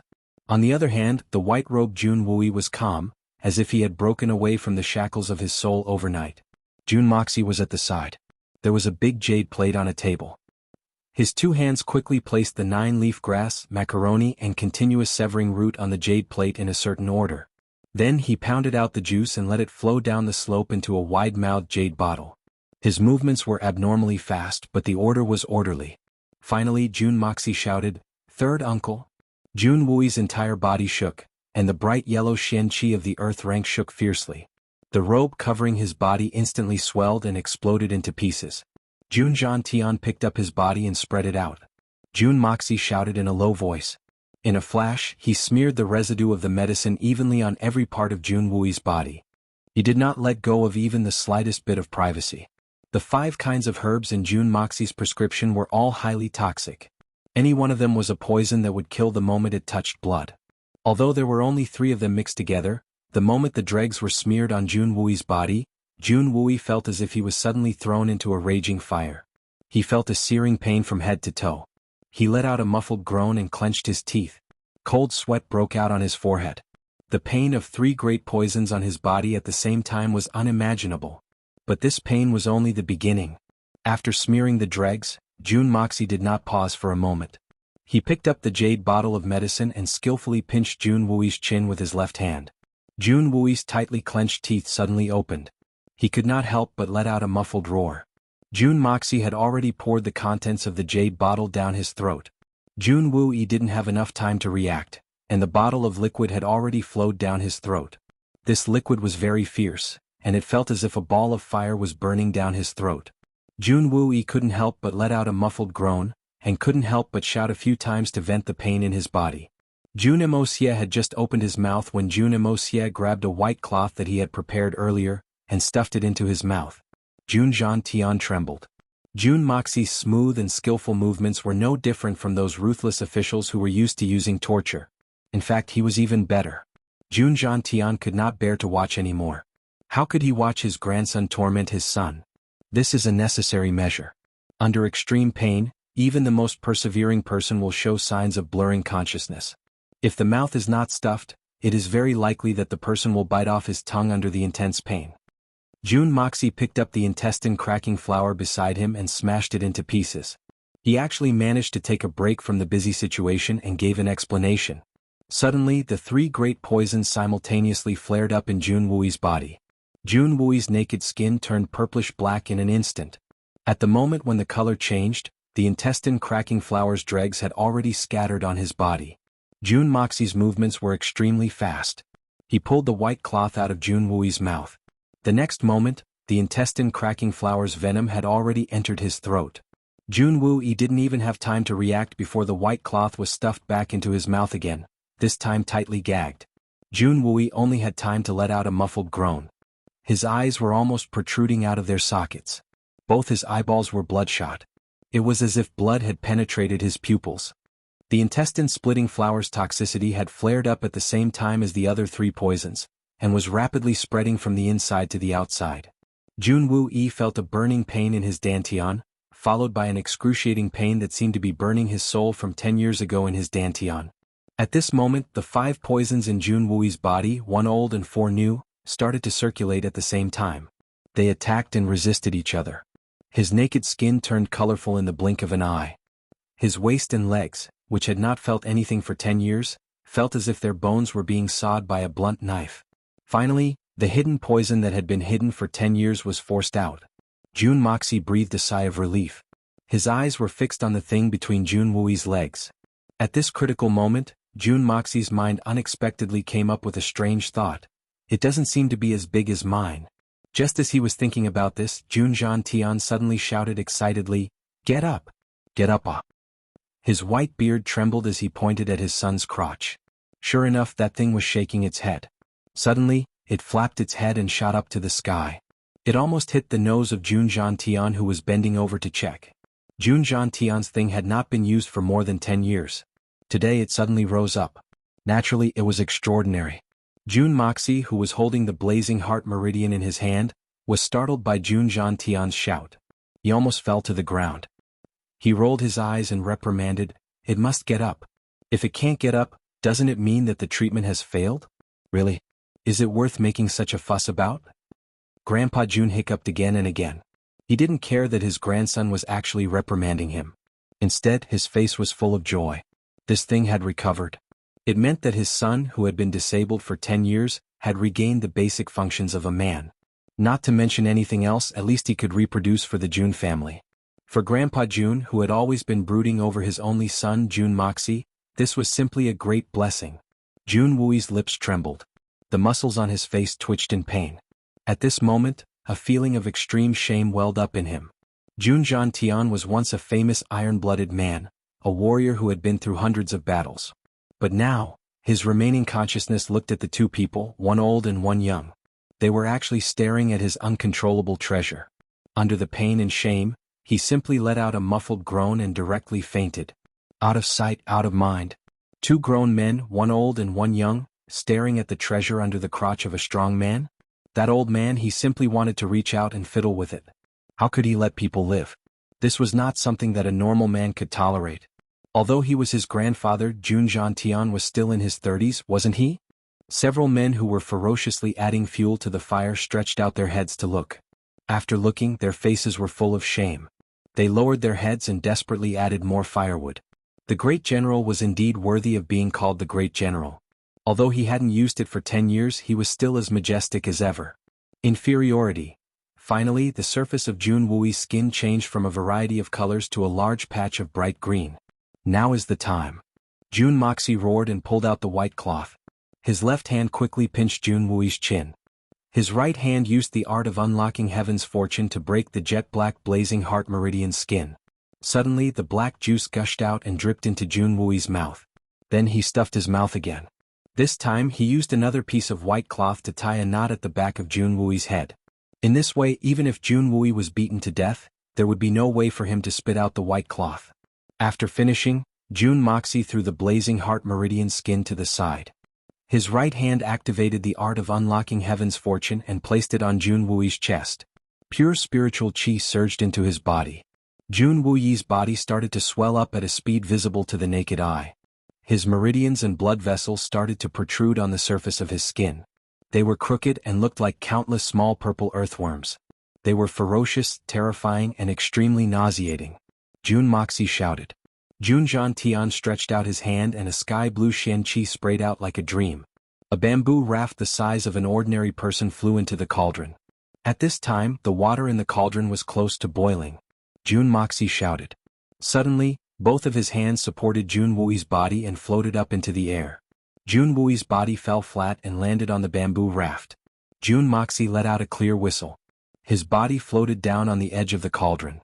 His body suddenly bent down and spread out his hands.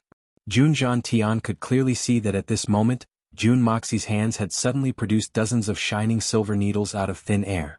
The silver needles flashed and the first needle was inserted into the Baihui acupoint.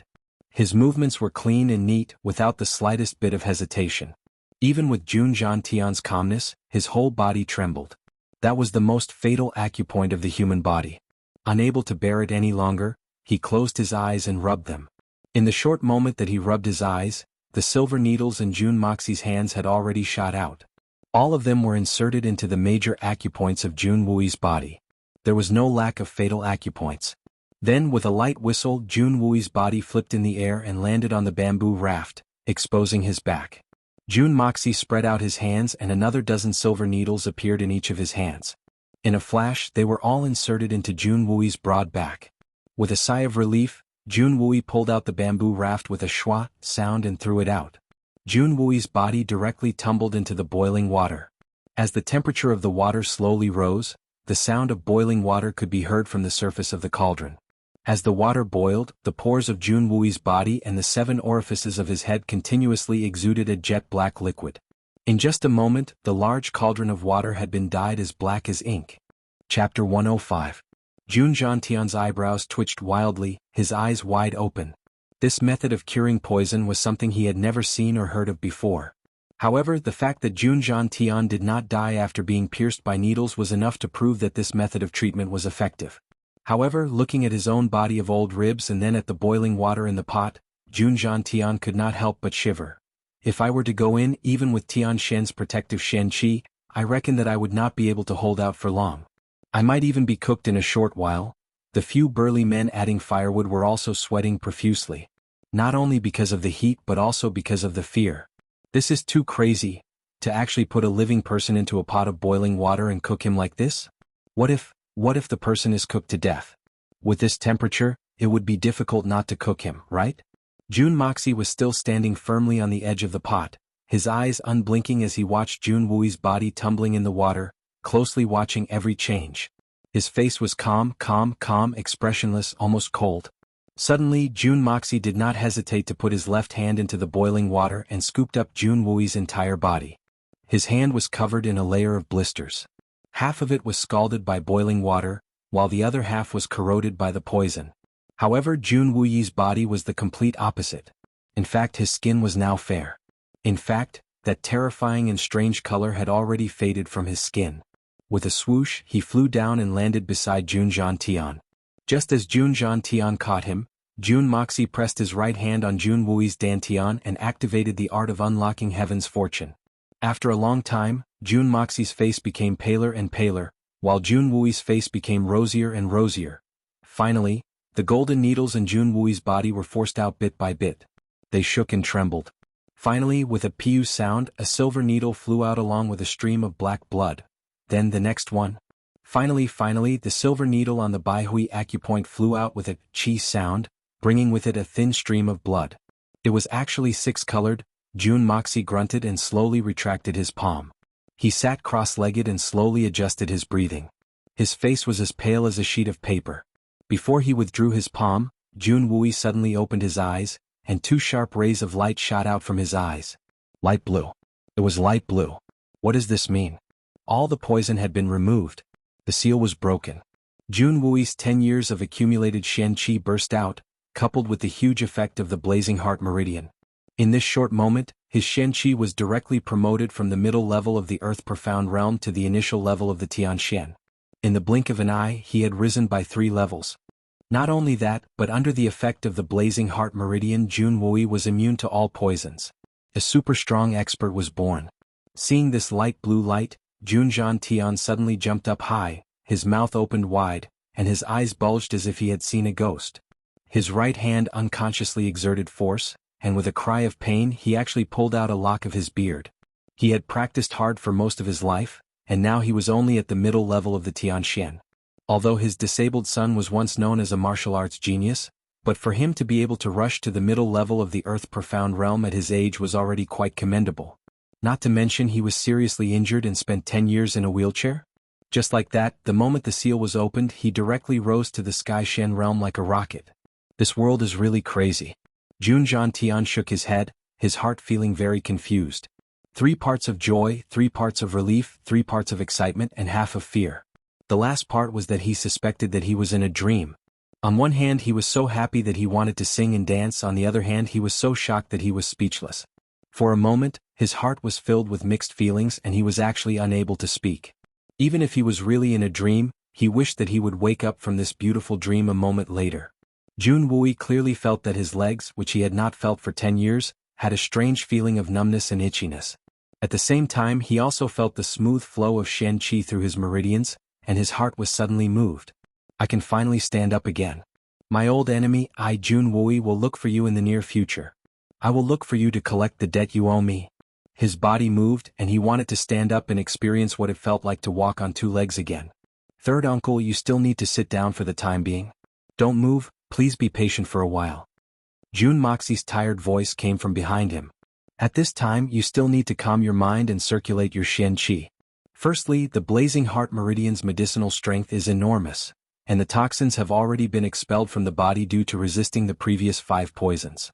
However, the internal benefits have all remained in Third Uncle's body. If you do not resolve it as soon as possible and use it for your own use, it will not be good.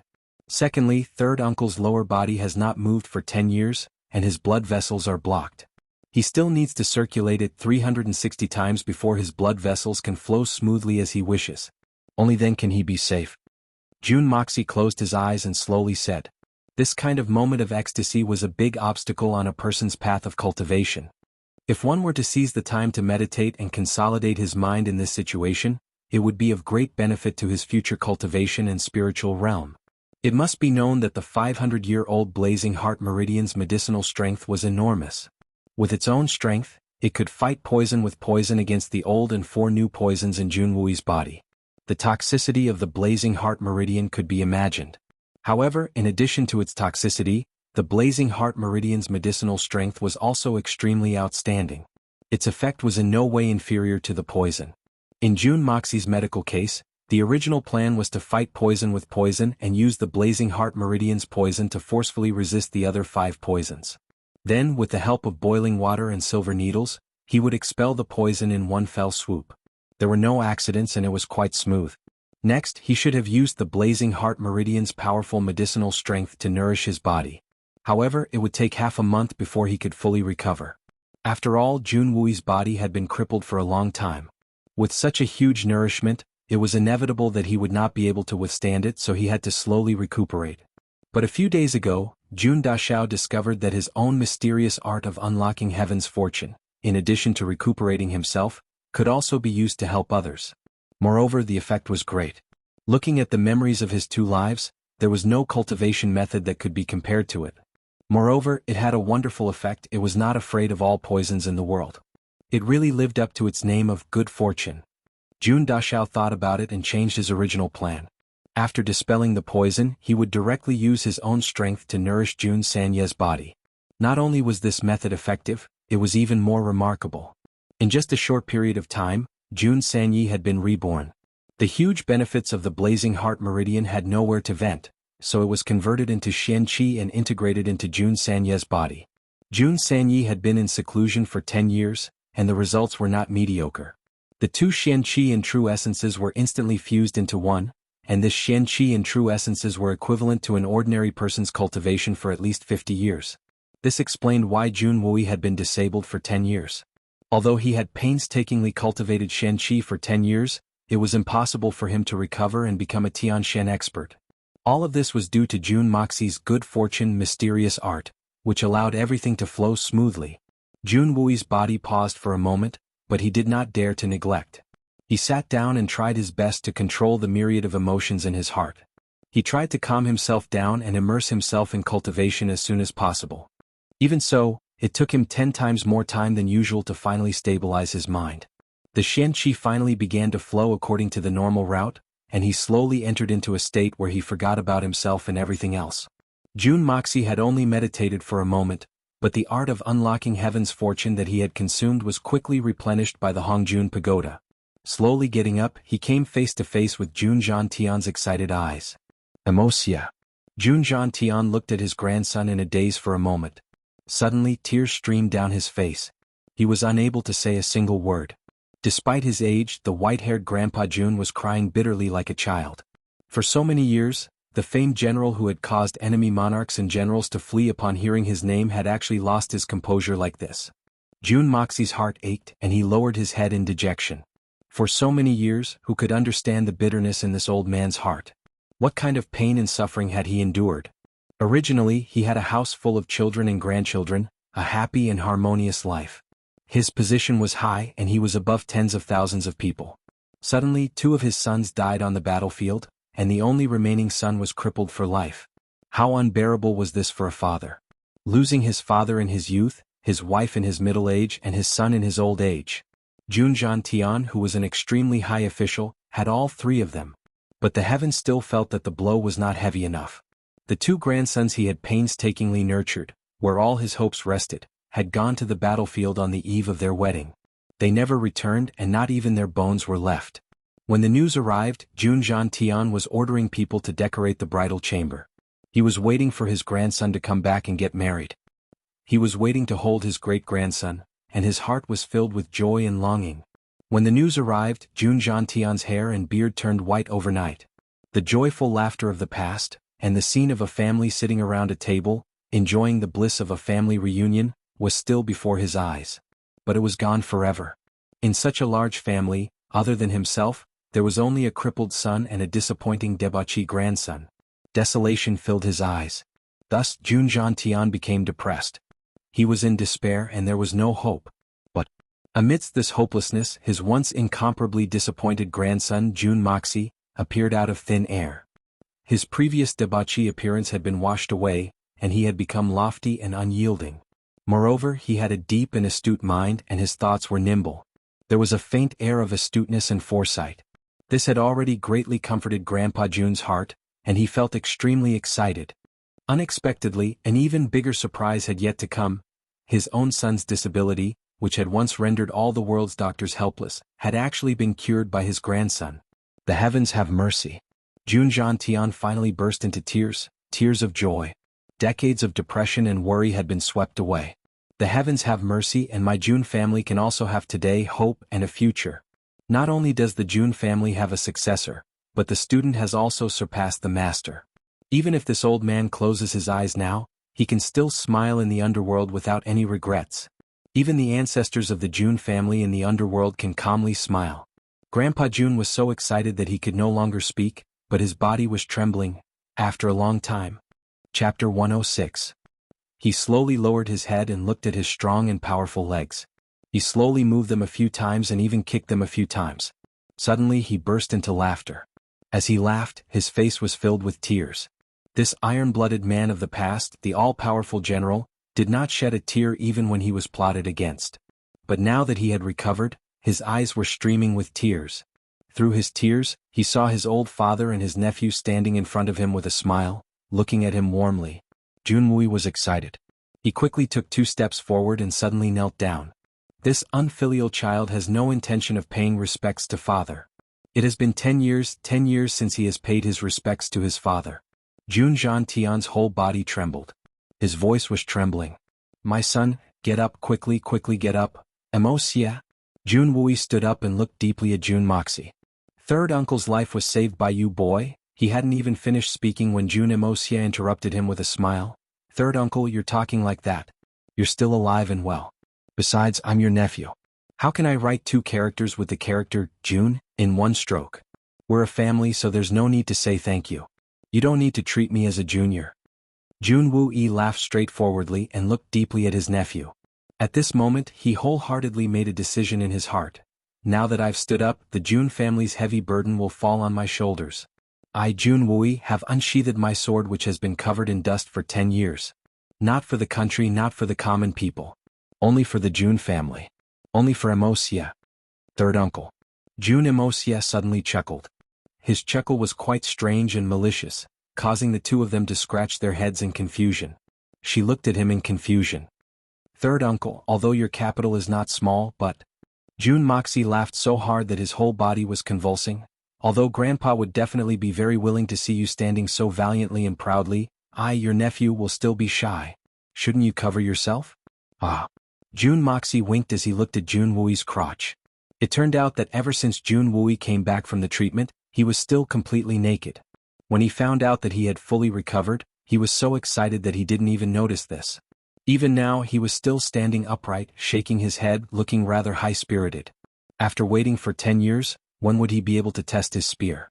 Jun Tian was reminded by Jun Emosia's words, and then looked at his son's majestic figure.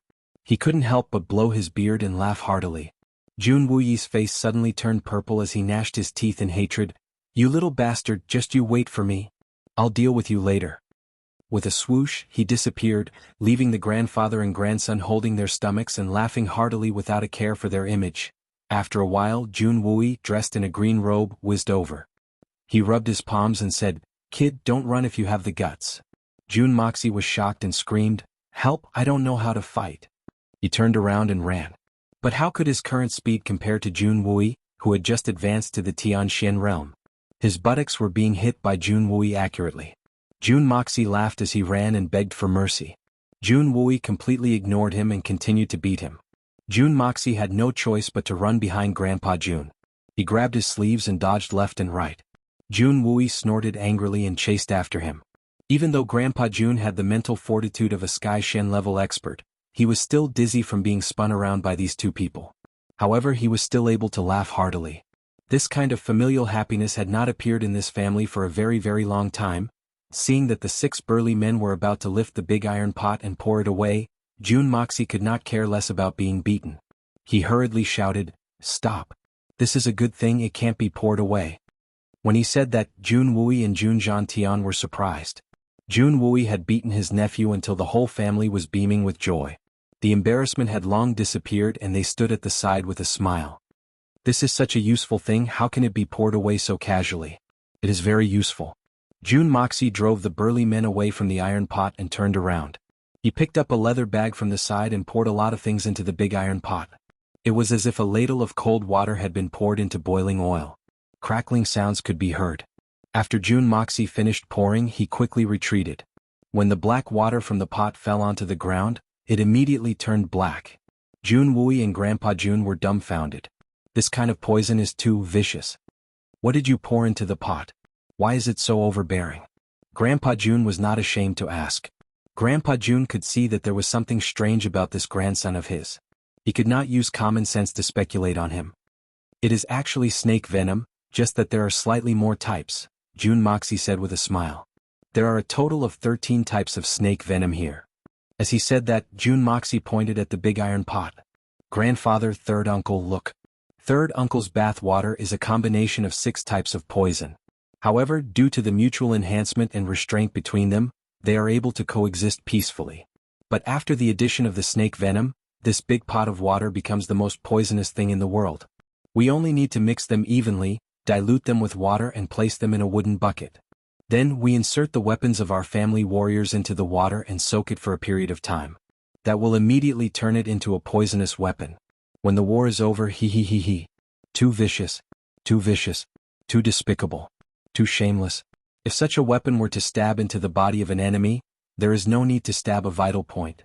Just a little scratch on the hands or feet would be enough to be fatal. Such a poisonous thing, even with Grandpa Jun's cultivation, Tianxian, he might not be able to withstand it for long. Truly terrifying. It was exceptionally frightening. Jun Tian and Jun Wuyi stretched their necks further and further as their eyes widened. At this moment, they looked at Jun Moxie as if they were looking at a demon that had escaped from hell. Both of them shuddered at the same time. Compared to the harmonious and joyous atmosphere of the Jun family, the Grand Preceptor's mansion was in a gloomy and miserable state. Although Li Zhen and Meng Haizhou were driven out of the magnificent jewel hall on the spot and the Li family was deprived of the right to enter the magnificent jewel hall, but as long as the Meng family's box was still there was no problem at all. Moreover, the most important thing was that the jade coral that had been successfully traded was finally brought back to the magnificent jewel hall in one piece. Just based on this point alone, it was a great achievement and at least the merits outweighed the demerits. After Li Yuran saw the jade coral, she listened to Li Zhen's frightening report with a smile on her face. Li Zhen anxiously thought that Li Yuran would fly into a rage and punish him, but he did not expect that Li Yuran would lightly say, "Oh? 5 million taels? Not expensive at all." No matter how you look at it, the Tang family also participated in the competition.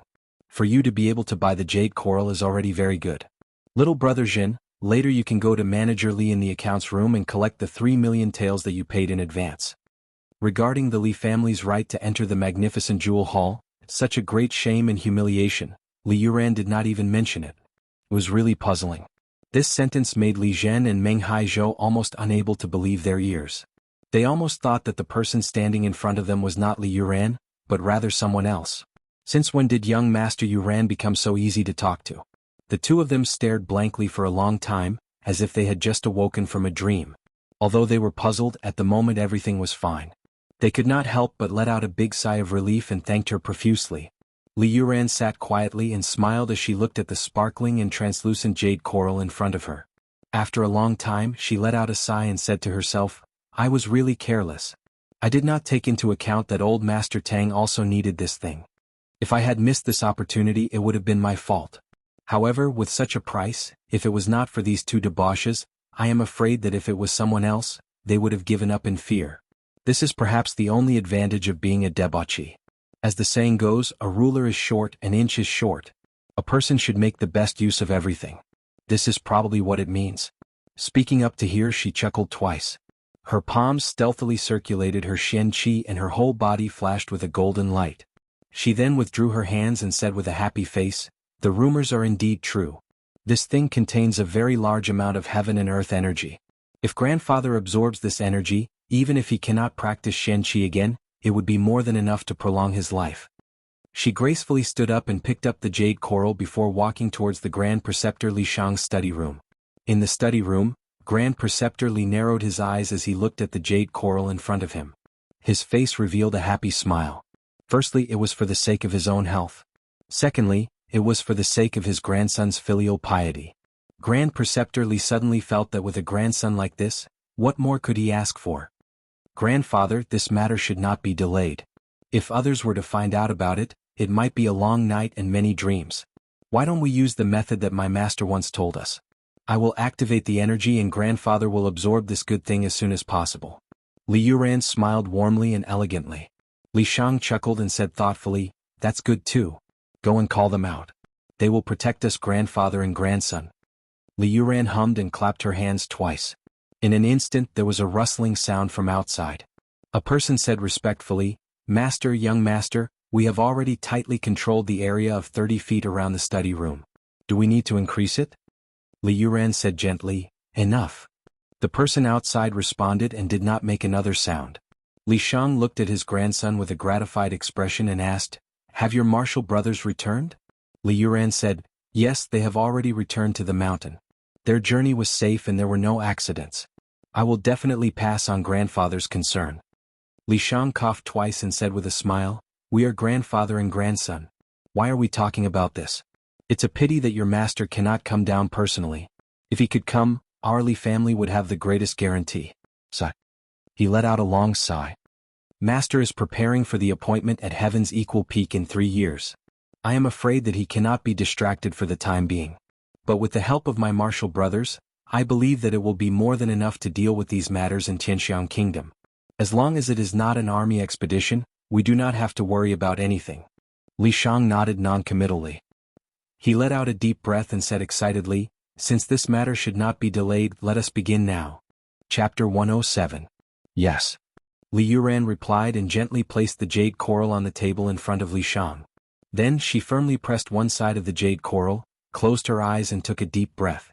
Her whole body shone with a golden light. It was obvious that she was operating the Shen Qi with all her might. The jade coral made a clanging sound.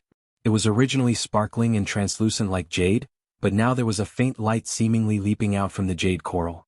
Strands of blue qi, almost imperceptible to the naked eye, slowly rose from the surface. The moment the blue qi rose, the entire body of the jade coral turned into a strange blue color. The time has come. Li Shang's eyes flashed with a trace of desire. He calmed his mind and slowly stretched out his skinny right palm, gently caressing the other side of the jade coral. The moment his palm touched the jade coral, the minute qi that was stirred up by Li Yuran, at a speed visible to the naked eye, scrambled along Li Shang's arm and slowly penetrated into his body, bit by bit. As the blue qi entered his body, Grand Preceptor Li Shang's originally emotionless face could not help but reveal a trace of heartfelt joy. He could clearly feel that his meridians were feeling much better at this moment. As the blue qi continued to enter, Li Shang felt his body becoming more and more relaxed, and even his soul was trembling with joy. His dantian, the place where Junjian Tian punched it, had long since lost all feeling. Now there was a faint pain which was then gently soothed by the blue qi. His dantian and meridians, which had been damaged for many years, were also recovering at an extremely slow speed. Both of them closed their eyes and clearly felt the changes. Both of them were filled with joy. The two of them did not notice that the jade sea coral had suddenly changed its color. In an instant, it had become pure white. Under the cover of the faint blue gas, there was a ball of white spiritual energy violently rushing left and right. The blue gas had originally tightly wrapped around it, leaving not a single drop. Although the white gas was violent and agile, it could not rush out. But with Li Yuran's urging and Li Shang's absorption, the density of the blue qi became thinner and thinner, and the white qi became thicker and thicker. Gradually, the white qi began to overpower the host. There was only one last step before his dantian could recover. The old scars of decades had haunted Grand Preceptor Li for half his life. Now that they had recovered, how could he not be excited? Not ecstatic? Even though Grand Preceptor Li was used to seeing great winds and waves, he still felt that his mental state was a little unstable at this moment.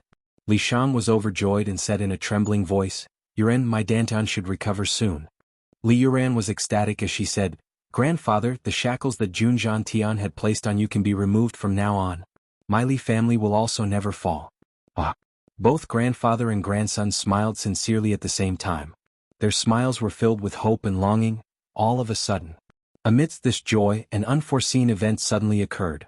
At the most critical moment when Grand Preceptor Li's dantian was about to recover, the completely different heaven and earth spiritual qi that Jun Moxie had injected earlier suddenly broke free from the shackles of the blue qi. Like an evil dragon that had suddenly broken free from its shackles, it followed the direction of the blue qi at lightning speed and charged forward with irresistible force. A wisp of abnormally violent and swift air current, with a so sound, escaped into Li Shang's recovering meridians like a ghost. Then, it barged its way into his dantian, which was about to fully recover, like a hot knife through butter.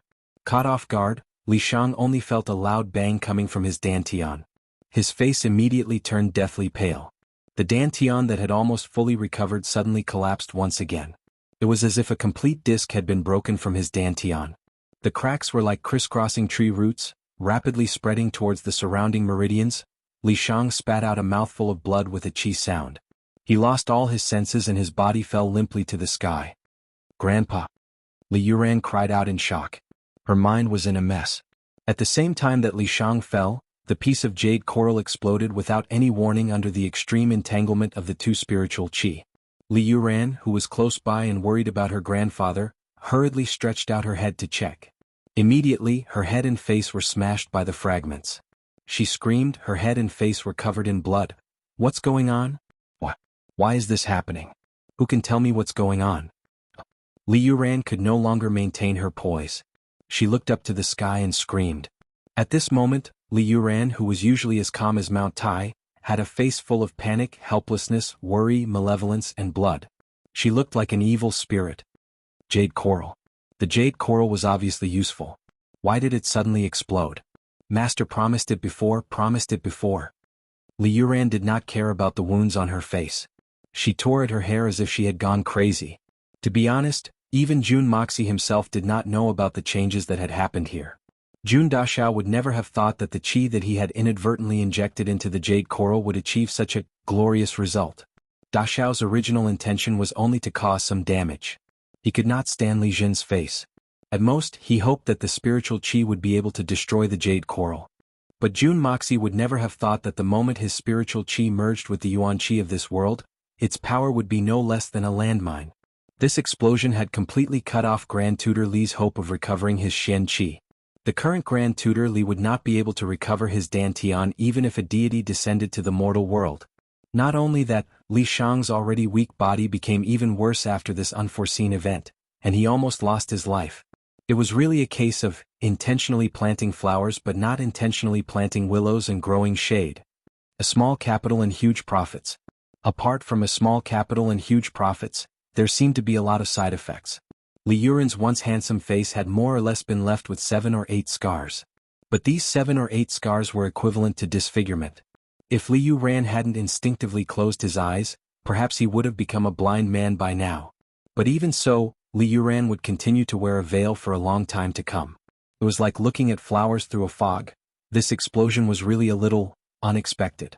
Some families were happy while others were sad. Compared to the Jun family's excitement and the Li family's fear and misery, the Dugu family's mood was like that of a burning volcano.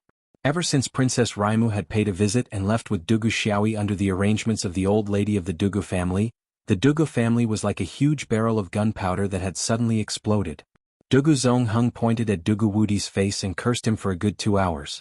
Occasionally he would punch and kick him in anger. Dugu Wudi grimaced in pain and became a yes-man. He did not dare to resist. In fact, he was no less depressed than his father. Are you a pig? You useless son of AB*TC. I told you to look at your daughter. Is this how you look? You bastard. You are a pig. Dugu Zongheng was furious. Even if you like a pig, it's still better than Jun Moxie. Damn it. That's Jun Moxie. Are you blind? Fuck, that's Jun Moxie we're talking about. Are you fucking blind? Dugu Wudi's face was full of spittle, but he didn't dare to wipe it off. He stammered with difficulty, I don't know. If I had known, this sentence brought about a new round of storm. Bah, if you don't know, who would know? What else do you know? You're her father. Dugu Zongheng was about to go crazy with anger, that Jun Moxie is famous for being a debauchee in the capital. Good people stay away from him and bad people stay away from him. Which daughter of a good family would want to marry him? Not to mention our Xiaoyi. Is your brain stuffed with tofu dregs or is it filled with water? How about getting kicked by a donkey? What a bastard. What an idiot. Idiot. How did I raise you in the first place? My wisdom has been wasted on a pig like you. Dugu Wudi passively endured the rain of spittle. He felt that he couldn't open his eyes. Father, please calm down. Xiaoyi's absent-minded state has only just begun. It seems that there hasn't been any substantial progress between the two of them. There's still time. Dugu Wudi's words had thoroughly poked the hornet's nest. Dugu Zongheng flew into a rage. He raised his leg and Dugu Wudi's tall and sturdy body was sent flying like a rubber ball. He stamped his feet and cursed, Are you even talking like a human? What do you mean by there hasn't been substantial progress? Don't tell me that you want to make substantial progress? It's not too late? Do you want to wait until your daughter is pregnant before it's too late? Do you think that Jun Moxie, that son of a bitch, wouldn't do such a thing? The more he spoke, the angrier he became. Dugu Zongheng grabbed his son and started to madly beat him. Usually, Madame Dowager would have come out to mediate at such a time. However, this time she just stood at the side and did not move at all. At this moment she actually fanned the flames and added, You deserve to be beaten. How did this old lady give birth to such a blind son? Dugu Zongheng's anger subsided a little after he had madly beaten his son. His face turned black as he said, This matter must stop. You take advantage of the time that Xiaoyi is accompanying the princess in the palace. Quickly resolve this matter for me. This old man will kick you until you explode if I hear any similar news again. Why are you still not going? Why do you want this old man to go personally? Great General Dugu Wudi crawled up from the ground with a bloody nose and swollen face, and fled in panic. Dugu Wudi returned to his courtyard after he had eaten the old man's first meal. He was immediately thrown into chaos. First, he vented his anger at his wives. Then he passed down an order. Dugu Ing, Dugu Xiong, Dugu Hao, Dugu Jia, Dugu Cheng, Dugu Shang, and Dugu Qian are to immediately return from the barracks outside the city. No mistakes are allowed. Military law, family law will be meted out for any delay. Great General Dugu had decided to start with Jun Moxie. That repulsive brat dared to seduce my daughter, and caused me to be taught a lesson by my father. Isn't he tired of living? Do you think that I won't dare to touch you because your grandfather is protecting you? Just because I got beaten up today, I'll peel off 3 layers of your skin. Not to mention that you've even provoked my precious Xiao Yi. Chapter 108. The 7 names mentioned by Dugu Wu Di were the next generation of the Dugu family. The names were given by Dugu Zongheng. The last character of the 7 names added up to Heroes and Legends Rush Forward. It was a very imposing name. Dugu Zongheng had originally planned to use this as the first half of the couplet. He had also prepared a second half. Dragons, tigers, leopards, wolves fill the sky. He had been waiting for his 3 sons to make a second half of the couplet. But he had not expected that after these 7 sons, the family's baby would come out, Dugu Xiaoyi. Just as Dugu Zongheng was looking forward to it, there was no more news. This made Dugu Zongheng extremely depressed. He could only swallow the second half of the dragons, tigers, leopards, wolves fill the sky couplet. As for the wind and cloud general couplet, there was no need to mention it. A good couplet was useless. Naturally, Dugu Zongheng had been greatly disappointed in this matter. He had scolded his 3 sons for being good-for-nothings, and for not living up to his expectations. Naturally, although Dugu Zongheng was rude and unreasonable, he knew that his daughter-in-law was not someone he could casually scold. Therefore he only scolded his sons. Of the 3 sons, only the eldest, Dugu Wu Di, was in the capital. His other 2 sons, Dugu Wushang and Dugu Wutong, were guarding the east and south sides of the empire. They refused to come back no matter what. Actually, they had been beaten up by the old master and there were repercussions from it. The generals of the empire had to have some dignity. With the title of guarding the border, they naturally didn't want to come back if they could.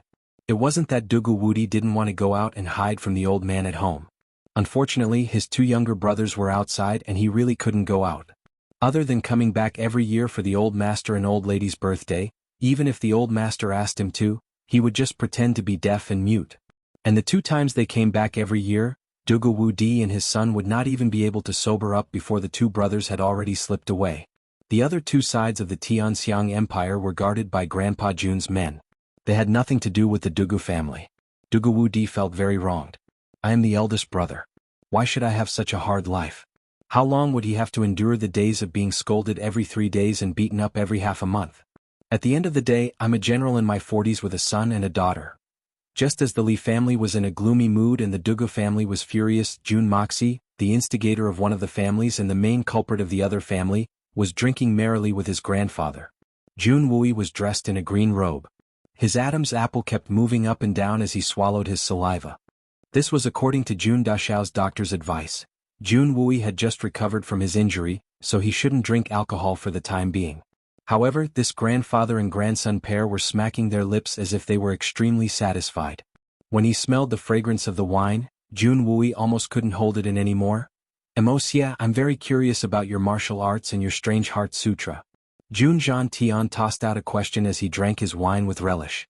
Even Jun Wui opened his eyes wide and pricked up his ears when he heard this sentence. This was because Jun Moxie's martial arts were too unimaginable. Both of them were very knowledgeable, but they had never seen or heard of any Shen Qi that could have such an effect. Not only could it heal injuries, it could also repel poison. Moreover, it didn't emit any light. Moreover, its power was incomparably great. Such a miraculous skill should be very famous in the Shenzhen continent, but there had never been any news of it.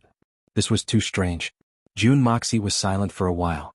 After a long time he said, "Grandfather, third uncle, can you not ask about this? I really don't want to lie to you." Oh, this old man understands. Jun Zhan Tian suddenly realized. The expert who taught you martial arts didn't want you to say it, right? Haha, many people have this kind of strange temperament.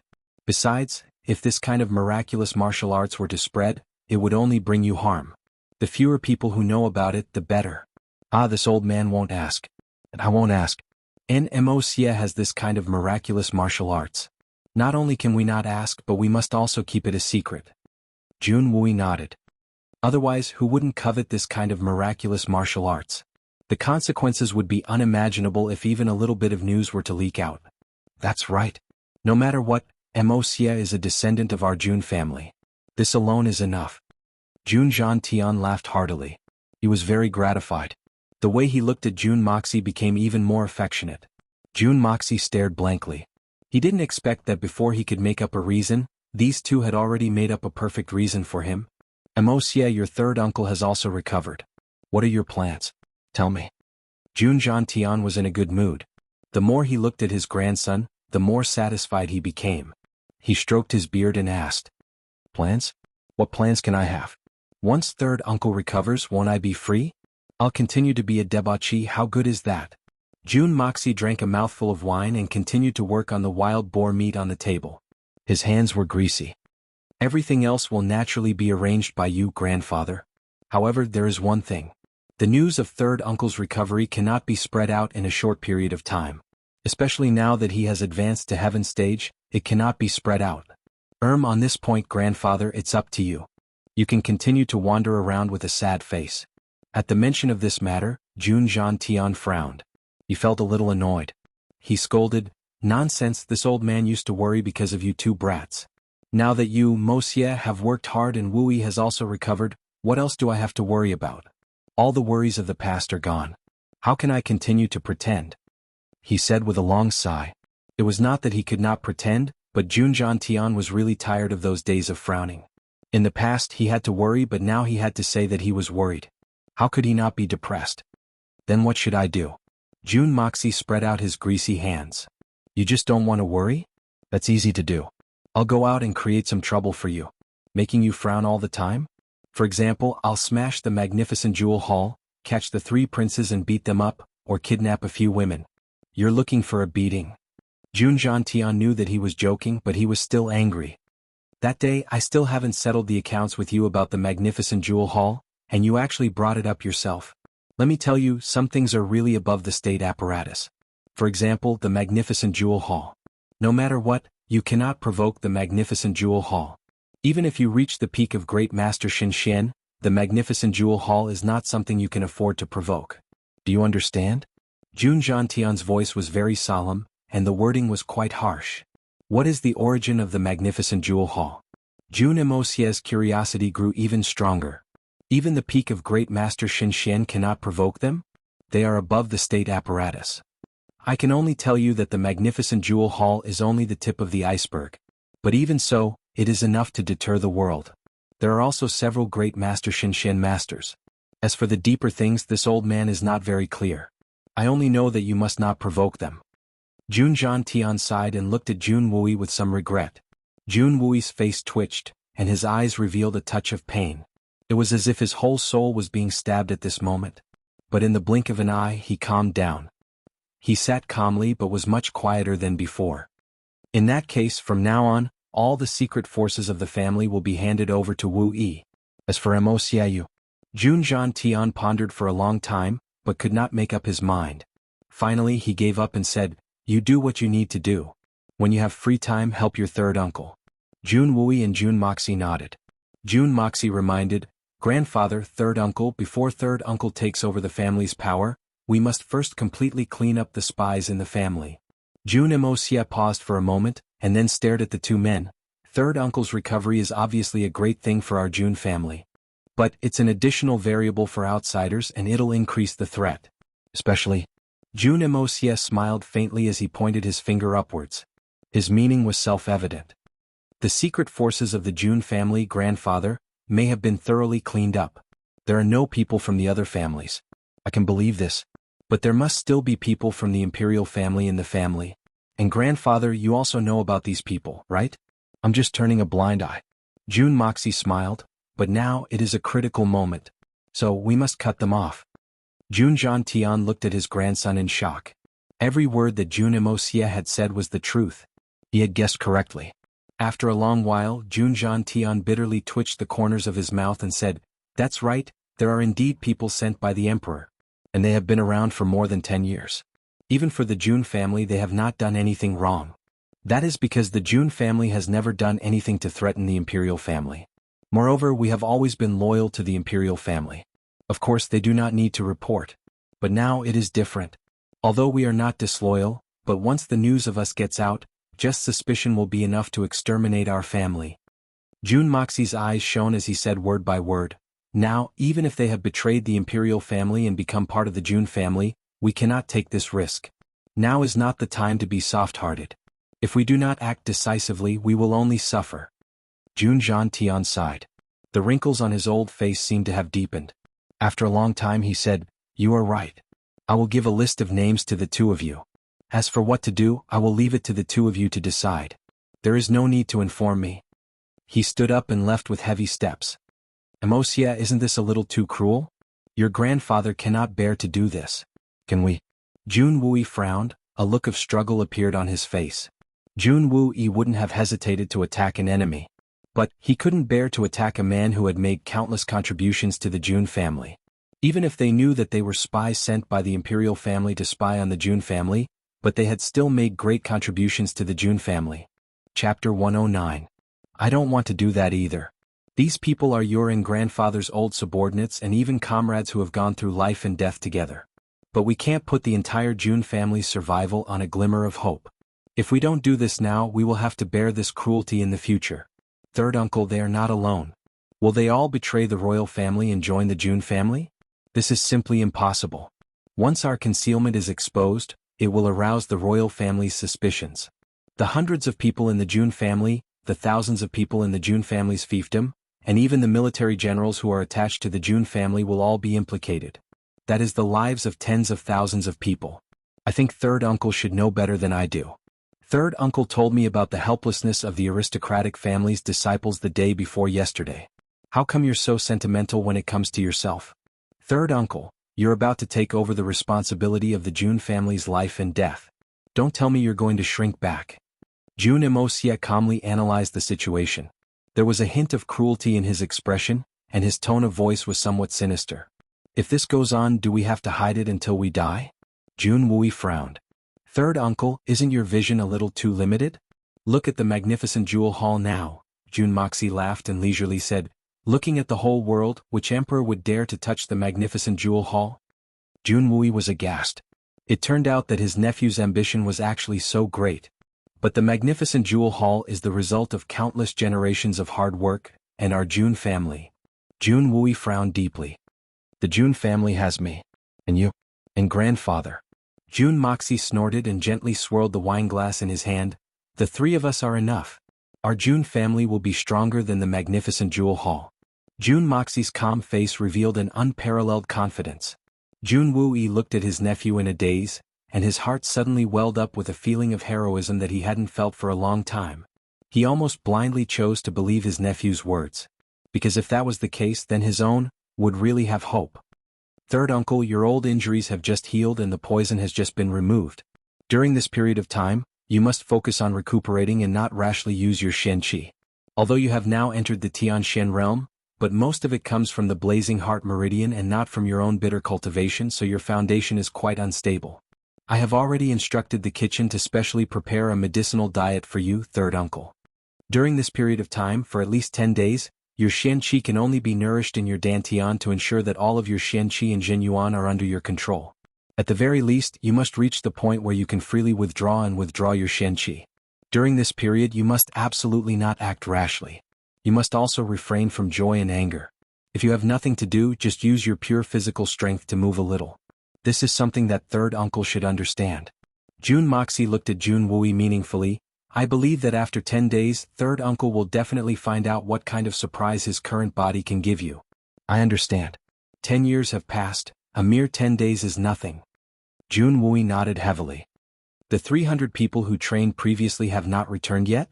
Jun Moxie casually spun his wine glass. After the 300 guards had trained to a certain degree, Jun Moxie began to arrange the death training.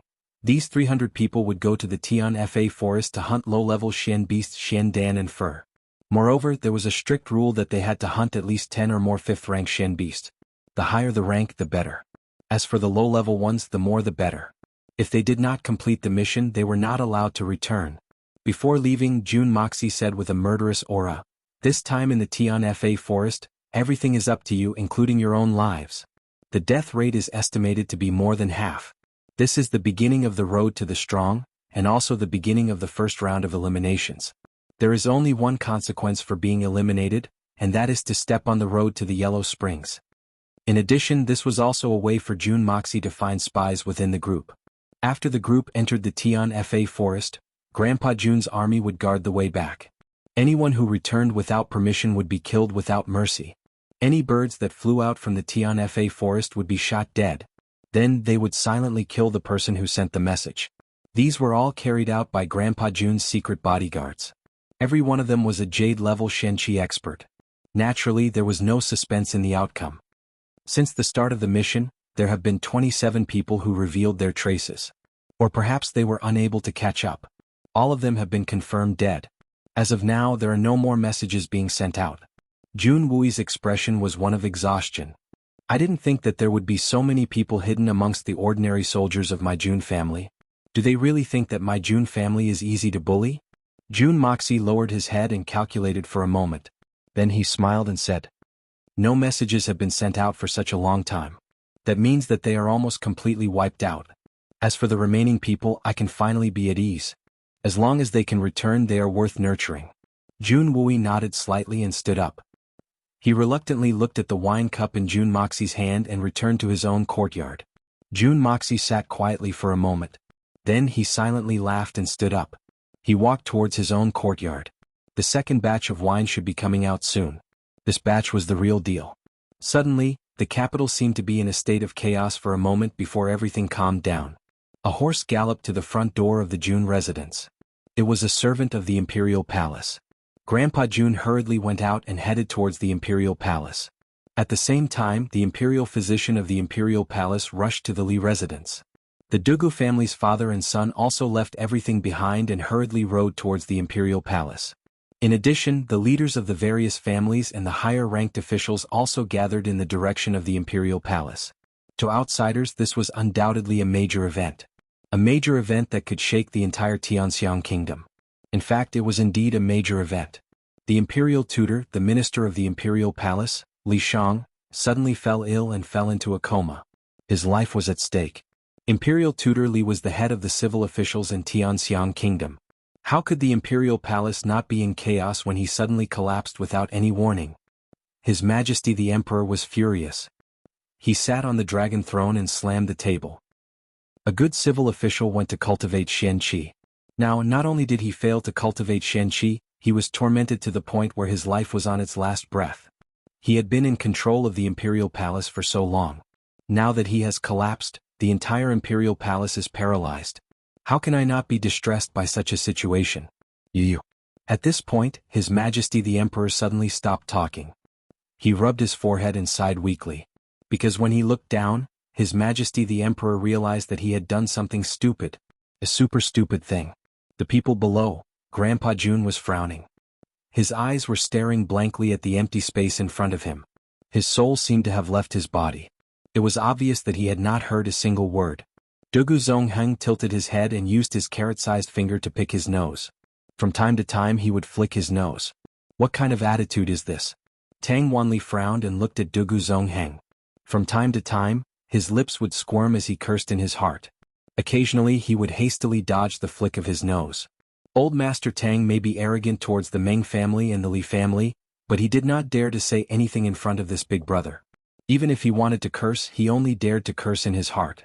The Meng family's old man stood solemnly.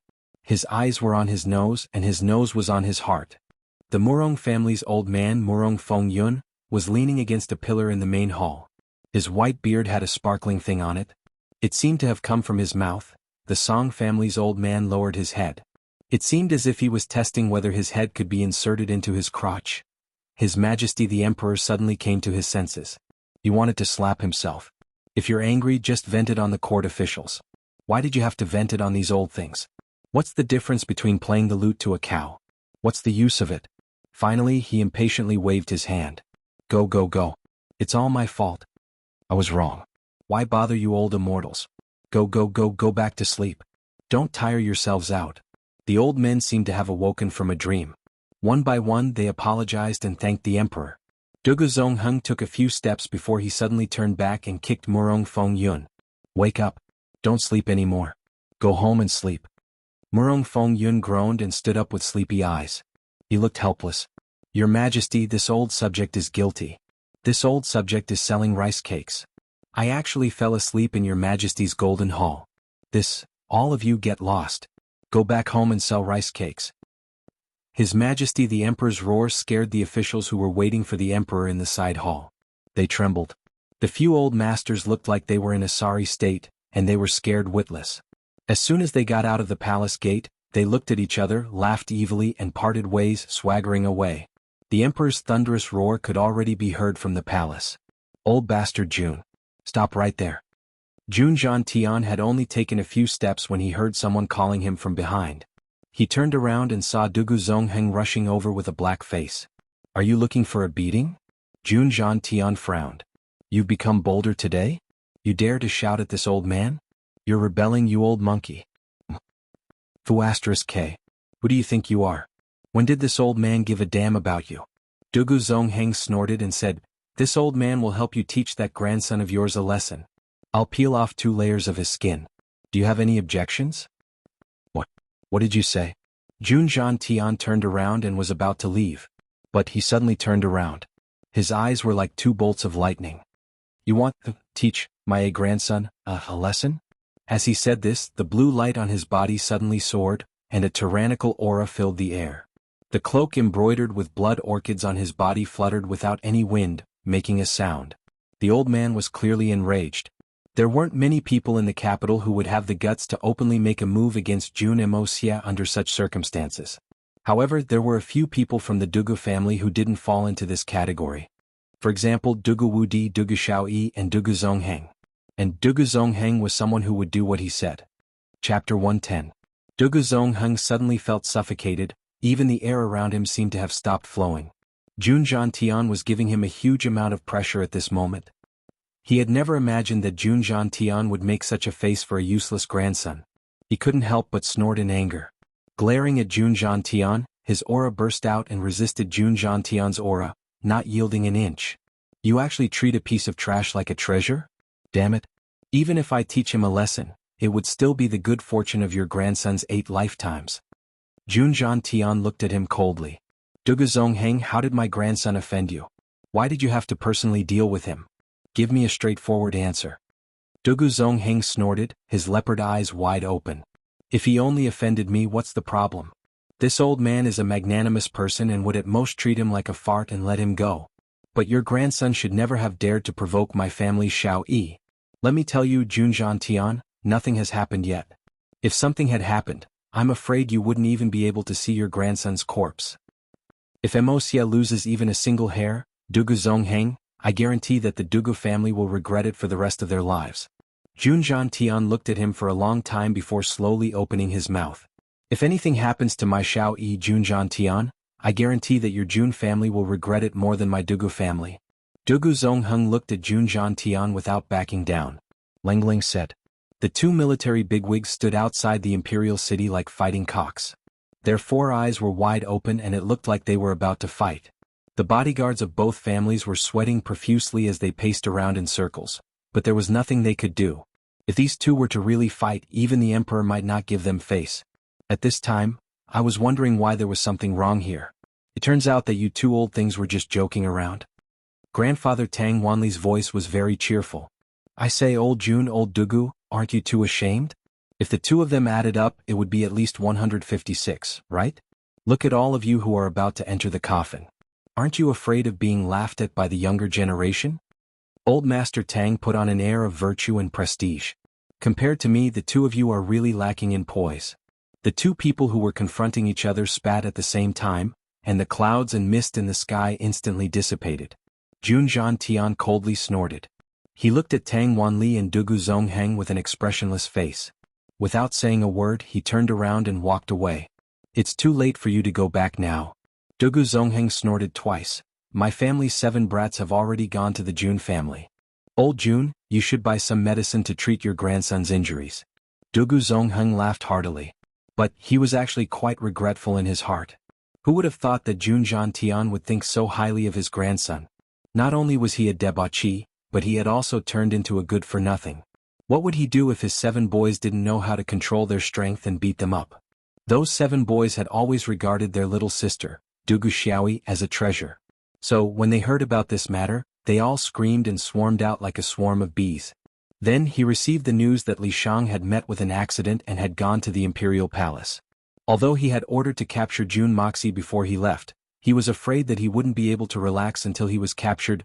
Jun Zhantian's body paused for a moment. Then he suddenly jumped up. He didn't even mount his horse. Instead, he directly circulated his Shen Qi. A blue light burst out and he disappeared with a schwa sound. Only a roar was left in the air. Dugu Zongheng, I'm not done with you. It's too late for regrets. Grandpa Jun was really angry. He had always called himself, Hai. But now, he had unexpectedly burst out with vulgarities and called himself. Old Dugu, how did you provoke Grandpa Jun? Is there a need to make it so tense? Grandfather Tang Wanli asked curiously as he watched from the side, his head full of confusion. Dugu Zongheng's belly was full of anger. He rolled his eyes and scolded, Go do what you need to do. It's none of your business. With a whoosh, he jumped onto his horse and galloped away. These words made Tang Wanli so angry that he almost couldn't breathe. After a long time he heavily exhaled. He was so angry that his fingers were trembling. Old man. If it weren't for me, you two would have already started fighting. I tried to mediate with good intentions, but you actually angered me to death. Old Master Tang's white beard trembled as he thought about how ungrateful these two people were. His old face looked as if it had been injected with duck blood. If I encounter such a thing again in the future, I won't be a human if I stick my head out again. Suddenly he gathered his chi and roared, This old man is the son of a tortoise, a bastard. His voice was like thunder and spread far away. The old men of the big families who had not gone far staggered at the same time. That sounds like that old bastard Tang Wanli's voice. What's wrong with him? Why is he so crazy? He actually announced to the world that he's the son of a tortoise, a bastard? Did he get kicked in the head by a donkey? It would be a pity if they didn't go and take a look at such a big piece of gossip. It's a once-in-a-lifetime opportunity. After a discussion, the old men excitedly rushed towards the Tang family. Each of them was faster than the other, fighting to be the first. The lethargic atmosphere in the court had long disappeared without a trace. Even if there were a few more strong young men, they would still not be able to compete with them. If His Majesty the Emperor saw this scene, he would probably vomit blood in anger. Jun family unaware of the impending disaster, Jun Moxie directed a few strong middle-aged female servants to carry a few huge water jars. They were taking out the bright, pinkish-yellow wine from the distilling boiler that he had made himself. Seeing the water jars slowly fill up one by one, Jun Moxie rubbed his nose and sniffed the air. The air was filled to the brim with the fragrance of the wine. It could also be said to be the smell of distiller's grains. His heart was blooming with joy. Jun Moxie had never liked to drink hard liquor. Today he made these jars with the intention of exchanging them for a large sum of money. With his current understanding of the world's wine culture, he believed that his vision of 10,000 taels of silver for a small jar would soon become a reality. Of course, it wasn't all for the sake of earning money. It was also to let these country bumpkins see what was called wine. China's wine. Wine without this young master's approval is trash. Only wine with this young master's approval is considered good wine. 10,000 taels of silver for a small jar. He wouldn't lower the price even if his entire family were to be executed. Damn it, they can't even brew wine, yet they still have the nerve to live. Aren't they all going to slit their own throats? Aren't they afraid of making a fool of themselves? In fact, Jun Moxie's real intention was to sell off this batch and never sell again. In the future he would only brew 10 to 20 caddies every month, enough for his family to drink. As for others, even if His Majesty the Emperor wanted to drink, young Master Jun would still stiffen his neck. If I say no, then no. What can you do? First I'll whet your appetite, then I'll stop it with a crunch. From now on I'll never brew wine again. Then I'll let you all go back and drink that trash, making it hard for you all to swallow. Jun Moxie was looking forward to that time, to the expressions on the faces of these rich nobles. It'll be very exciting, right? It'll be very pleasing to the eye, ha. I'm waiting for this kind of excitement. Jun Moxie hummed a little tune. At that moment, the expression on his face could no longer be called an evil monarch, but an evil god. It had to be said that a person who could come up with such a sinister idea was really evil to the extreme. A loud bang came from the main door, coming from afar. It interrupted Jun Moxie's thoughts, making him very surprised. This is the Jun family. Is there really someone who comes to cause trouble in broad daylight? Isn't this too novel? His guess couldn't be more correct. A scream came from the main door, and not long after, he heard heavy footsteps coming towards him aggressively. With a bang, the main door of the small courtyard instantly turned into a pile of debris, and a loud voice roared, "Jun Moxie, you bastard, get out here right now! Why does this scene look like the gangsters coming to find trouble?" At that moment, Jun Moxie almost thought that he had gone back in time. The sound of thumping sounded, and Jun Moxie stretched his head to take a look, only to see 7 bear-like strong men like 7 iron towers, each of them swinging their arms, their faces ferocious, and they rushed in at a speed of 1.5 feet with each step. Saving a life is better than building a 7-storied pagoda. Can a 7-storied pagoda be thicker than these 7 men? The legendary pagoda is a tower. Jun Moxie immediately made a decision and quickly ordered, "You go tell third uncle, don't let him come over, I will handle this, I can definitely handle it. Go tell sister-in-law, don't let her come over either." The only thing that Jun Moxie was worried about now was that Jun Wui couldn't help but rush over, and that would be terrible. Although Jun Wui's current strength had indeed risen to the level of Tian Xian, the Tian Xian's true qi in his body was extremely unstable, and not all of it could be used for his own use. If he didn't stabilize it for a period of time and acted rashly, once the Xian qi broke through his meridians, there would really be no way to save the situation. As for Guan Qinghan, no matter what, she was a girl and her hair was long but her knowledge was short. Coming over would not help at all. Jun Moxie could see at a glance that Guan Qinghan's strength could at most deal with the weakest of the 7 men in front of him, and she would most likely lose. Grandfather had gone to the palace, and it seemed that none of the servants in the house could afford to provoke these 7 devil incarnate. Besides, all the big families had a basic tacit understanding, and that was to not get involved in the affairs of the younger generation, and let them toss and turn. It seemed that he would have to go into battle alone. Jun Moxie obviously knew them. The Dugu family's heroes and legends Rush Forward was a famous figure in Tianxiang City, and his reputation was much more resounding than Jun Moxie's. Although they weren't friends on the same level, but they still saw each other often. The only thing that Jun Moxie was hesitating about at this time wasn't whether or not he would be abused by these 7 bear-like men, but rather he was having a headache. If I were to kill or cripple these 7 guys, what would the Dugu family do? Would they go crazy? And would the Jun family be able to withstand it? Chapter 111. Apart from the fact that some of these fellows were a bit older and some were a bit more inexperienced and immature, all of them basically looked the same. They looked like septuplets. All of them were tall and sturdy, with round eyes and beards on their cheeks. At first glance, these 7 heads looked a bit like a rectangle lying on the ground. They were really too awesome. How did they manage to feed them? This nest of them were all Zhang Fei's ultimate style. If they were brought to modern times to act in the romance of the 3 kingdoms, none of them would need any makeup. Moreover, they would definitely be more original than the original, fiercer than Zhang Fei. Jun Moxie suddenly felt a kind of amazement in his heart. It must have been hard on the 3 brothers of the Dugu family. What kind of tacit understanding did they have for their sons to be born like this? They were really too talented. Jun Moxie, where do you think you're running to? Dugu Ying, who was the leader, had sharp eyes. He saw Jun Moxie at a glance and roared like thunder.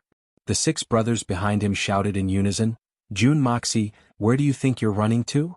Thunder from the 9 heavens. The flowers and plants in the courtyard were frightened, and they couldn't help but sway in the wind. Jun Moxie was admiring the creator's uncanny workmanship in his heart. The world was really full of strange things.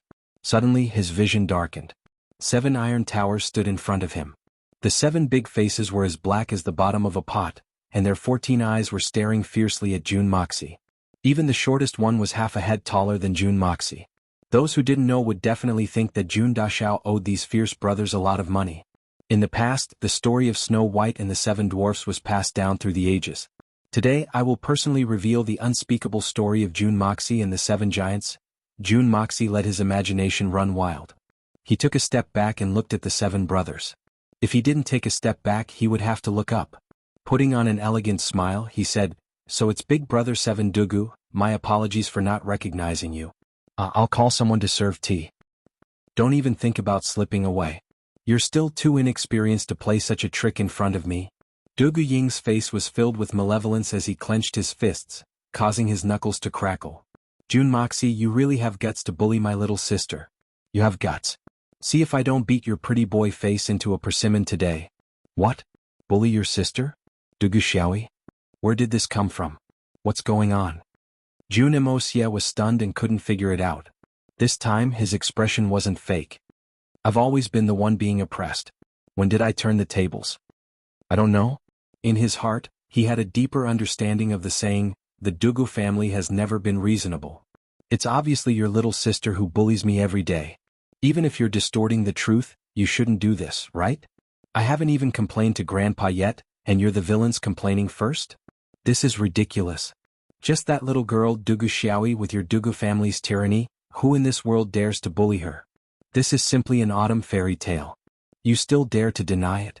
Do you want to deny it? Dugu Xiong roared from the side. Halfway through his roar, he suddenly raised his head in confusion. His large nostrils took 2 deep breaths and blinked. What's that smell? Why is it so fragrant? It's too fragrant. The other 6 people were indeed a family. Almost at the same time they sensed that something was wrong. The smell was too tempting. They didn't come back to their senses for a moment, but were roused by Dugu Xiong's words. Ignoring Jun Moxie, they all moved their nostrils to search for the smell. Their 7 pairs of nostrils madly inhaled, turning the surroundings into a vacuum. Jun Moxie inexplicably felt a little suffocating. Insufficient oxygen supply? What kind of lung capacity is this? It smells too good. Why does it smell like wine? Dugu Ying closed his eyes and moved his nose, his face full of confidence. Nonsense. How can there be such fragrant wine? I'm going to get drunk. Dugu Xiong was still looking up at the sky with an intoxicated expression. This is definitely not wine. It's immortal wine. Dugu Hao looked like an expert, shaking his head as if he had drunk it before. Fuck off. What immortal wine? How ignorant, go to the side and stay there. Dugu Jie cursed. My uncle is your father. Why don't you tell him to go to the side and try? Dugu Hao's face and neck turned red as he retorted sarcastically. Could it be knockout incense? Dugu Chung said it was knockout incense, but his nose was still madly sniffing. Even if it's knockout incense, I'd rather be drugged every day. Heavens, let me be drugged a little longer. What if I can't smell it anymore? Dugu Shang's face was full of intoxication. Among the 7 brothers he was the one who sniffed the loudest. Useless. Dugu Qian despised the conduct of his 6 brothers. He cursed them with infinite contempt, but he himself closed his eyes in intoxication. The 7 of them were all shaking their heads, closing their eyes and sniffing wildly. They didn't notice that less than 10 feet in front of them were extremely conspicuous large jars of wine. The glistening yellow wine inside was emitting an intoxicating fragrance, drilling into their nostrils. Jun Moxie was dumbfounded. There's actually such a person in this world. And there's 7 of them at once. Nature's creation is indeed wonderful. He couldn't help but cough. Startled by his voice, the 7 brothers finally came to their senses. They opened their eyes with some embarrassment. Seeing Jun Moxie in front of them, they immediately remembered their mission. Just as they were about to step forward and grab this brat to hand in their mission, the 7 of them suddenly stopped in their tracks. Their 14 eyeballs simultaneously stared. That thing was actually wine. How could wine be so clear and transparent? What kind of wine in this world could emit such an intoxicating fragrance? Big brother, look, is that really wine? Dugu Jie gulped down his saliva. It's so fucking fragrant. Nonsense. If it's not wine, can it be vinegar? Does your family's vinegar smell so good? It's really good wine. Why haven't I seen such good wine before? Dugu Hao's saliva dripped onto the floor, but he did not forget to mock them. Don't talk about seeing it, I've never even heard of it. I really want to taste. Dugu Chung used his sleeve to wipe his mouth. With 2 smacking sounds, his sleeve became wet. Nonsense. Who doesn't want to taste? The 6 brothers looked at him in disdain. Jun Moxie. Dugu Ying let out an earth-shattering roar. Immediately after, his voice became gentle. In your hand, what's that? It was hard to imagine that a fierce man like Zhang Fei could speak in such a gentle manner. Don't you understand? It's a wine cup, what else can it be? Jun Moxie swirled the wine in his glass, and accidentally spilled some of the wine in the glass onto the ground. Suddenly, the aroma of the wine in the surrounding became at least twice as strong. The 7 of them widened their eyes at the same time and lowered their heads in unison. Looking at the wet patch on the ground, their eyes were about to spit fire. It was a heinous sin to waste such a fine wine that they had never seen or heard of before. How could this be tolerated? Uncle can tolerate it, but I can't, even we can't tolerate it. I know that's a wine cup. I'm asking you, what's in that wine cup? Dugu Ying growled in a low voice. This is my home. I can put whatever I want in my wine cup. I can put vinegar in it and I can even pour soy sauce in it. Jun Moxie did not even bat an eyelid. Instead, he simply crossed his legs and leisurely said, "Of course I can also pour wine." As he said the last two words, he raised the wine cup and took another sip. His mouth clicked twice, and as if awakened from a dream, his eyes widened. "Right, what are you guys doing here? Hurry up and tell me. If there's nothing else, please leave." The eyes of the Dugu brothers hadn't left Jun Emosia's hand. They were still shaking the wine glass in his hand. Their hearts were jumping up and down. They were afraid that even a little bit of the wine would spill out. That would be such a waste of God's gift. "We were ordered to capture you," Dugu Xiong replied casually. Before he could finish, Dugu Hao fiercely stomped on his foot, causing him to jump up and down in pain. "We were ordered to invite young Master Jun to our residence for a chat, in order to deepen the friendship between the Jun and Dugu families." Dugu Hao strove to put on a refined appearance, shaking his head and emphasizing every word. As he shook his head, the saliva at the corner of his mouth flew in all directions, and Jun Moxie had no choice but to cover the mouth of the wine cup with his hand. Dugu Ing, who was at the side, suddenly became smart and understood with just a little bit. He opened his mouth and was about to speak, but was unable to speak due to the saliva in his mouth. He swallowed it with a gulp, and then said, "Yes, yes, that's what my family's old man meant. The friendship between our two families is deep, and there's no distinction between us. Anything good can be shared, he. The other six nodded in unison, and their movements were orderly. 6 beautiful parabolas appeared at the corners of the mouths of the 6 fierce men. "Ah, old Dugu is too polite." Jun Moxie's face was full of impatience, and he casually poured the wine in his cup with a schwa sound. The wine had not been diluted yet, and the aftereffects were extremely strong. Jun Emosia naturally didn't want to drink too much. In any case, it wasn't a rare thing. So he happily stood up and said, "If that's the case, then let's go. We don't want to keep Elder Dugu waiting." *K. The 7 brothers saw that Jun Moxie had actually poured a large cup of the best quality wine, and simultaneously opened their mouths in unison. "What?" Jun Moxie dragged out his voice. "He. The 7 brothers laughed hollowly at the same time. Dugu Ing said with a drooling face, "Young Master Jun, our two families have a deep friendship, and we brothers have come together to invite you. This wine of yours, can we have a taste?" Jun Moxie's face was full of reluctance, and he shook his head like a rattled drum.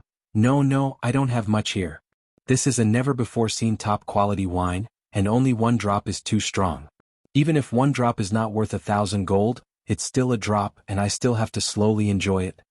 Saying that, he casually pointed his finger and said in a regretful tone, "I only have these few jars. If I drink it all, there won't be any left." This time it did not matter. The 7 brothers' eyes followed the direction of his finger, and suddenly, their eyes could not move away. Chapter 112. The 7 brothers followed Jun Emosia's finger, and looked in the direction of his finger. And their eyes couldn't move away from that direction. Each of them cursed in their hearts. "You call this not a lot? There are 8 such big jars. There must be at least 50 kilograms in each. So, there must be at least a few hundred kilograms in total. It's a pity that we can only smell it. We can't even taste a drop of it. A drop of it is worth 1,000 gold. Why don't you go and rob us?" "But this fragrance is worth 1,000 gold. Brothers, are we going to leave now?" "Haha, didn't you say that you wanted to leave me to pay a visit to Elder Dugu?" Jun Emosia took a few steps forward and then turned his head to look.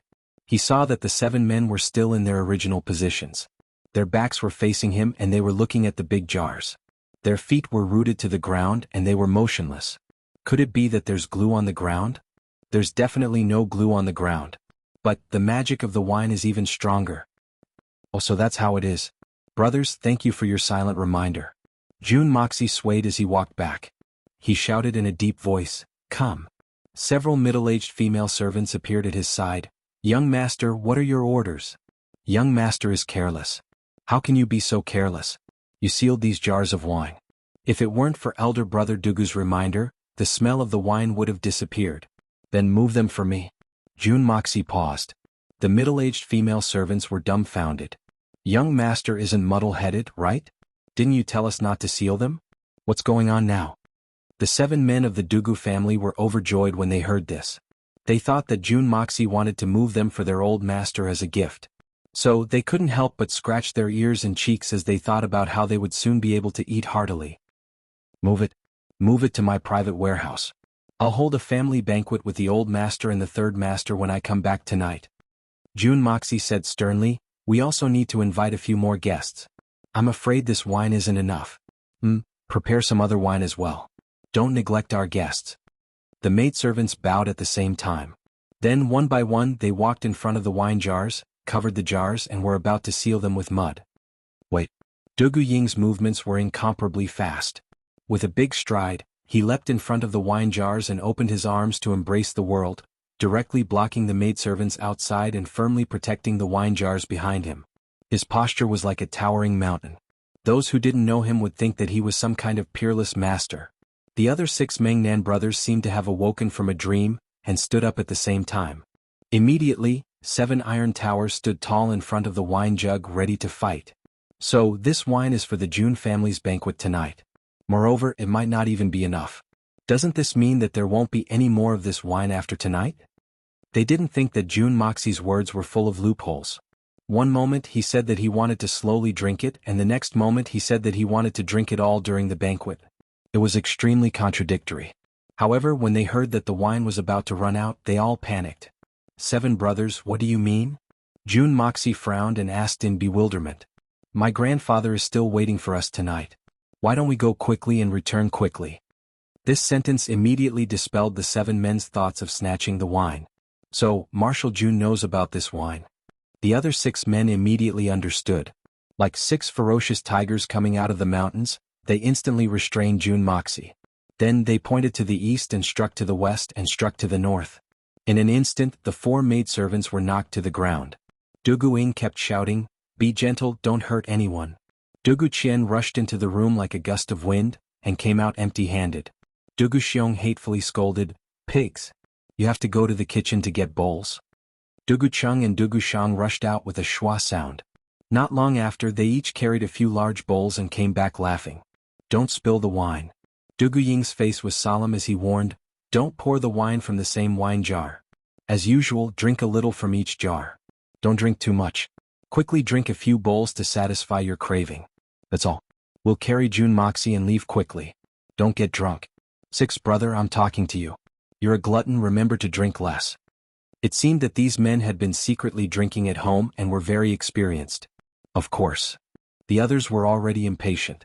They rushed to the wine jars like a swarm of bees to scoop up the wine. Then one by one they carefully carried the wine back. Squatting in front of the stone table, they formed a circle like a group of military workers. Dugu Ying picked up the wine bowl and sniffed it with nostalgia. Then he opened his mouth and took a big gulp. He only felt a cold thread flow down his throat. Then a blazing flame rose from his stomach. In an instant, his entire body felt light as a feather, as if he was about to become an immortal. He loudly praised, "This is indeed good wine. Of the highest quality. Those imperial wines that we drank in the past are simply trash. Later we must find out from that Jun brat where this good wine is sold." The other 6 men moved in unison and drank a mouthful of wine at the same time. Then they exhaled in unison. Their eyes were wide open as they raised their heads towards the sky. Then they held their stomachs and shook their heads. Then they moaned at the same time in comfort, "Oh, oh." The moans of these 7 very rough men sounded like dozens of professionals in a brothel receiving a guest at the same time. Then they began to move at the same time. Their voices were extremely charming and gentle, converging into a torrent of moans. Jun Moxie, who was lying on the ground, shivered. He felt as if all the pores on his body were about to explode. It was as if he was walking through a mass grave in the middle of the night. Then the 7 men rushed to scoop up the wine. From time to time voices of dispute could be heard. "Boss, you have 2 bowls. I only have 1 bowl. 7th brother, get lost. Don't fight with me. It's really good. Why did you push me? Damn." 3rd brother actually quietly drank 3 bowls. This guy is really shameless. "Brothers, let's go, this is it." The 7 brothers did not expect that after they kicked open the door and barged in for such a long time, none of the guards of the Grand Marshal's house had come out to greet them. This was not normal at all. They actually drank wine so unscrupulously. Even Jun Moxie was a little dumbfounded. This was like a group of robbers breaking into their master's house and drinking wine calmly. Moreover, they were drinking until they were dead drunk.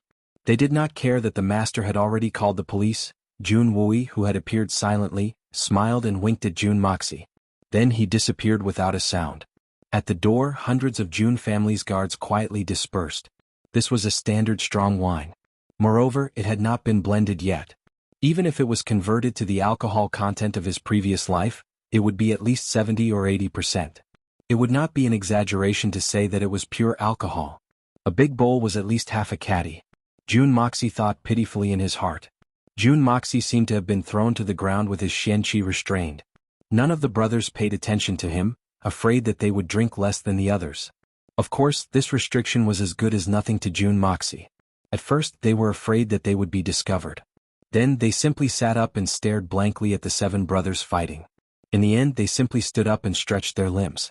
Then they crossed their arms and watched from the side. No one had the leisure to pay attention to him. Only for a moment. It was really only for a moment. Bang! Dugu Qian was the youngest. His alcohol tolerance was also the lowest.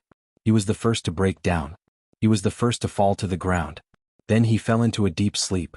Dugu Hao was tripped by him. Dissatisfied, he flew up and kicked Dugu Qian far away. Then he quickly went to scoop up the wine. Bang! Dugu Chung staggered and fell on his way to scoop up the wine. Bang! Bang! Bang! Bang! Bang! The floor was in a mess. There was no other way. The alcohol strength was too strong. Even a knockout drug would not take effect so quickly. Although there was a difference in alcohol tolerance, it was still dependent on the type of wine. These 7 brothers were basically drunk from one foot to the other. The liquor that Jun Dashao brewed this time was strong. Moreover, this was just the head of the liquor. It was even more alcoholic than alcohol. Although these 7 brothers had extraordinary alcohol tolerance, they had never drunk such a strong liquor before. It was like a waiter who was used to drinking beer from a young age suddenly drinking a cup of erguoto. At first it was not much. He could even drink a few more bowls. However, once the alcohol kicked in, he would not be able to wake up from this drunken dream for a few days. Moreover, these 7 brothers of the Dugu family had drunk at least 3 or 4 large bowls. For a moment, Jun Moxie's small courtyard was filled with thunderous snores. Although he had successfully solved this problem, Jun Moxie was extremely frustrated. It was all because of these 7 brothers. If you want to sleep, then go to sleep. Why are you snoring? I can tolerate it. But there are a few people who not only snore but also grind their teeth, whistle and even fart. It can be said that they are very rhythmic. Squeak! As Jun Moxie was vexed, Dugu Ing on the ground had already started to whistle again.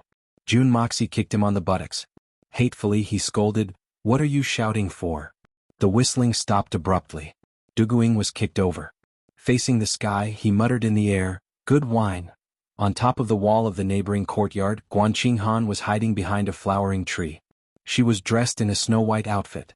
She was standing there with a pair of big frosty eyes. She couldn't believe what she was seeing. She had received a notice from Ku Er warning her not to come. But she still came. Guanqing Han had been standing there with her sword since the Dugu family's 7 brothers had smashed open the door. If the Dugu family's 7 brothers were to hurt Jun Moxie or take away Jun Moxie, Guanqing Han would immediately act. Even if she knew that she was no match for them, she would still fight with all her might. Although this brat Jun Moxie was not pleasing to the eye, he was still the only successor of the Jun family's 3rd generation. Moreover, he was her brother-in-law. No matter what, she couldn't just sit by and watch him get hurt. Especially since this brat had become more like a human recently. However, the next scene caused Guanqing Han's eyes to slowly widen, and she even felt a bit of admiration for him. From the very beginning, Jun Moxie's calm and unhurried attitude had surprised Guanqing Han a lot. In her memory, Jun Moxie would have been scared into a puddle of mud by now. It was not uncommon for him to be so scared that he would wet his pants. But today it was completely different. Step by step, he had lured the Dugu family's 7 brothers into his trap. He had made them willingly jump in as if they had taken advantage of him. Then he had impatiently drunk himself into a drunken stupor. Although these 7 men were extremely crude, but such an outcome had left Guanqing Han extremely surprised. Is this still my debauchee and cowardly brother-in-law, Jun Moxie? Sighing faintly, Guanqing Han disappeared without a sound. Thank you for the first leader of this book. Thank you. Brother, you don't understand. Brother, Feng Ling really doesn't deserve your kindness and generosity. Thank you for your support. I'm going to say too much here. As for tipping and urging for updates, my brothers and sisters should act according to their capabilities. Take care of your own lives first and don't make things difficult for yourself. If everyone is happy and healthy, then that's the best thing that can happen. Subscribing to this book is already a great support. As for the rewards, it was a token of appreciation from his brothers and sisters. Feng Ling was very grateful. Feng Ling considered himself a commoner. Of course he liked money. He would never pretend to be virtuous and refuse anything. I won't deny this. But in my heart, my brothers and sisters' feelings and bodies are more important than this. I appreciate your kindness. I accept the rewards. But you must promise me to take care of yourselves first. Don't exceed your own capabilities. Otherwise, my heart will not be at ease. Having all of you is the biggest gain from this book. Thank you. Chapter 113. A sharp whistling sound came from the sky and a ray of blue light flew down like a meteor and landed directly in Jun Moxie's courtyard. It was Jun Tian. Grandpa Jun was stunned the moment he returned. He had thought that even if his grandson had not been captured, he would at least have been tortured. Although his grandson had made great progress recently, he had not broken through to the 9th level. His defeat and capture were all within his expectations. He had prepared himself to go to Dugu Zongheng to get his grandson to vent his anger and take revenge when he saw that his grandson was not around. Who would have thought that he would see such a situation? Surprise? Surprise? Horror. Isn't this too dramatic? His grandson was sitting there safe and sound, while the 7 kids of the Dugu family were lying unconscious on the ground. Well, the old man had to admit that he was wrong. These 7 kids weren't unconscious, but they were drunk to death. Jun Tian rubbed his eyes. He still could not believe it and could not understand it. He was very curious as to how his grandson could achieve such a brilliant result. He was actually drinking wine with the people who came to capture him and even made them all drunk. Although Grandpa Jun knew that the wine his grandson brewed was very strong, he still felt that he had miscalculated when he saw the scene in front of him. Seeing that his grandson was fine, Grandpa Jun said a few words and slowly walked out with his hands behind his back. Well, I will not participate in this kind of matter. When Dugu Zongheng and Dugu Zongheng returned home, they heard that their 7 grandsons had already gone to find trouble with Jun Wuxia in a fit of rage. Dugu Zongheng and Dugu Zongheng felt even more regret. Looking at Jun Tian's appearance, if these 7 grandsons had really gone too far this time, I'm afraid that the Dugu family and the Jun family will really have to fight to the death. Sigh, if only I had not been so impulsive and had talked to that old bastard Jun Tian first, or... The father and son pair stared at each other, feeling as if they were sitting on pins and needles. In terms of strength, the Dugu family naturally didn't fear the Jun family. However, if the 2 families were to really go to war, then no one would be able to bear the consequences. Moreover, Jun Tian didn't have much hope at the moment. So, he didn't even have a way out. So, he had to drag someone down with him even if he had to die. And, if the 2 families were to go to war, then it wouldn't just be the Dugu family that would have to be the Jun family's scapegoat. In fact, even the entire Tianxiang Empire would have to be the Jun family's scapegoat. Things were getting serious. Dugu Zongheng paced back and forth in the main hall, restless and restless. Great General Dugu Wudi, who was watching from the side, felt dizzy, but did not dare to make a sound. Seeing that the sun was setting in the west, the father and son pair finally felt that something was wrong. Why hadn't they returned yet? Don't tell me that those kids didn't hold back when they caught Jun Wuxia and crippled him? Then he bumped into the returning old man Jun. In a fit of rage, my goodness. Jun Tian wouldn't be so ungentlemanly, right? The father and son pair seemed to have a tacit understanding, and thought of this possibility. They looked at each other and saw the deep astonishment in each other's eyes. At this moment, a guard ran over, reporting to the Lord, the Jun family's young master, Jun Moxie, has sent someone to deliver something. Bring it up. Dugu Zongheng had a faint feeling that something was wrong. But, since it was something that Jun Moxie had sent, it meant that the kid was probably fine. Feeling slightly relieved, he turned around and sat down on the armchair. Jun Moxie had only sent a small bundle. Dugu Zongheng held it in his hand and squeezed it. His complexion changed as he turned it upside down, and a few things fell on the table with a few crashing sounds. Trash. A bunch of trash. Dugu Zongheng furiously jumped up, and kicked Great General Dugu Wudi twice. Look at what you've raised. Dugu Zongheng's fingers trembled. Look, 7 against 1 and they were all captured alive. Even the family's jade pendant was sent back. How shameful, how shameful. Suddenly caught in the crossfire, Dugu Wudi clutched his buttocks and screamed in pain. What do you mean by, what I've raised? Don't tell me that those 7 weren't raised by you? The jade pendants that Jun Wuxia had brought back were worn by the 7 Dugu brothers. Only the direct descendants of the Dugu family would be able to wear them. It was a symbol of their status. There was also a small note inside.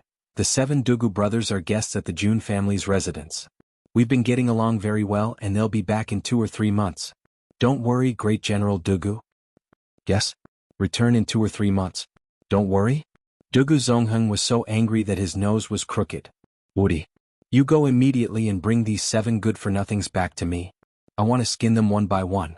Dugu Woody felt as if he had been pardoned and shot out like an arrow.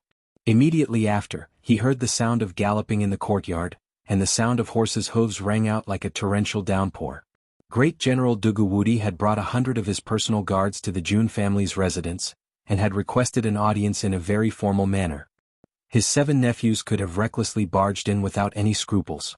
That was just a youthful act of foolishness, and it could also be considered the prerogative of youths to act carelessly. But Dugu Woody had personally come and could not be so rash. Even if he was rude and unreasonable, he was still one of the few great generals of the Tianxiang Empire. A servant took out the great general's name card and handed it over, saying that he wished to see Old Master Jun Zhan Tian. The gatekeeper politely accepted it, and replied that the old master was not present, and had just gone out to visit a friend. Dugu Woody immediately flew into a rage out of humiliation. You obviously just came back from a fight with this old man and I came right after. Even if I don't say that I came first, it's more or less the same, and now you're saying that you went out to visit a friend? If you hadn't captured my son and nephew and gained the upper hand, would you have been able to relax so easily? Who are you trying to fool? Of course, thinking was just thinking. People under the eaves had no choice but to lower their heads. So, he went on to request an audience with Jun Wui, Third Master Jun. Your son's legs aren't very nimble, he wouldn't have gone to visit a friend, would he? The gatekeeper had yet to go in to deliver the message when he heard a smiling voice. So, it really is Brother Dugu who has graced us with his presence. Wui is truly overjoyed. Ah, how could you be so tactless? What is there to report? Why are you not lining up to welcome us? Dugu Woody looked over and saw a wheelchair slowly coming out of the inner courtyard. Jun Wui was dressed in a green robe, and was sitting peacefully on it, looking at Dugu Woody with a calm smile on his face. The Jun Wui in front of him was no different from before, but Dugu Woody's senses, tempered by his experience in the battlefield, instinctively felt that something was wrong. Calm. Yes, too calm. It was just that it was too quiet, so quiet that it caused fear and dread. What an awe-inspiring aura.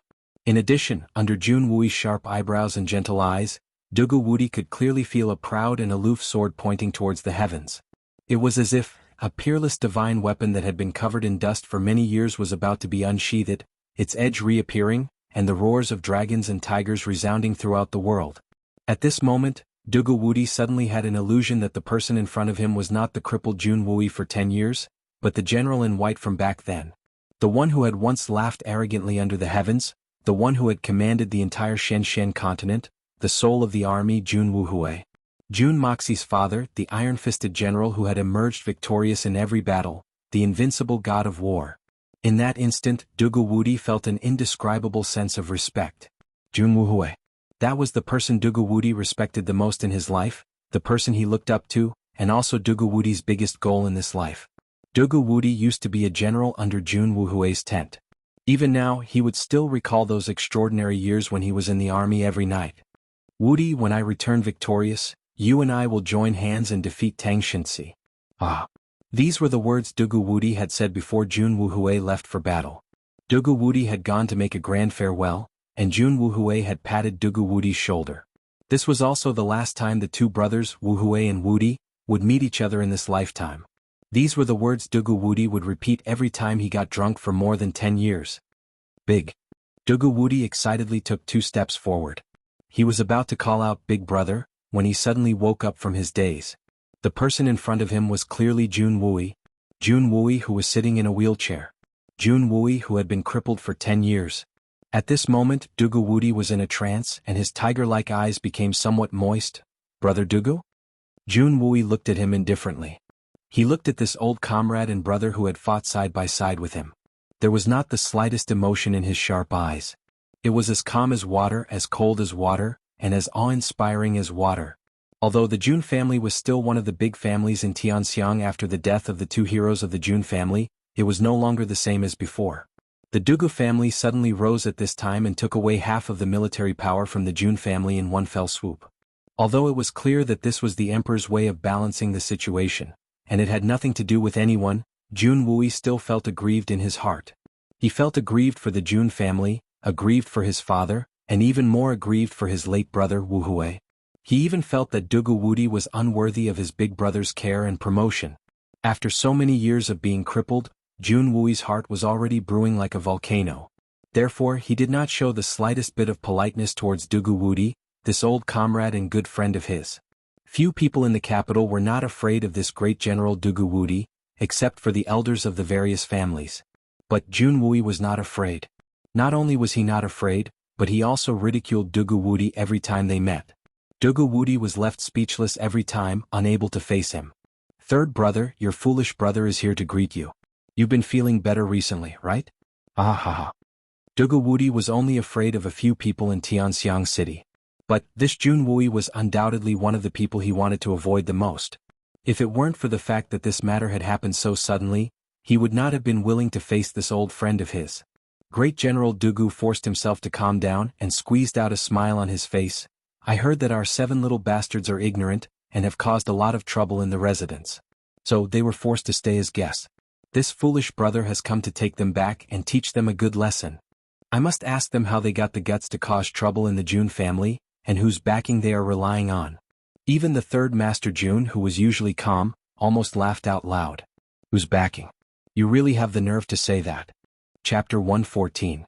The guard replied solemnly, yes, the 7 Dugu young masters have indeed come to look for the third young master. As for the other details, this subordinate does not know.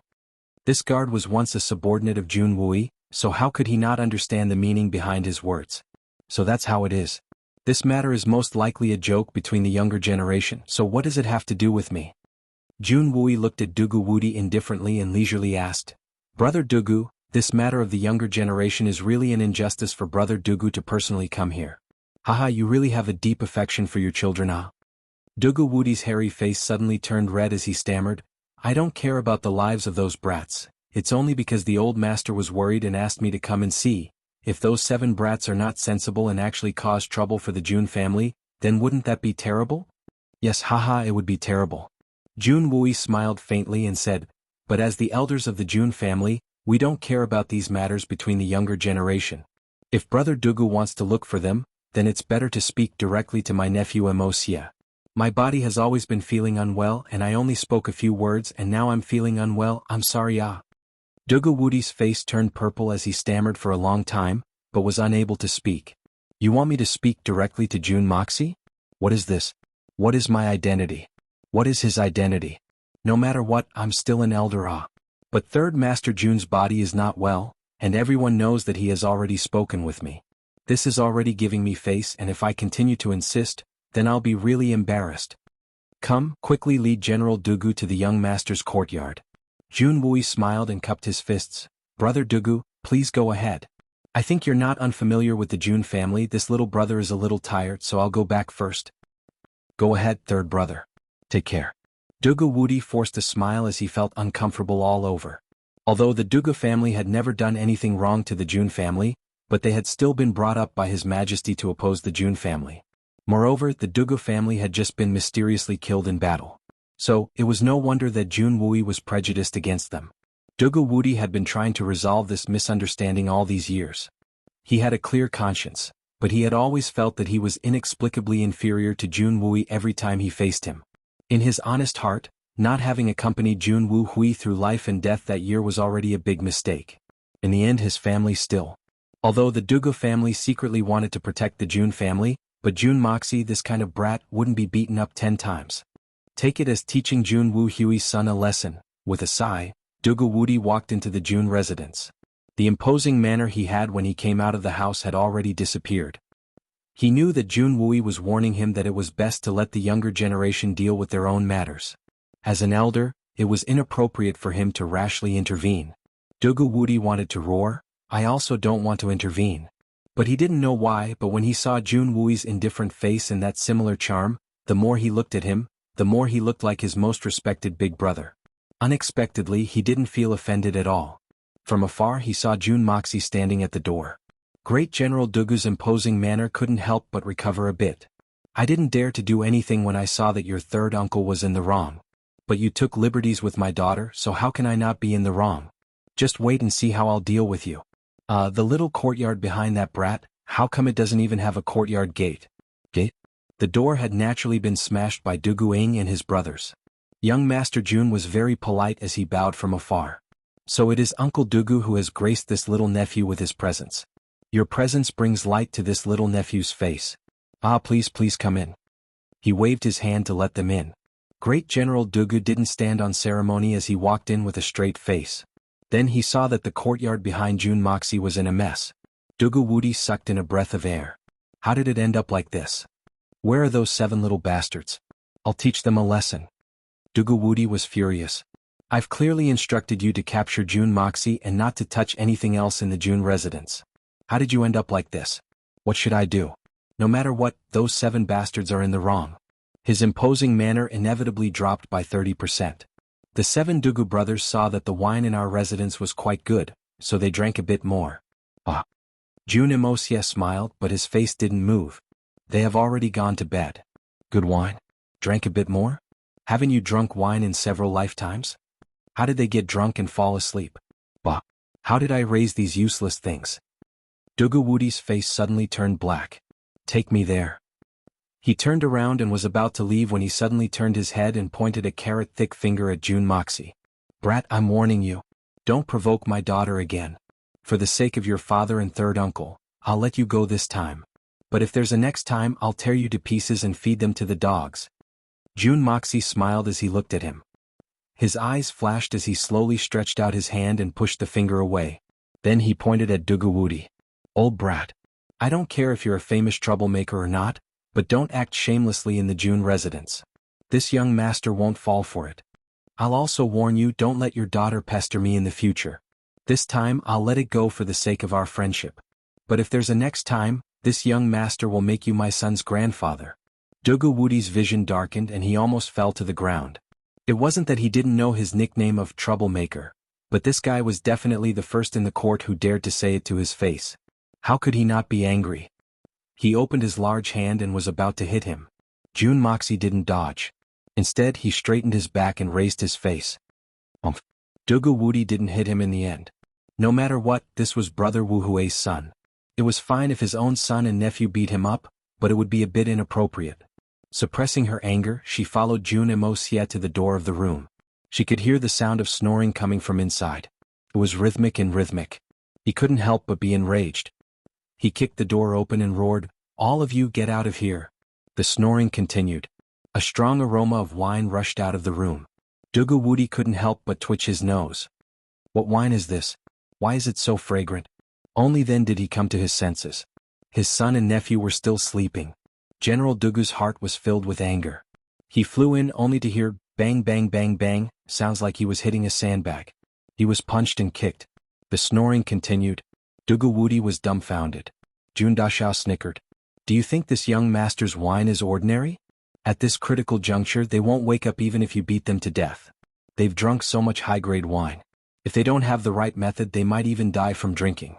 The best part is yet to come. Men, carry these 7 bastards out. Dugu Wudi felt that he had lost all his face today. He had lost his entire life today, but he didn't know that this so-called losing face was just the beginning. Wait. Jun Moxie sneered.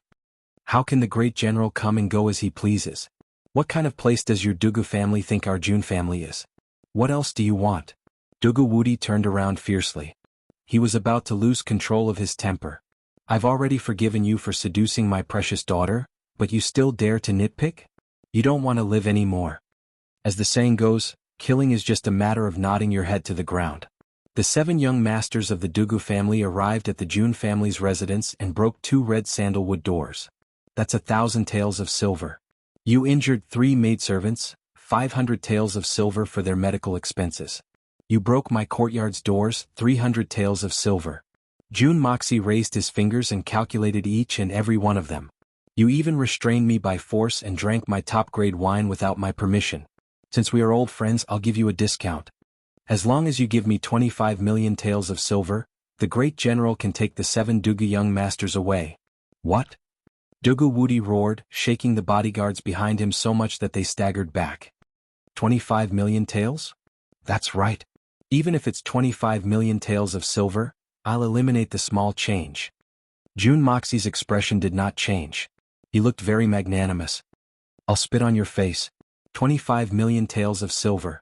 I want to know how these brats managed to drink 25 million taels of wine.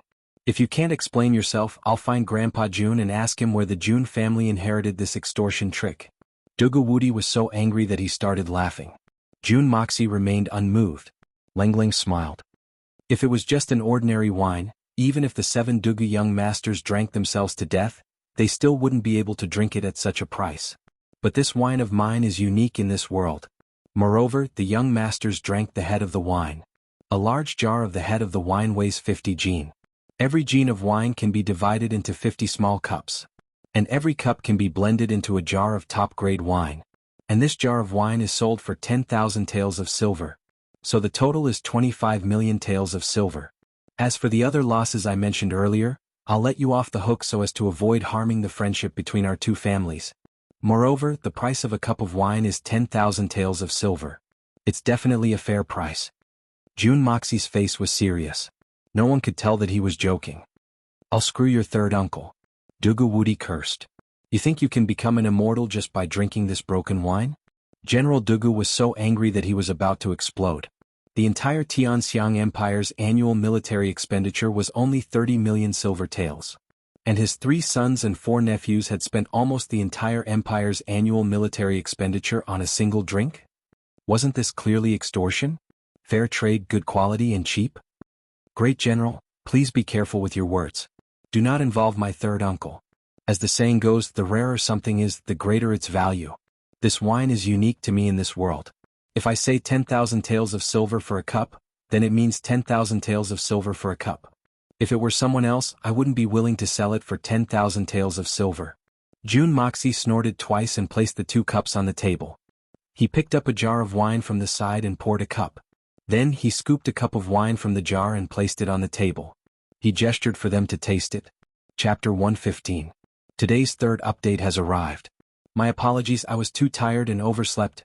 Dugu Wudi sat down angrily, grabbed a cup, tilted his head back and gulped it down. Suddenly, his tiger-like eyes opened wide and he couldn't help but praise, "Good wine. It's really good wine. I've never seen or heard of it before. This is a blended wine." Jun Moxie smiled like a fox. "Dare I ask, Great General, is it not worth 10,000 taels of silver for a jar?" Dugu Wudi smacked his lips and blurted out, "It's worth it." He immediately glared at him. "It's not worth it. It's not worth it. You're selling a jar of wine for 10,000 taels of silver? Why don't you just rob a bank? 10,000 taels of silver is 10,000 taels of silver. It's a fixed price. It's up to you whether you want to buy it or not. I can't do anything if the Great General goes against his conscience and lies." Jun Moxie rolled his eyes. He pushed the cup of wine over and said, "This is the wine's head. Great General Dugu, would you like to try the 10,000 taels of wine for a cup? This cup is a gift from your nephew to the elders." Dugu Wudi snorted twice. He wanted to say no, but he couldn't resist the temptation. He grinned and said, "The wine is indeed good, but no matter how much I taste it, I can't go for 10,000 taels of silver for a cup." He curled his lips, grabbed the cup and quickly poured the wine into his mouth. Oh whoa! An ice-cold thread slid down his throat, and a bang sound was heard as a volcano erupted in his heart. Invincible Dugu felt as if his entire body's blood was on fire. He felt a little dizzy after drinking the cup. He tried his best to restrain himself, but his eyes had already turned bloodshot. Good wine. It's worthy of being called a wine's head. Dugu Wudi raised his head and swung the cup in his mouth. Then he slammed it down on the table. Another cup. 10,000 taels of silver for a cup. No bargaining. Jun Moxie snorted. "General Dugu, you drank 10,000 taels of silver in one go. You actually wanted another cup? You even said that this heavenly wine isn't worth the price. Previously this cup was a gift. If you want to drink more, I can't afford it. This wine is really good wine, but no matter what, it can't be worth 10,000 taels of silver a cup, right?" Dugu Wudi's eyes greedily looked at the wine jug in the room. He wanted to snatch it away, but he refused to admit it. What a joke. This was a matter of principle. The Dugu family would go bankrupt on the spot if he accepted this 10,000 taels of silver for a cup. Does Great General Dugu intend to renege on this debt? Jun Moxie sneered and said, "Or is it that the Dugu family broke into my Jun family's residence, smashed everything, humiliated me, and then robbed my family of the only heaven's wine in the world? And now, all of this is over with just a few words? Just let it go? My Jun family doesn't even have this much face? Do you think you can just let your Dugu family bully us like this? That's what you said. I didn't say that. Dugu Wudi jumped up. This crime was too big. Even General Dugu Wudi couldn't bear it. Since you didn't say that, does that mean that General Dugu believes that the Dugu family needs to compensate our Jun family for this? Jun Moxie said patiently. Of course we need to compensate. Although are the Dugu family. That's great. Thank you for your kindness. 25 million taels of silver. Jun Moxie interrupted him with a beaming smile. Crap. Bastard. Dugu Wudi was dumbstruck. He spun around 3 times and scratched his head. After a long time he finally said, You didn't even sell this wine. How do you know that it's worth 10,000 taels of silver? Isn't this taking advantage of my family? Do you think that I have to approve of your wine just because you set a sky-high price? That's not reasonable. According to General Dugu, you want me to sell this wine for a certain amount. Then you'll agree to it? Jun Moxie asked. That's right. No, that's not it. What I'm saying is that if you can mix the same jar of wine into fine wine and sell it for a price that everyone agrees with, then my Dugu family will accept this debt. Dugu Wudi smiled proudly. I finally found a way to deal with this brat. Your wine is indeed of the highest quality, but it can only be sold for 180 taels of silver. Although it's not a small amount, it can't be sold for 25 million taels of silver. Good. It's a deal. But before that, your Dugu family is not allowed to cause trouble for me. Jun Moxie immediately decided. Good. But it must be within 3 months. During this time if you provoke my daughter, I will still beat you up. Dugu Wudi snorted twice. He looked at the greasy-haired brat in front of him and felt that his evil plan had succeeded. If you can't sell the wine for 25 million taels of silver, then you will supply my Dugu family's wine for free. How about it? Do you dare to accept this bet?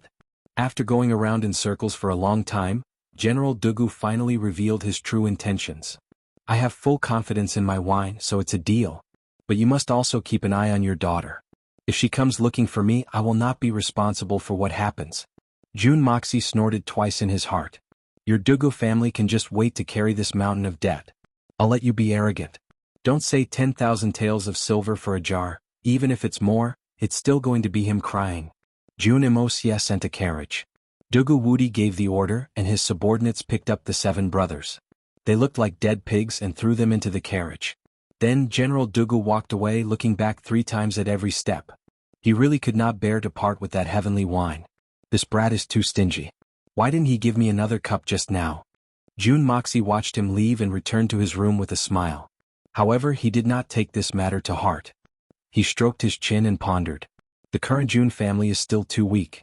Although I used medicine to raise third uncle Xian Qi to the Tianxian level, but he is still only at the primary level of Tianxian. I reckon that my current strength is still not as good as the magnificent Jewel Hall. Perhaps I should also raise grandfather's strength. Don't I have that level 9 Shendan in my hands? I can make the best use of it. If I make good use of it, I should be able to raise grandfather's strength to the intermediate level of Great Master Shen Xian. But how should I use that thing? I don't know anything about it. How should I solve this problem? Jun Moxie's heart was having a headache for a long time. He had wanted to release this news countless times to attract strong people from all over the continent, but he had never been able to make up his mind. The weight of a level 9 Shendan was definitely enough. He believed that even a master like Great Master Shen Xian would be tempted. Or it should be said that as long as one had enough power and strength, no one would not be tempted. But doing this was undoubtedly playing with fire, and the current Jun family could not afford to play with it. Even if the Jun family had 2 Tianxian experts, they still could not afford to play with it. The truth was cruel. Although the Tianxian experts were close to the peak of strength in this world, they were still powerless in the face of a higher level existence. The territory of Tianxiang Kingdom could not be said to be small. But in the entire continent, it was only 11. Even so, it could be said that there were many hidden dragons and crouching tigers. Although there were not many strong people who had appeared, but Jun Moxie knew that there must be countless strong people hiding in the streets and mountains. Although the strength of his grandfather and third uncle were not weak, they were not enough to rely on. He believed that once the wind and clouds gathered, there would be a storm. And the level 9 Shendan in his hands was the best catalyst. Whether it was an Earth Shen expert like Tianxian or Great Master Shen Xian, no one would not want to get their hands on this thing. Once this news was spread, many strong people would gather and blood would be spilled everywhere. Not to mention the Jun family, even the entire Tianxiang kingdom would be razed to the ground in a single night if they weren't careful. It wouldn't be impossible for them to do so. But if he did not attract these people, how would he be able to obtain the method and conditions to consume this top-quality Shendan? How would the Jun family's overall strength increase? Could it be that he would have to sit on a mountain of treasure and return empty-handed? This would be very difficult. Jun Moxie frowned and thought for a long time. He could not make a decision. Should he play it safe or should he take the risk? Suddenly looking up at the sky, he could not help but think of his previous life. He had traveled the entire world alone and had never feared anything. Why is it that in this world my hands and feet are tied? Thinking of this, a sudden burst of arrogance burst forth from his heart. He could not help but laugh and immediately made a decision. As the saying goes, how can you catch a tiger cub without entering the tiger's den? Even if today's decision attracts a lot of Xin, what do I have to fear? This is not a simple matter of Xianqi.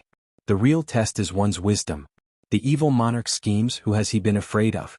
Even if Xin is as numerous as the clouds, I have endless ways to deal with him. Jun Moxie made up his mind and finally smiled. He habitually rubbed his chin with his right hand. If his fellow disciples from his previous life were to see this expression on his face, they would immediately run as far away as they could.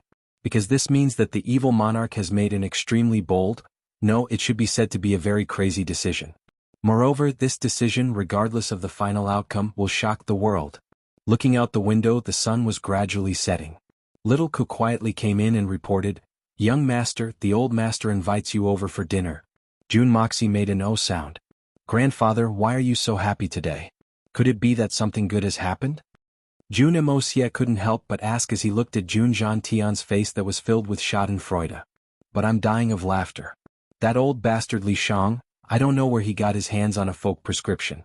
He said that the seabed jade coral can cure his damaged dantian and had his grandson buy it for a sky-high price of 5 million liangs.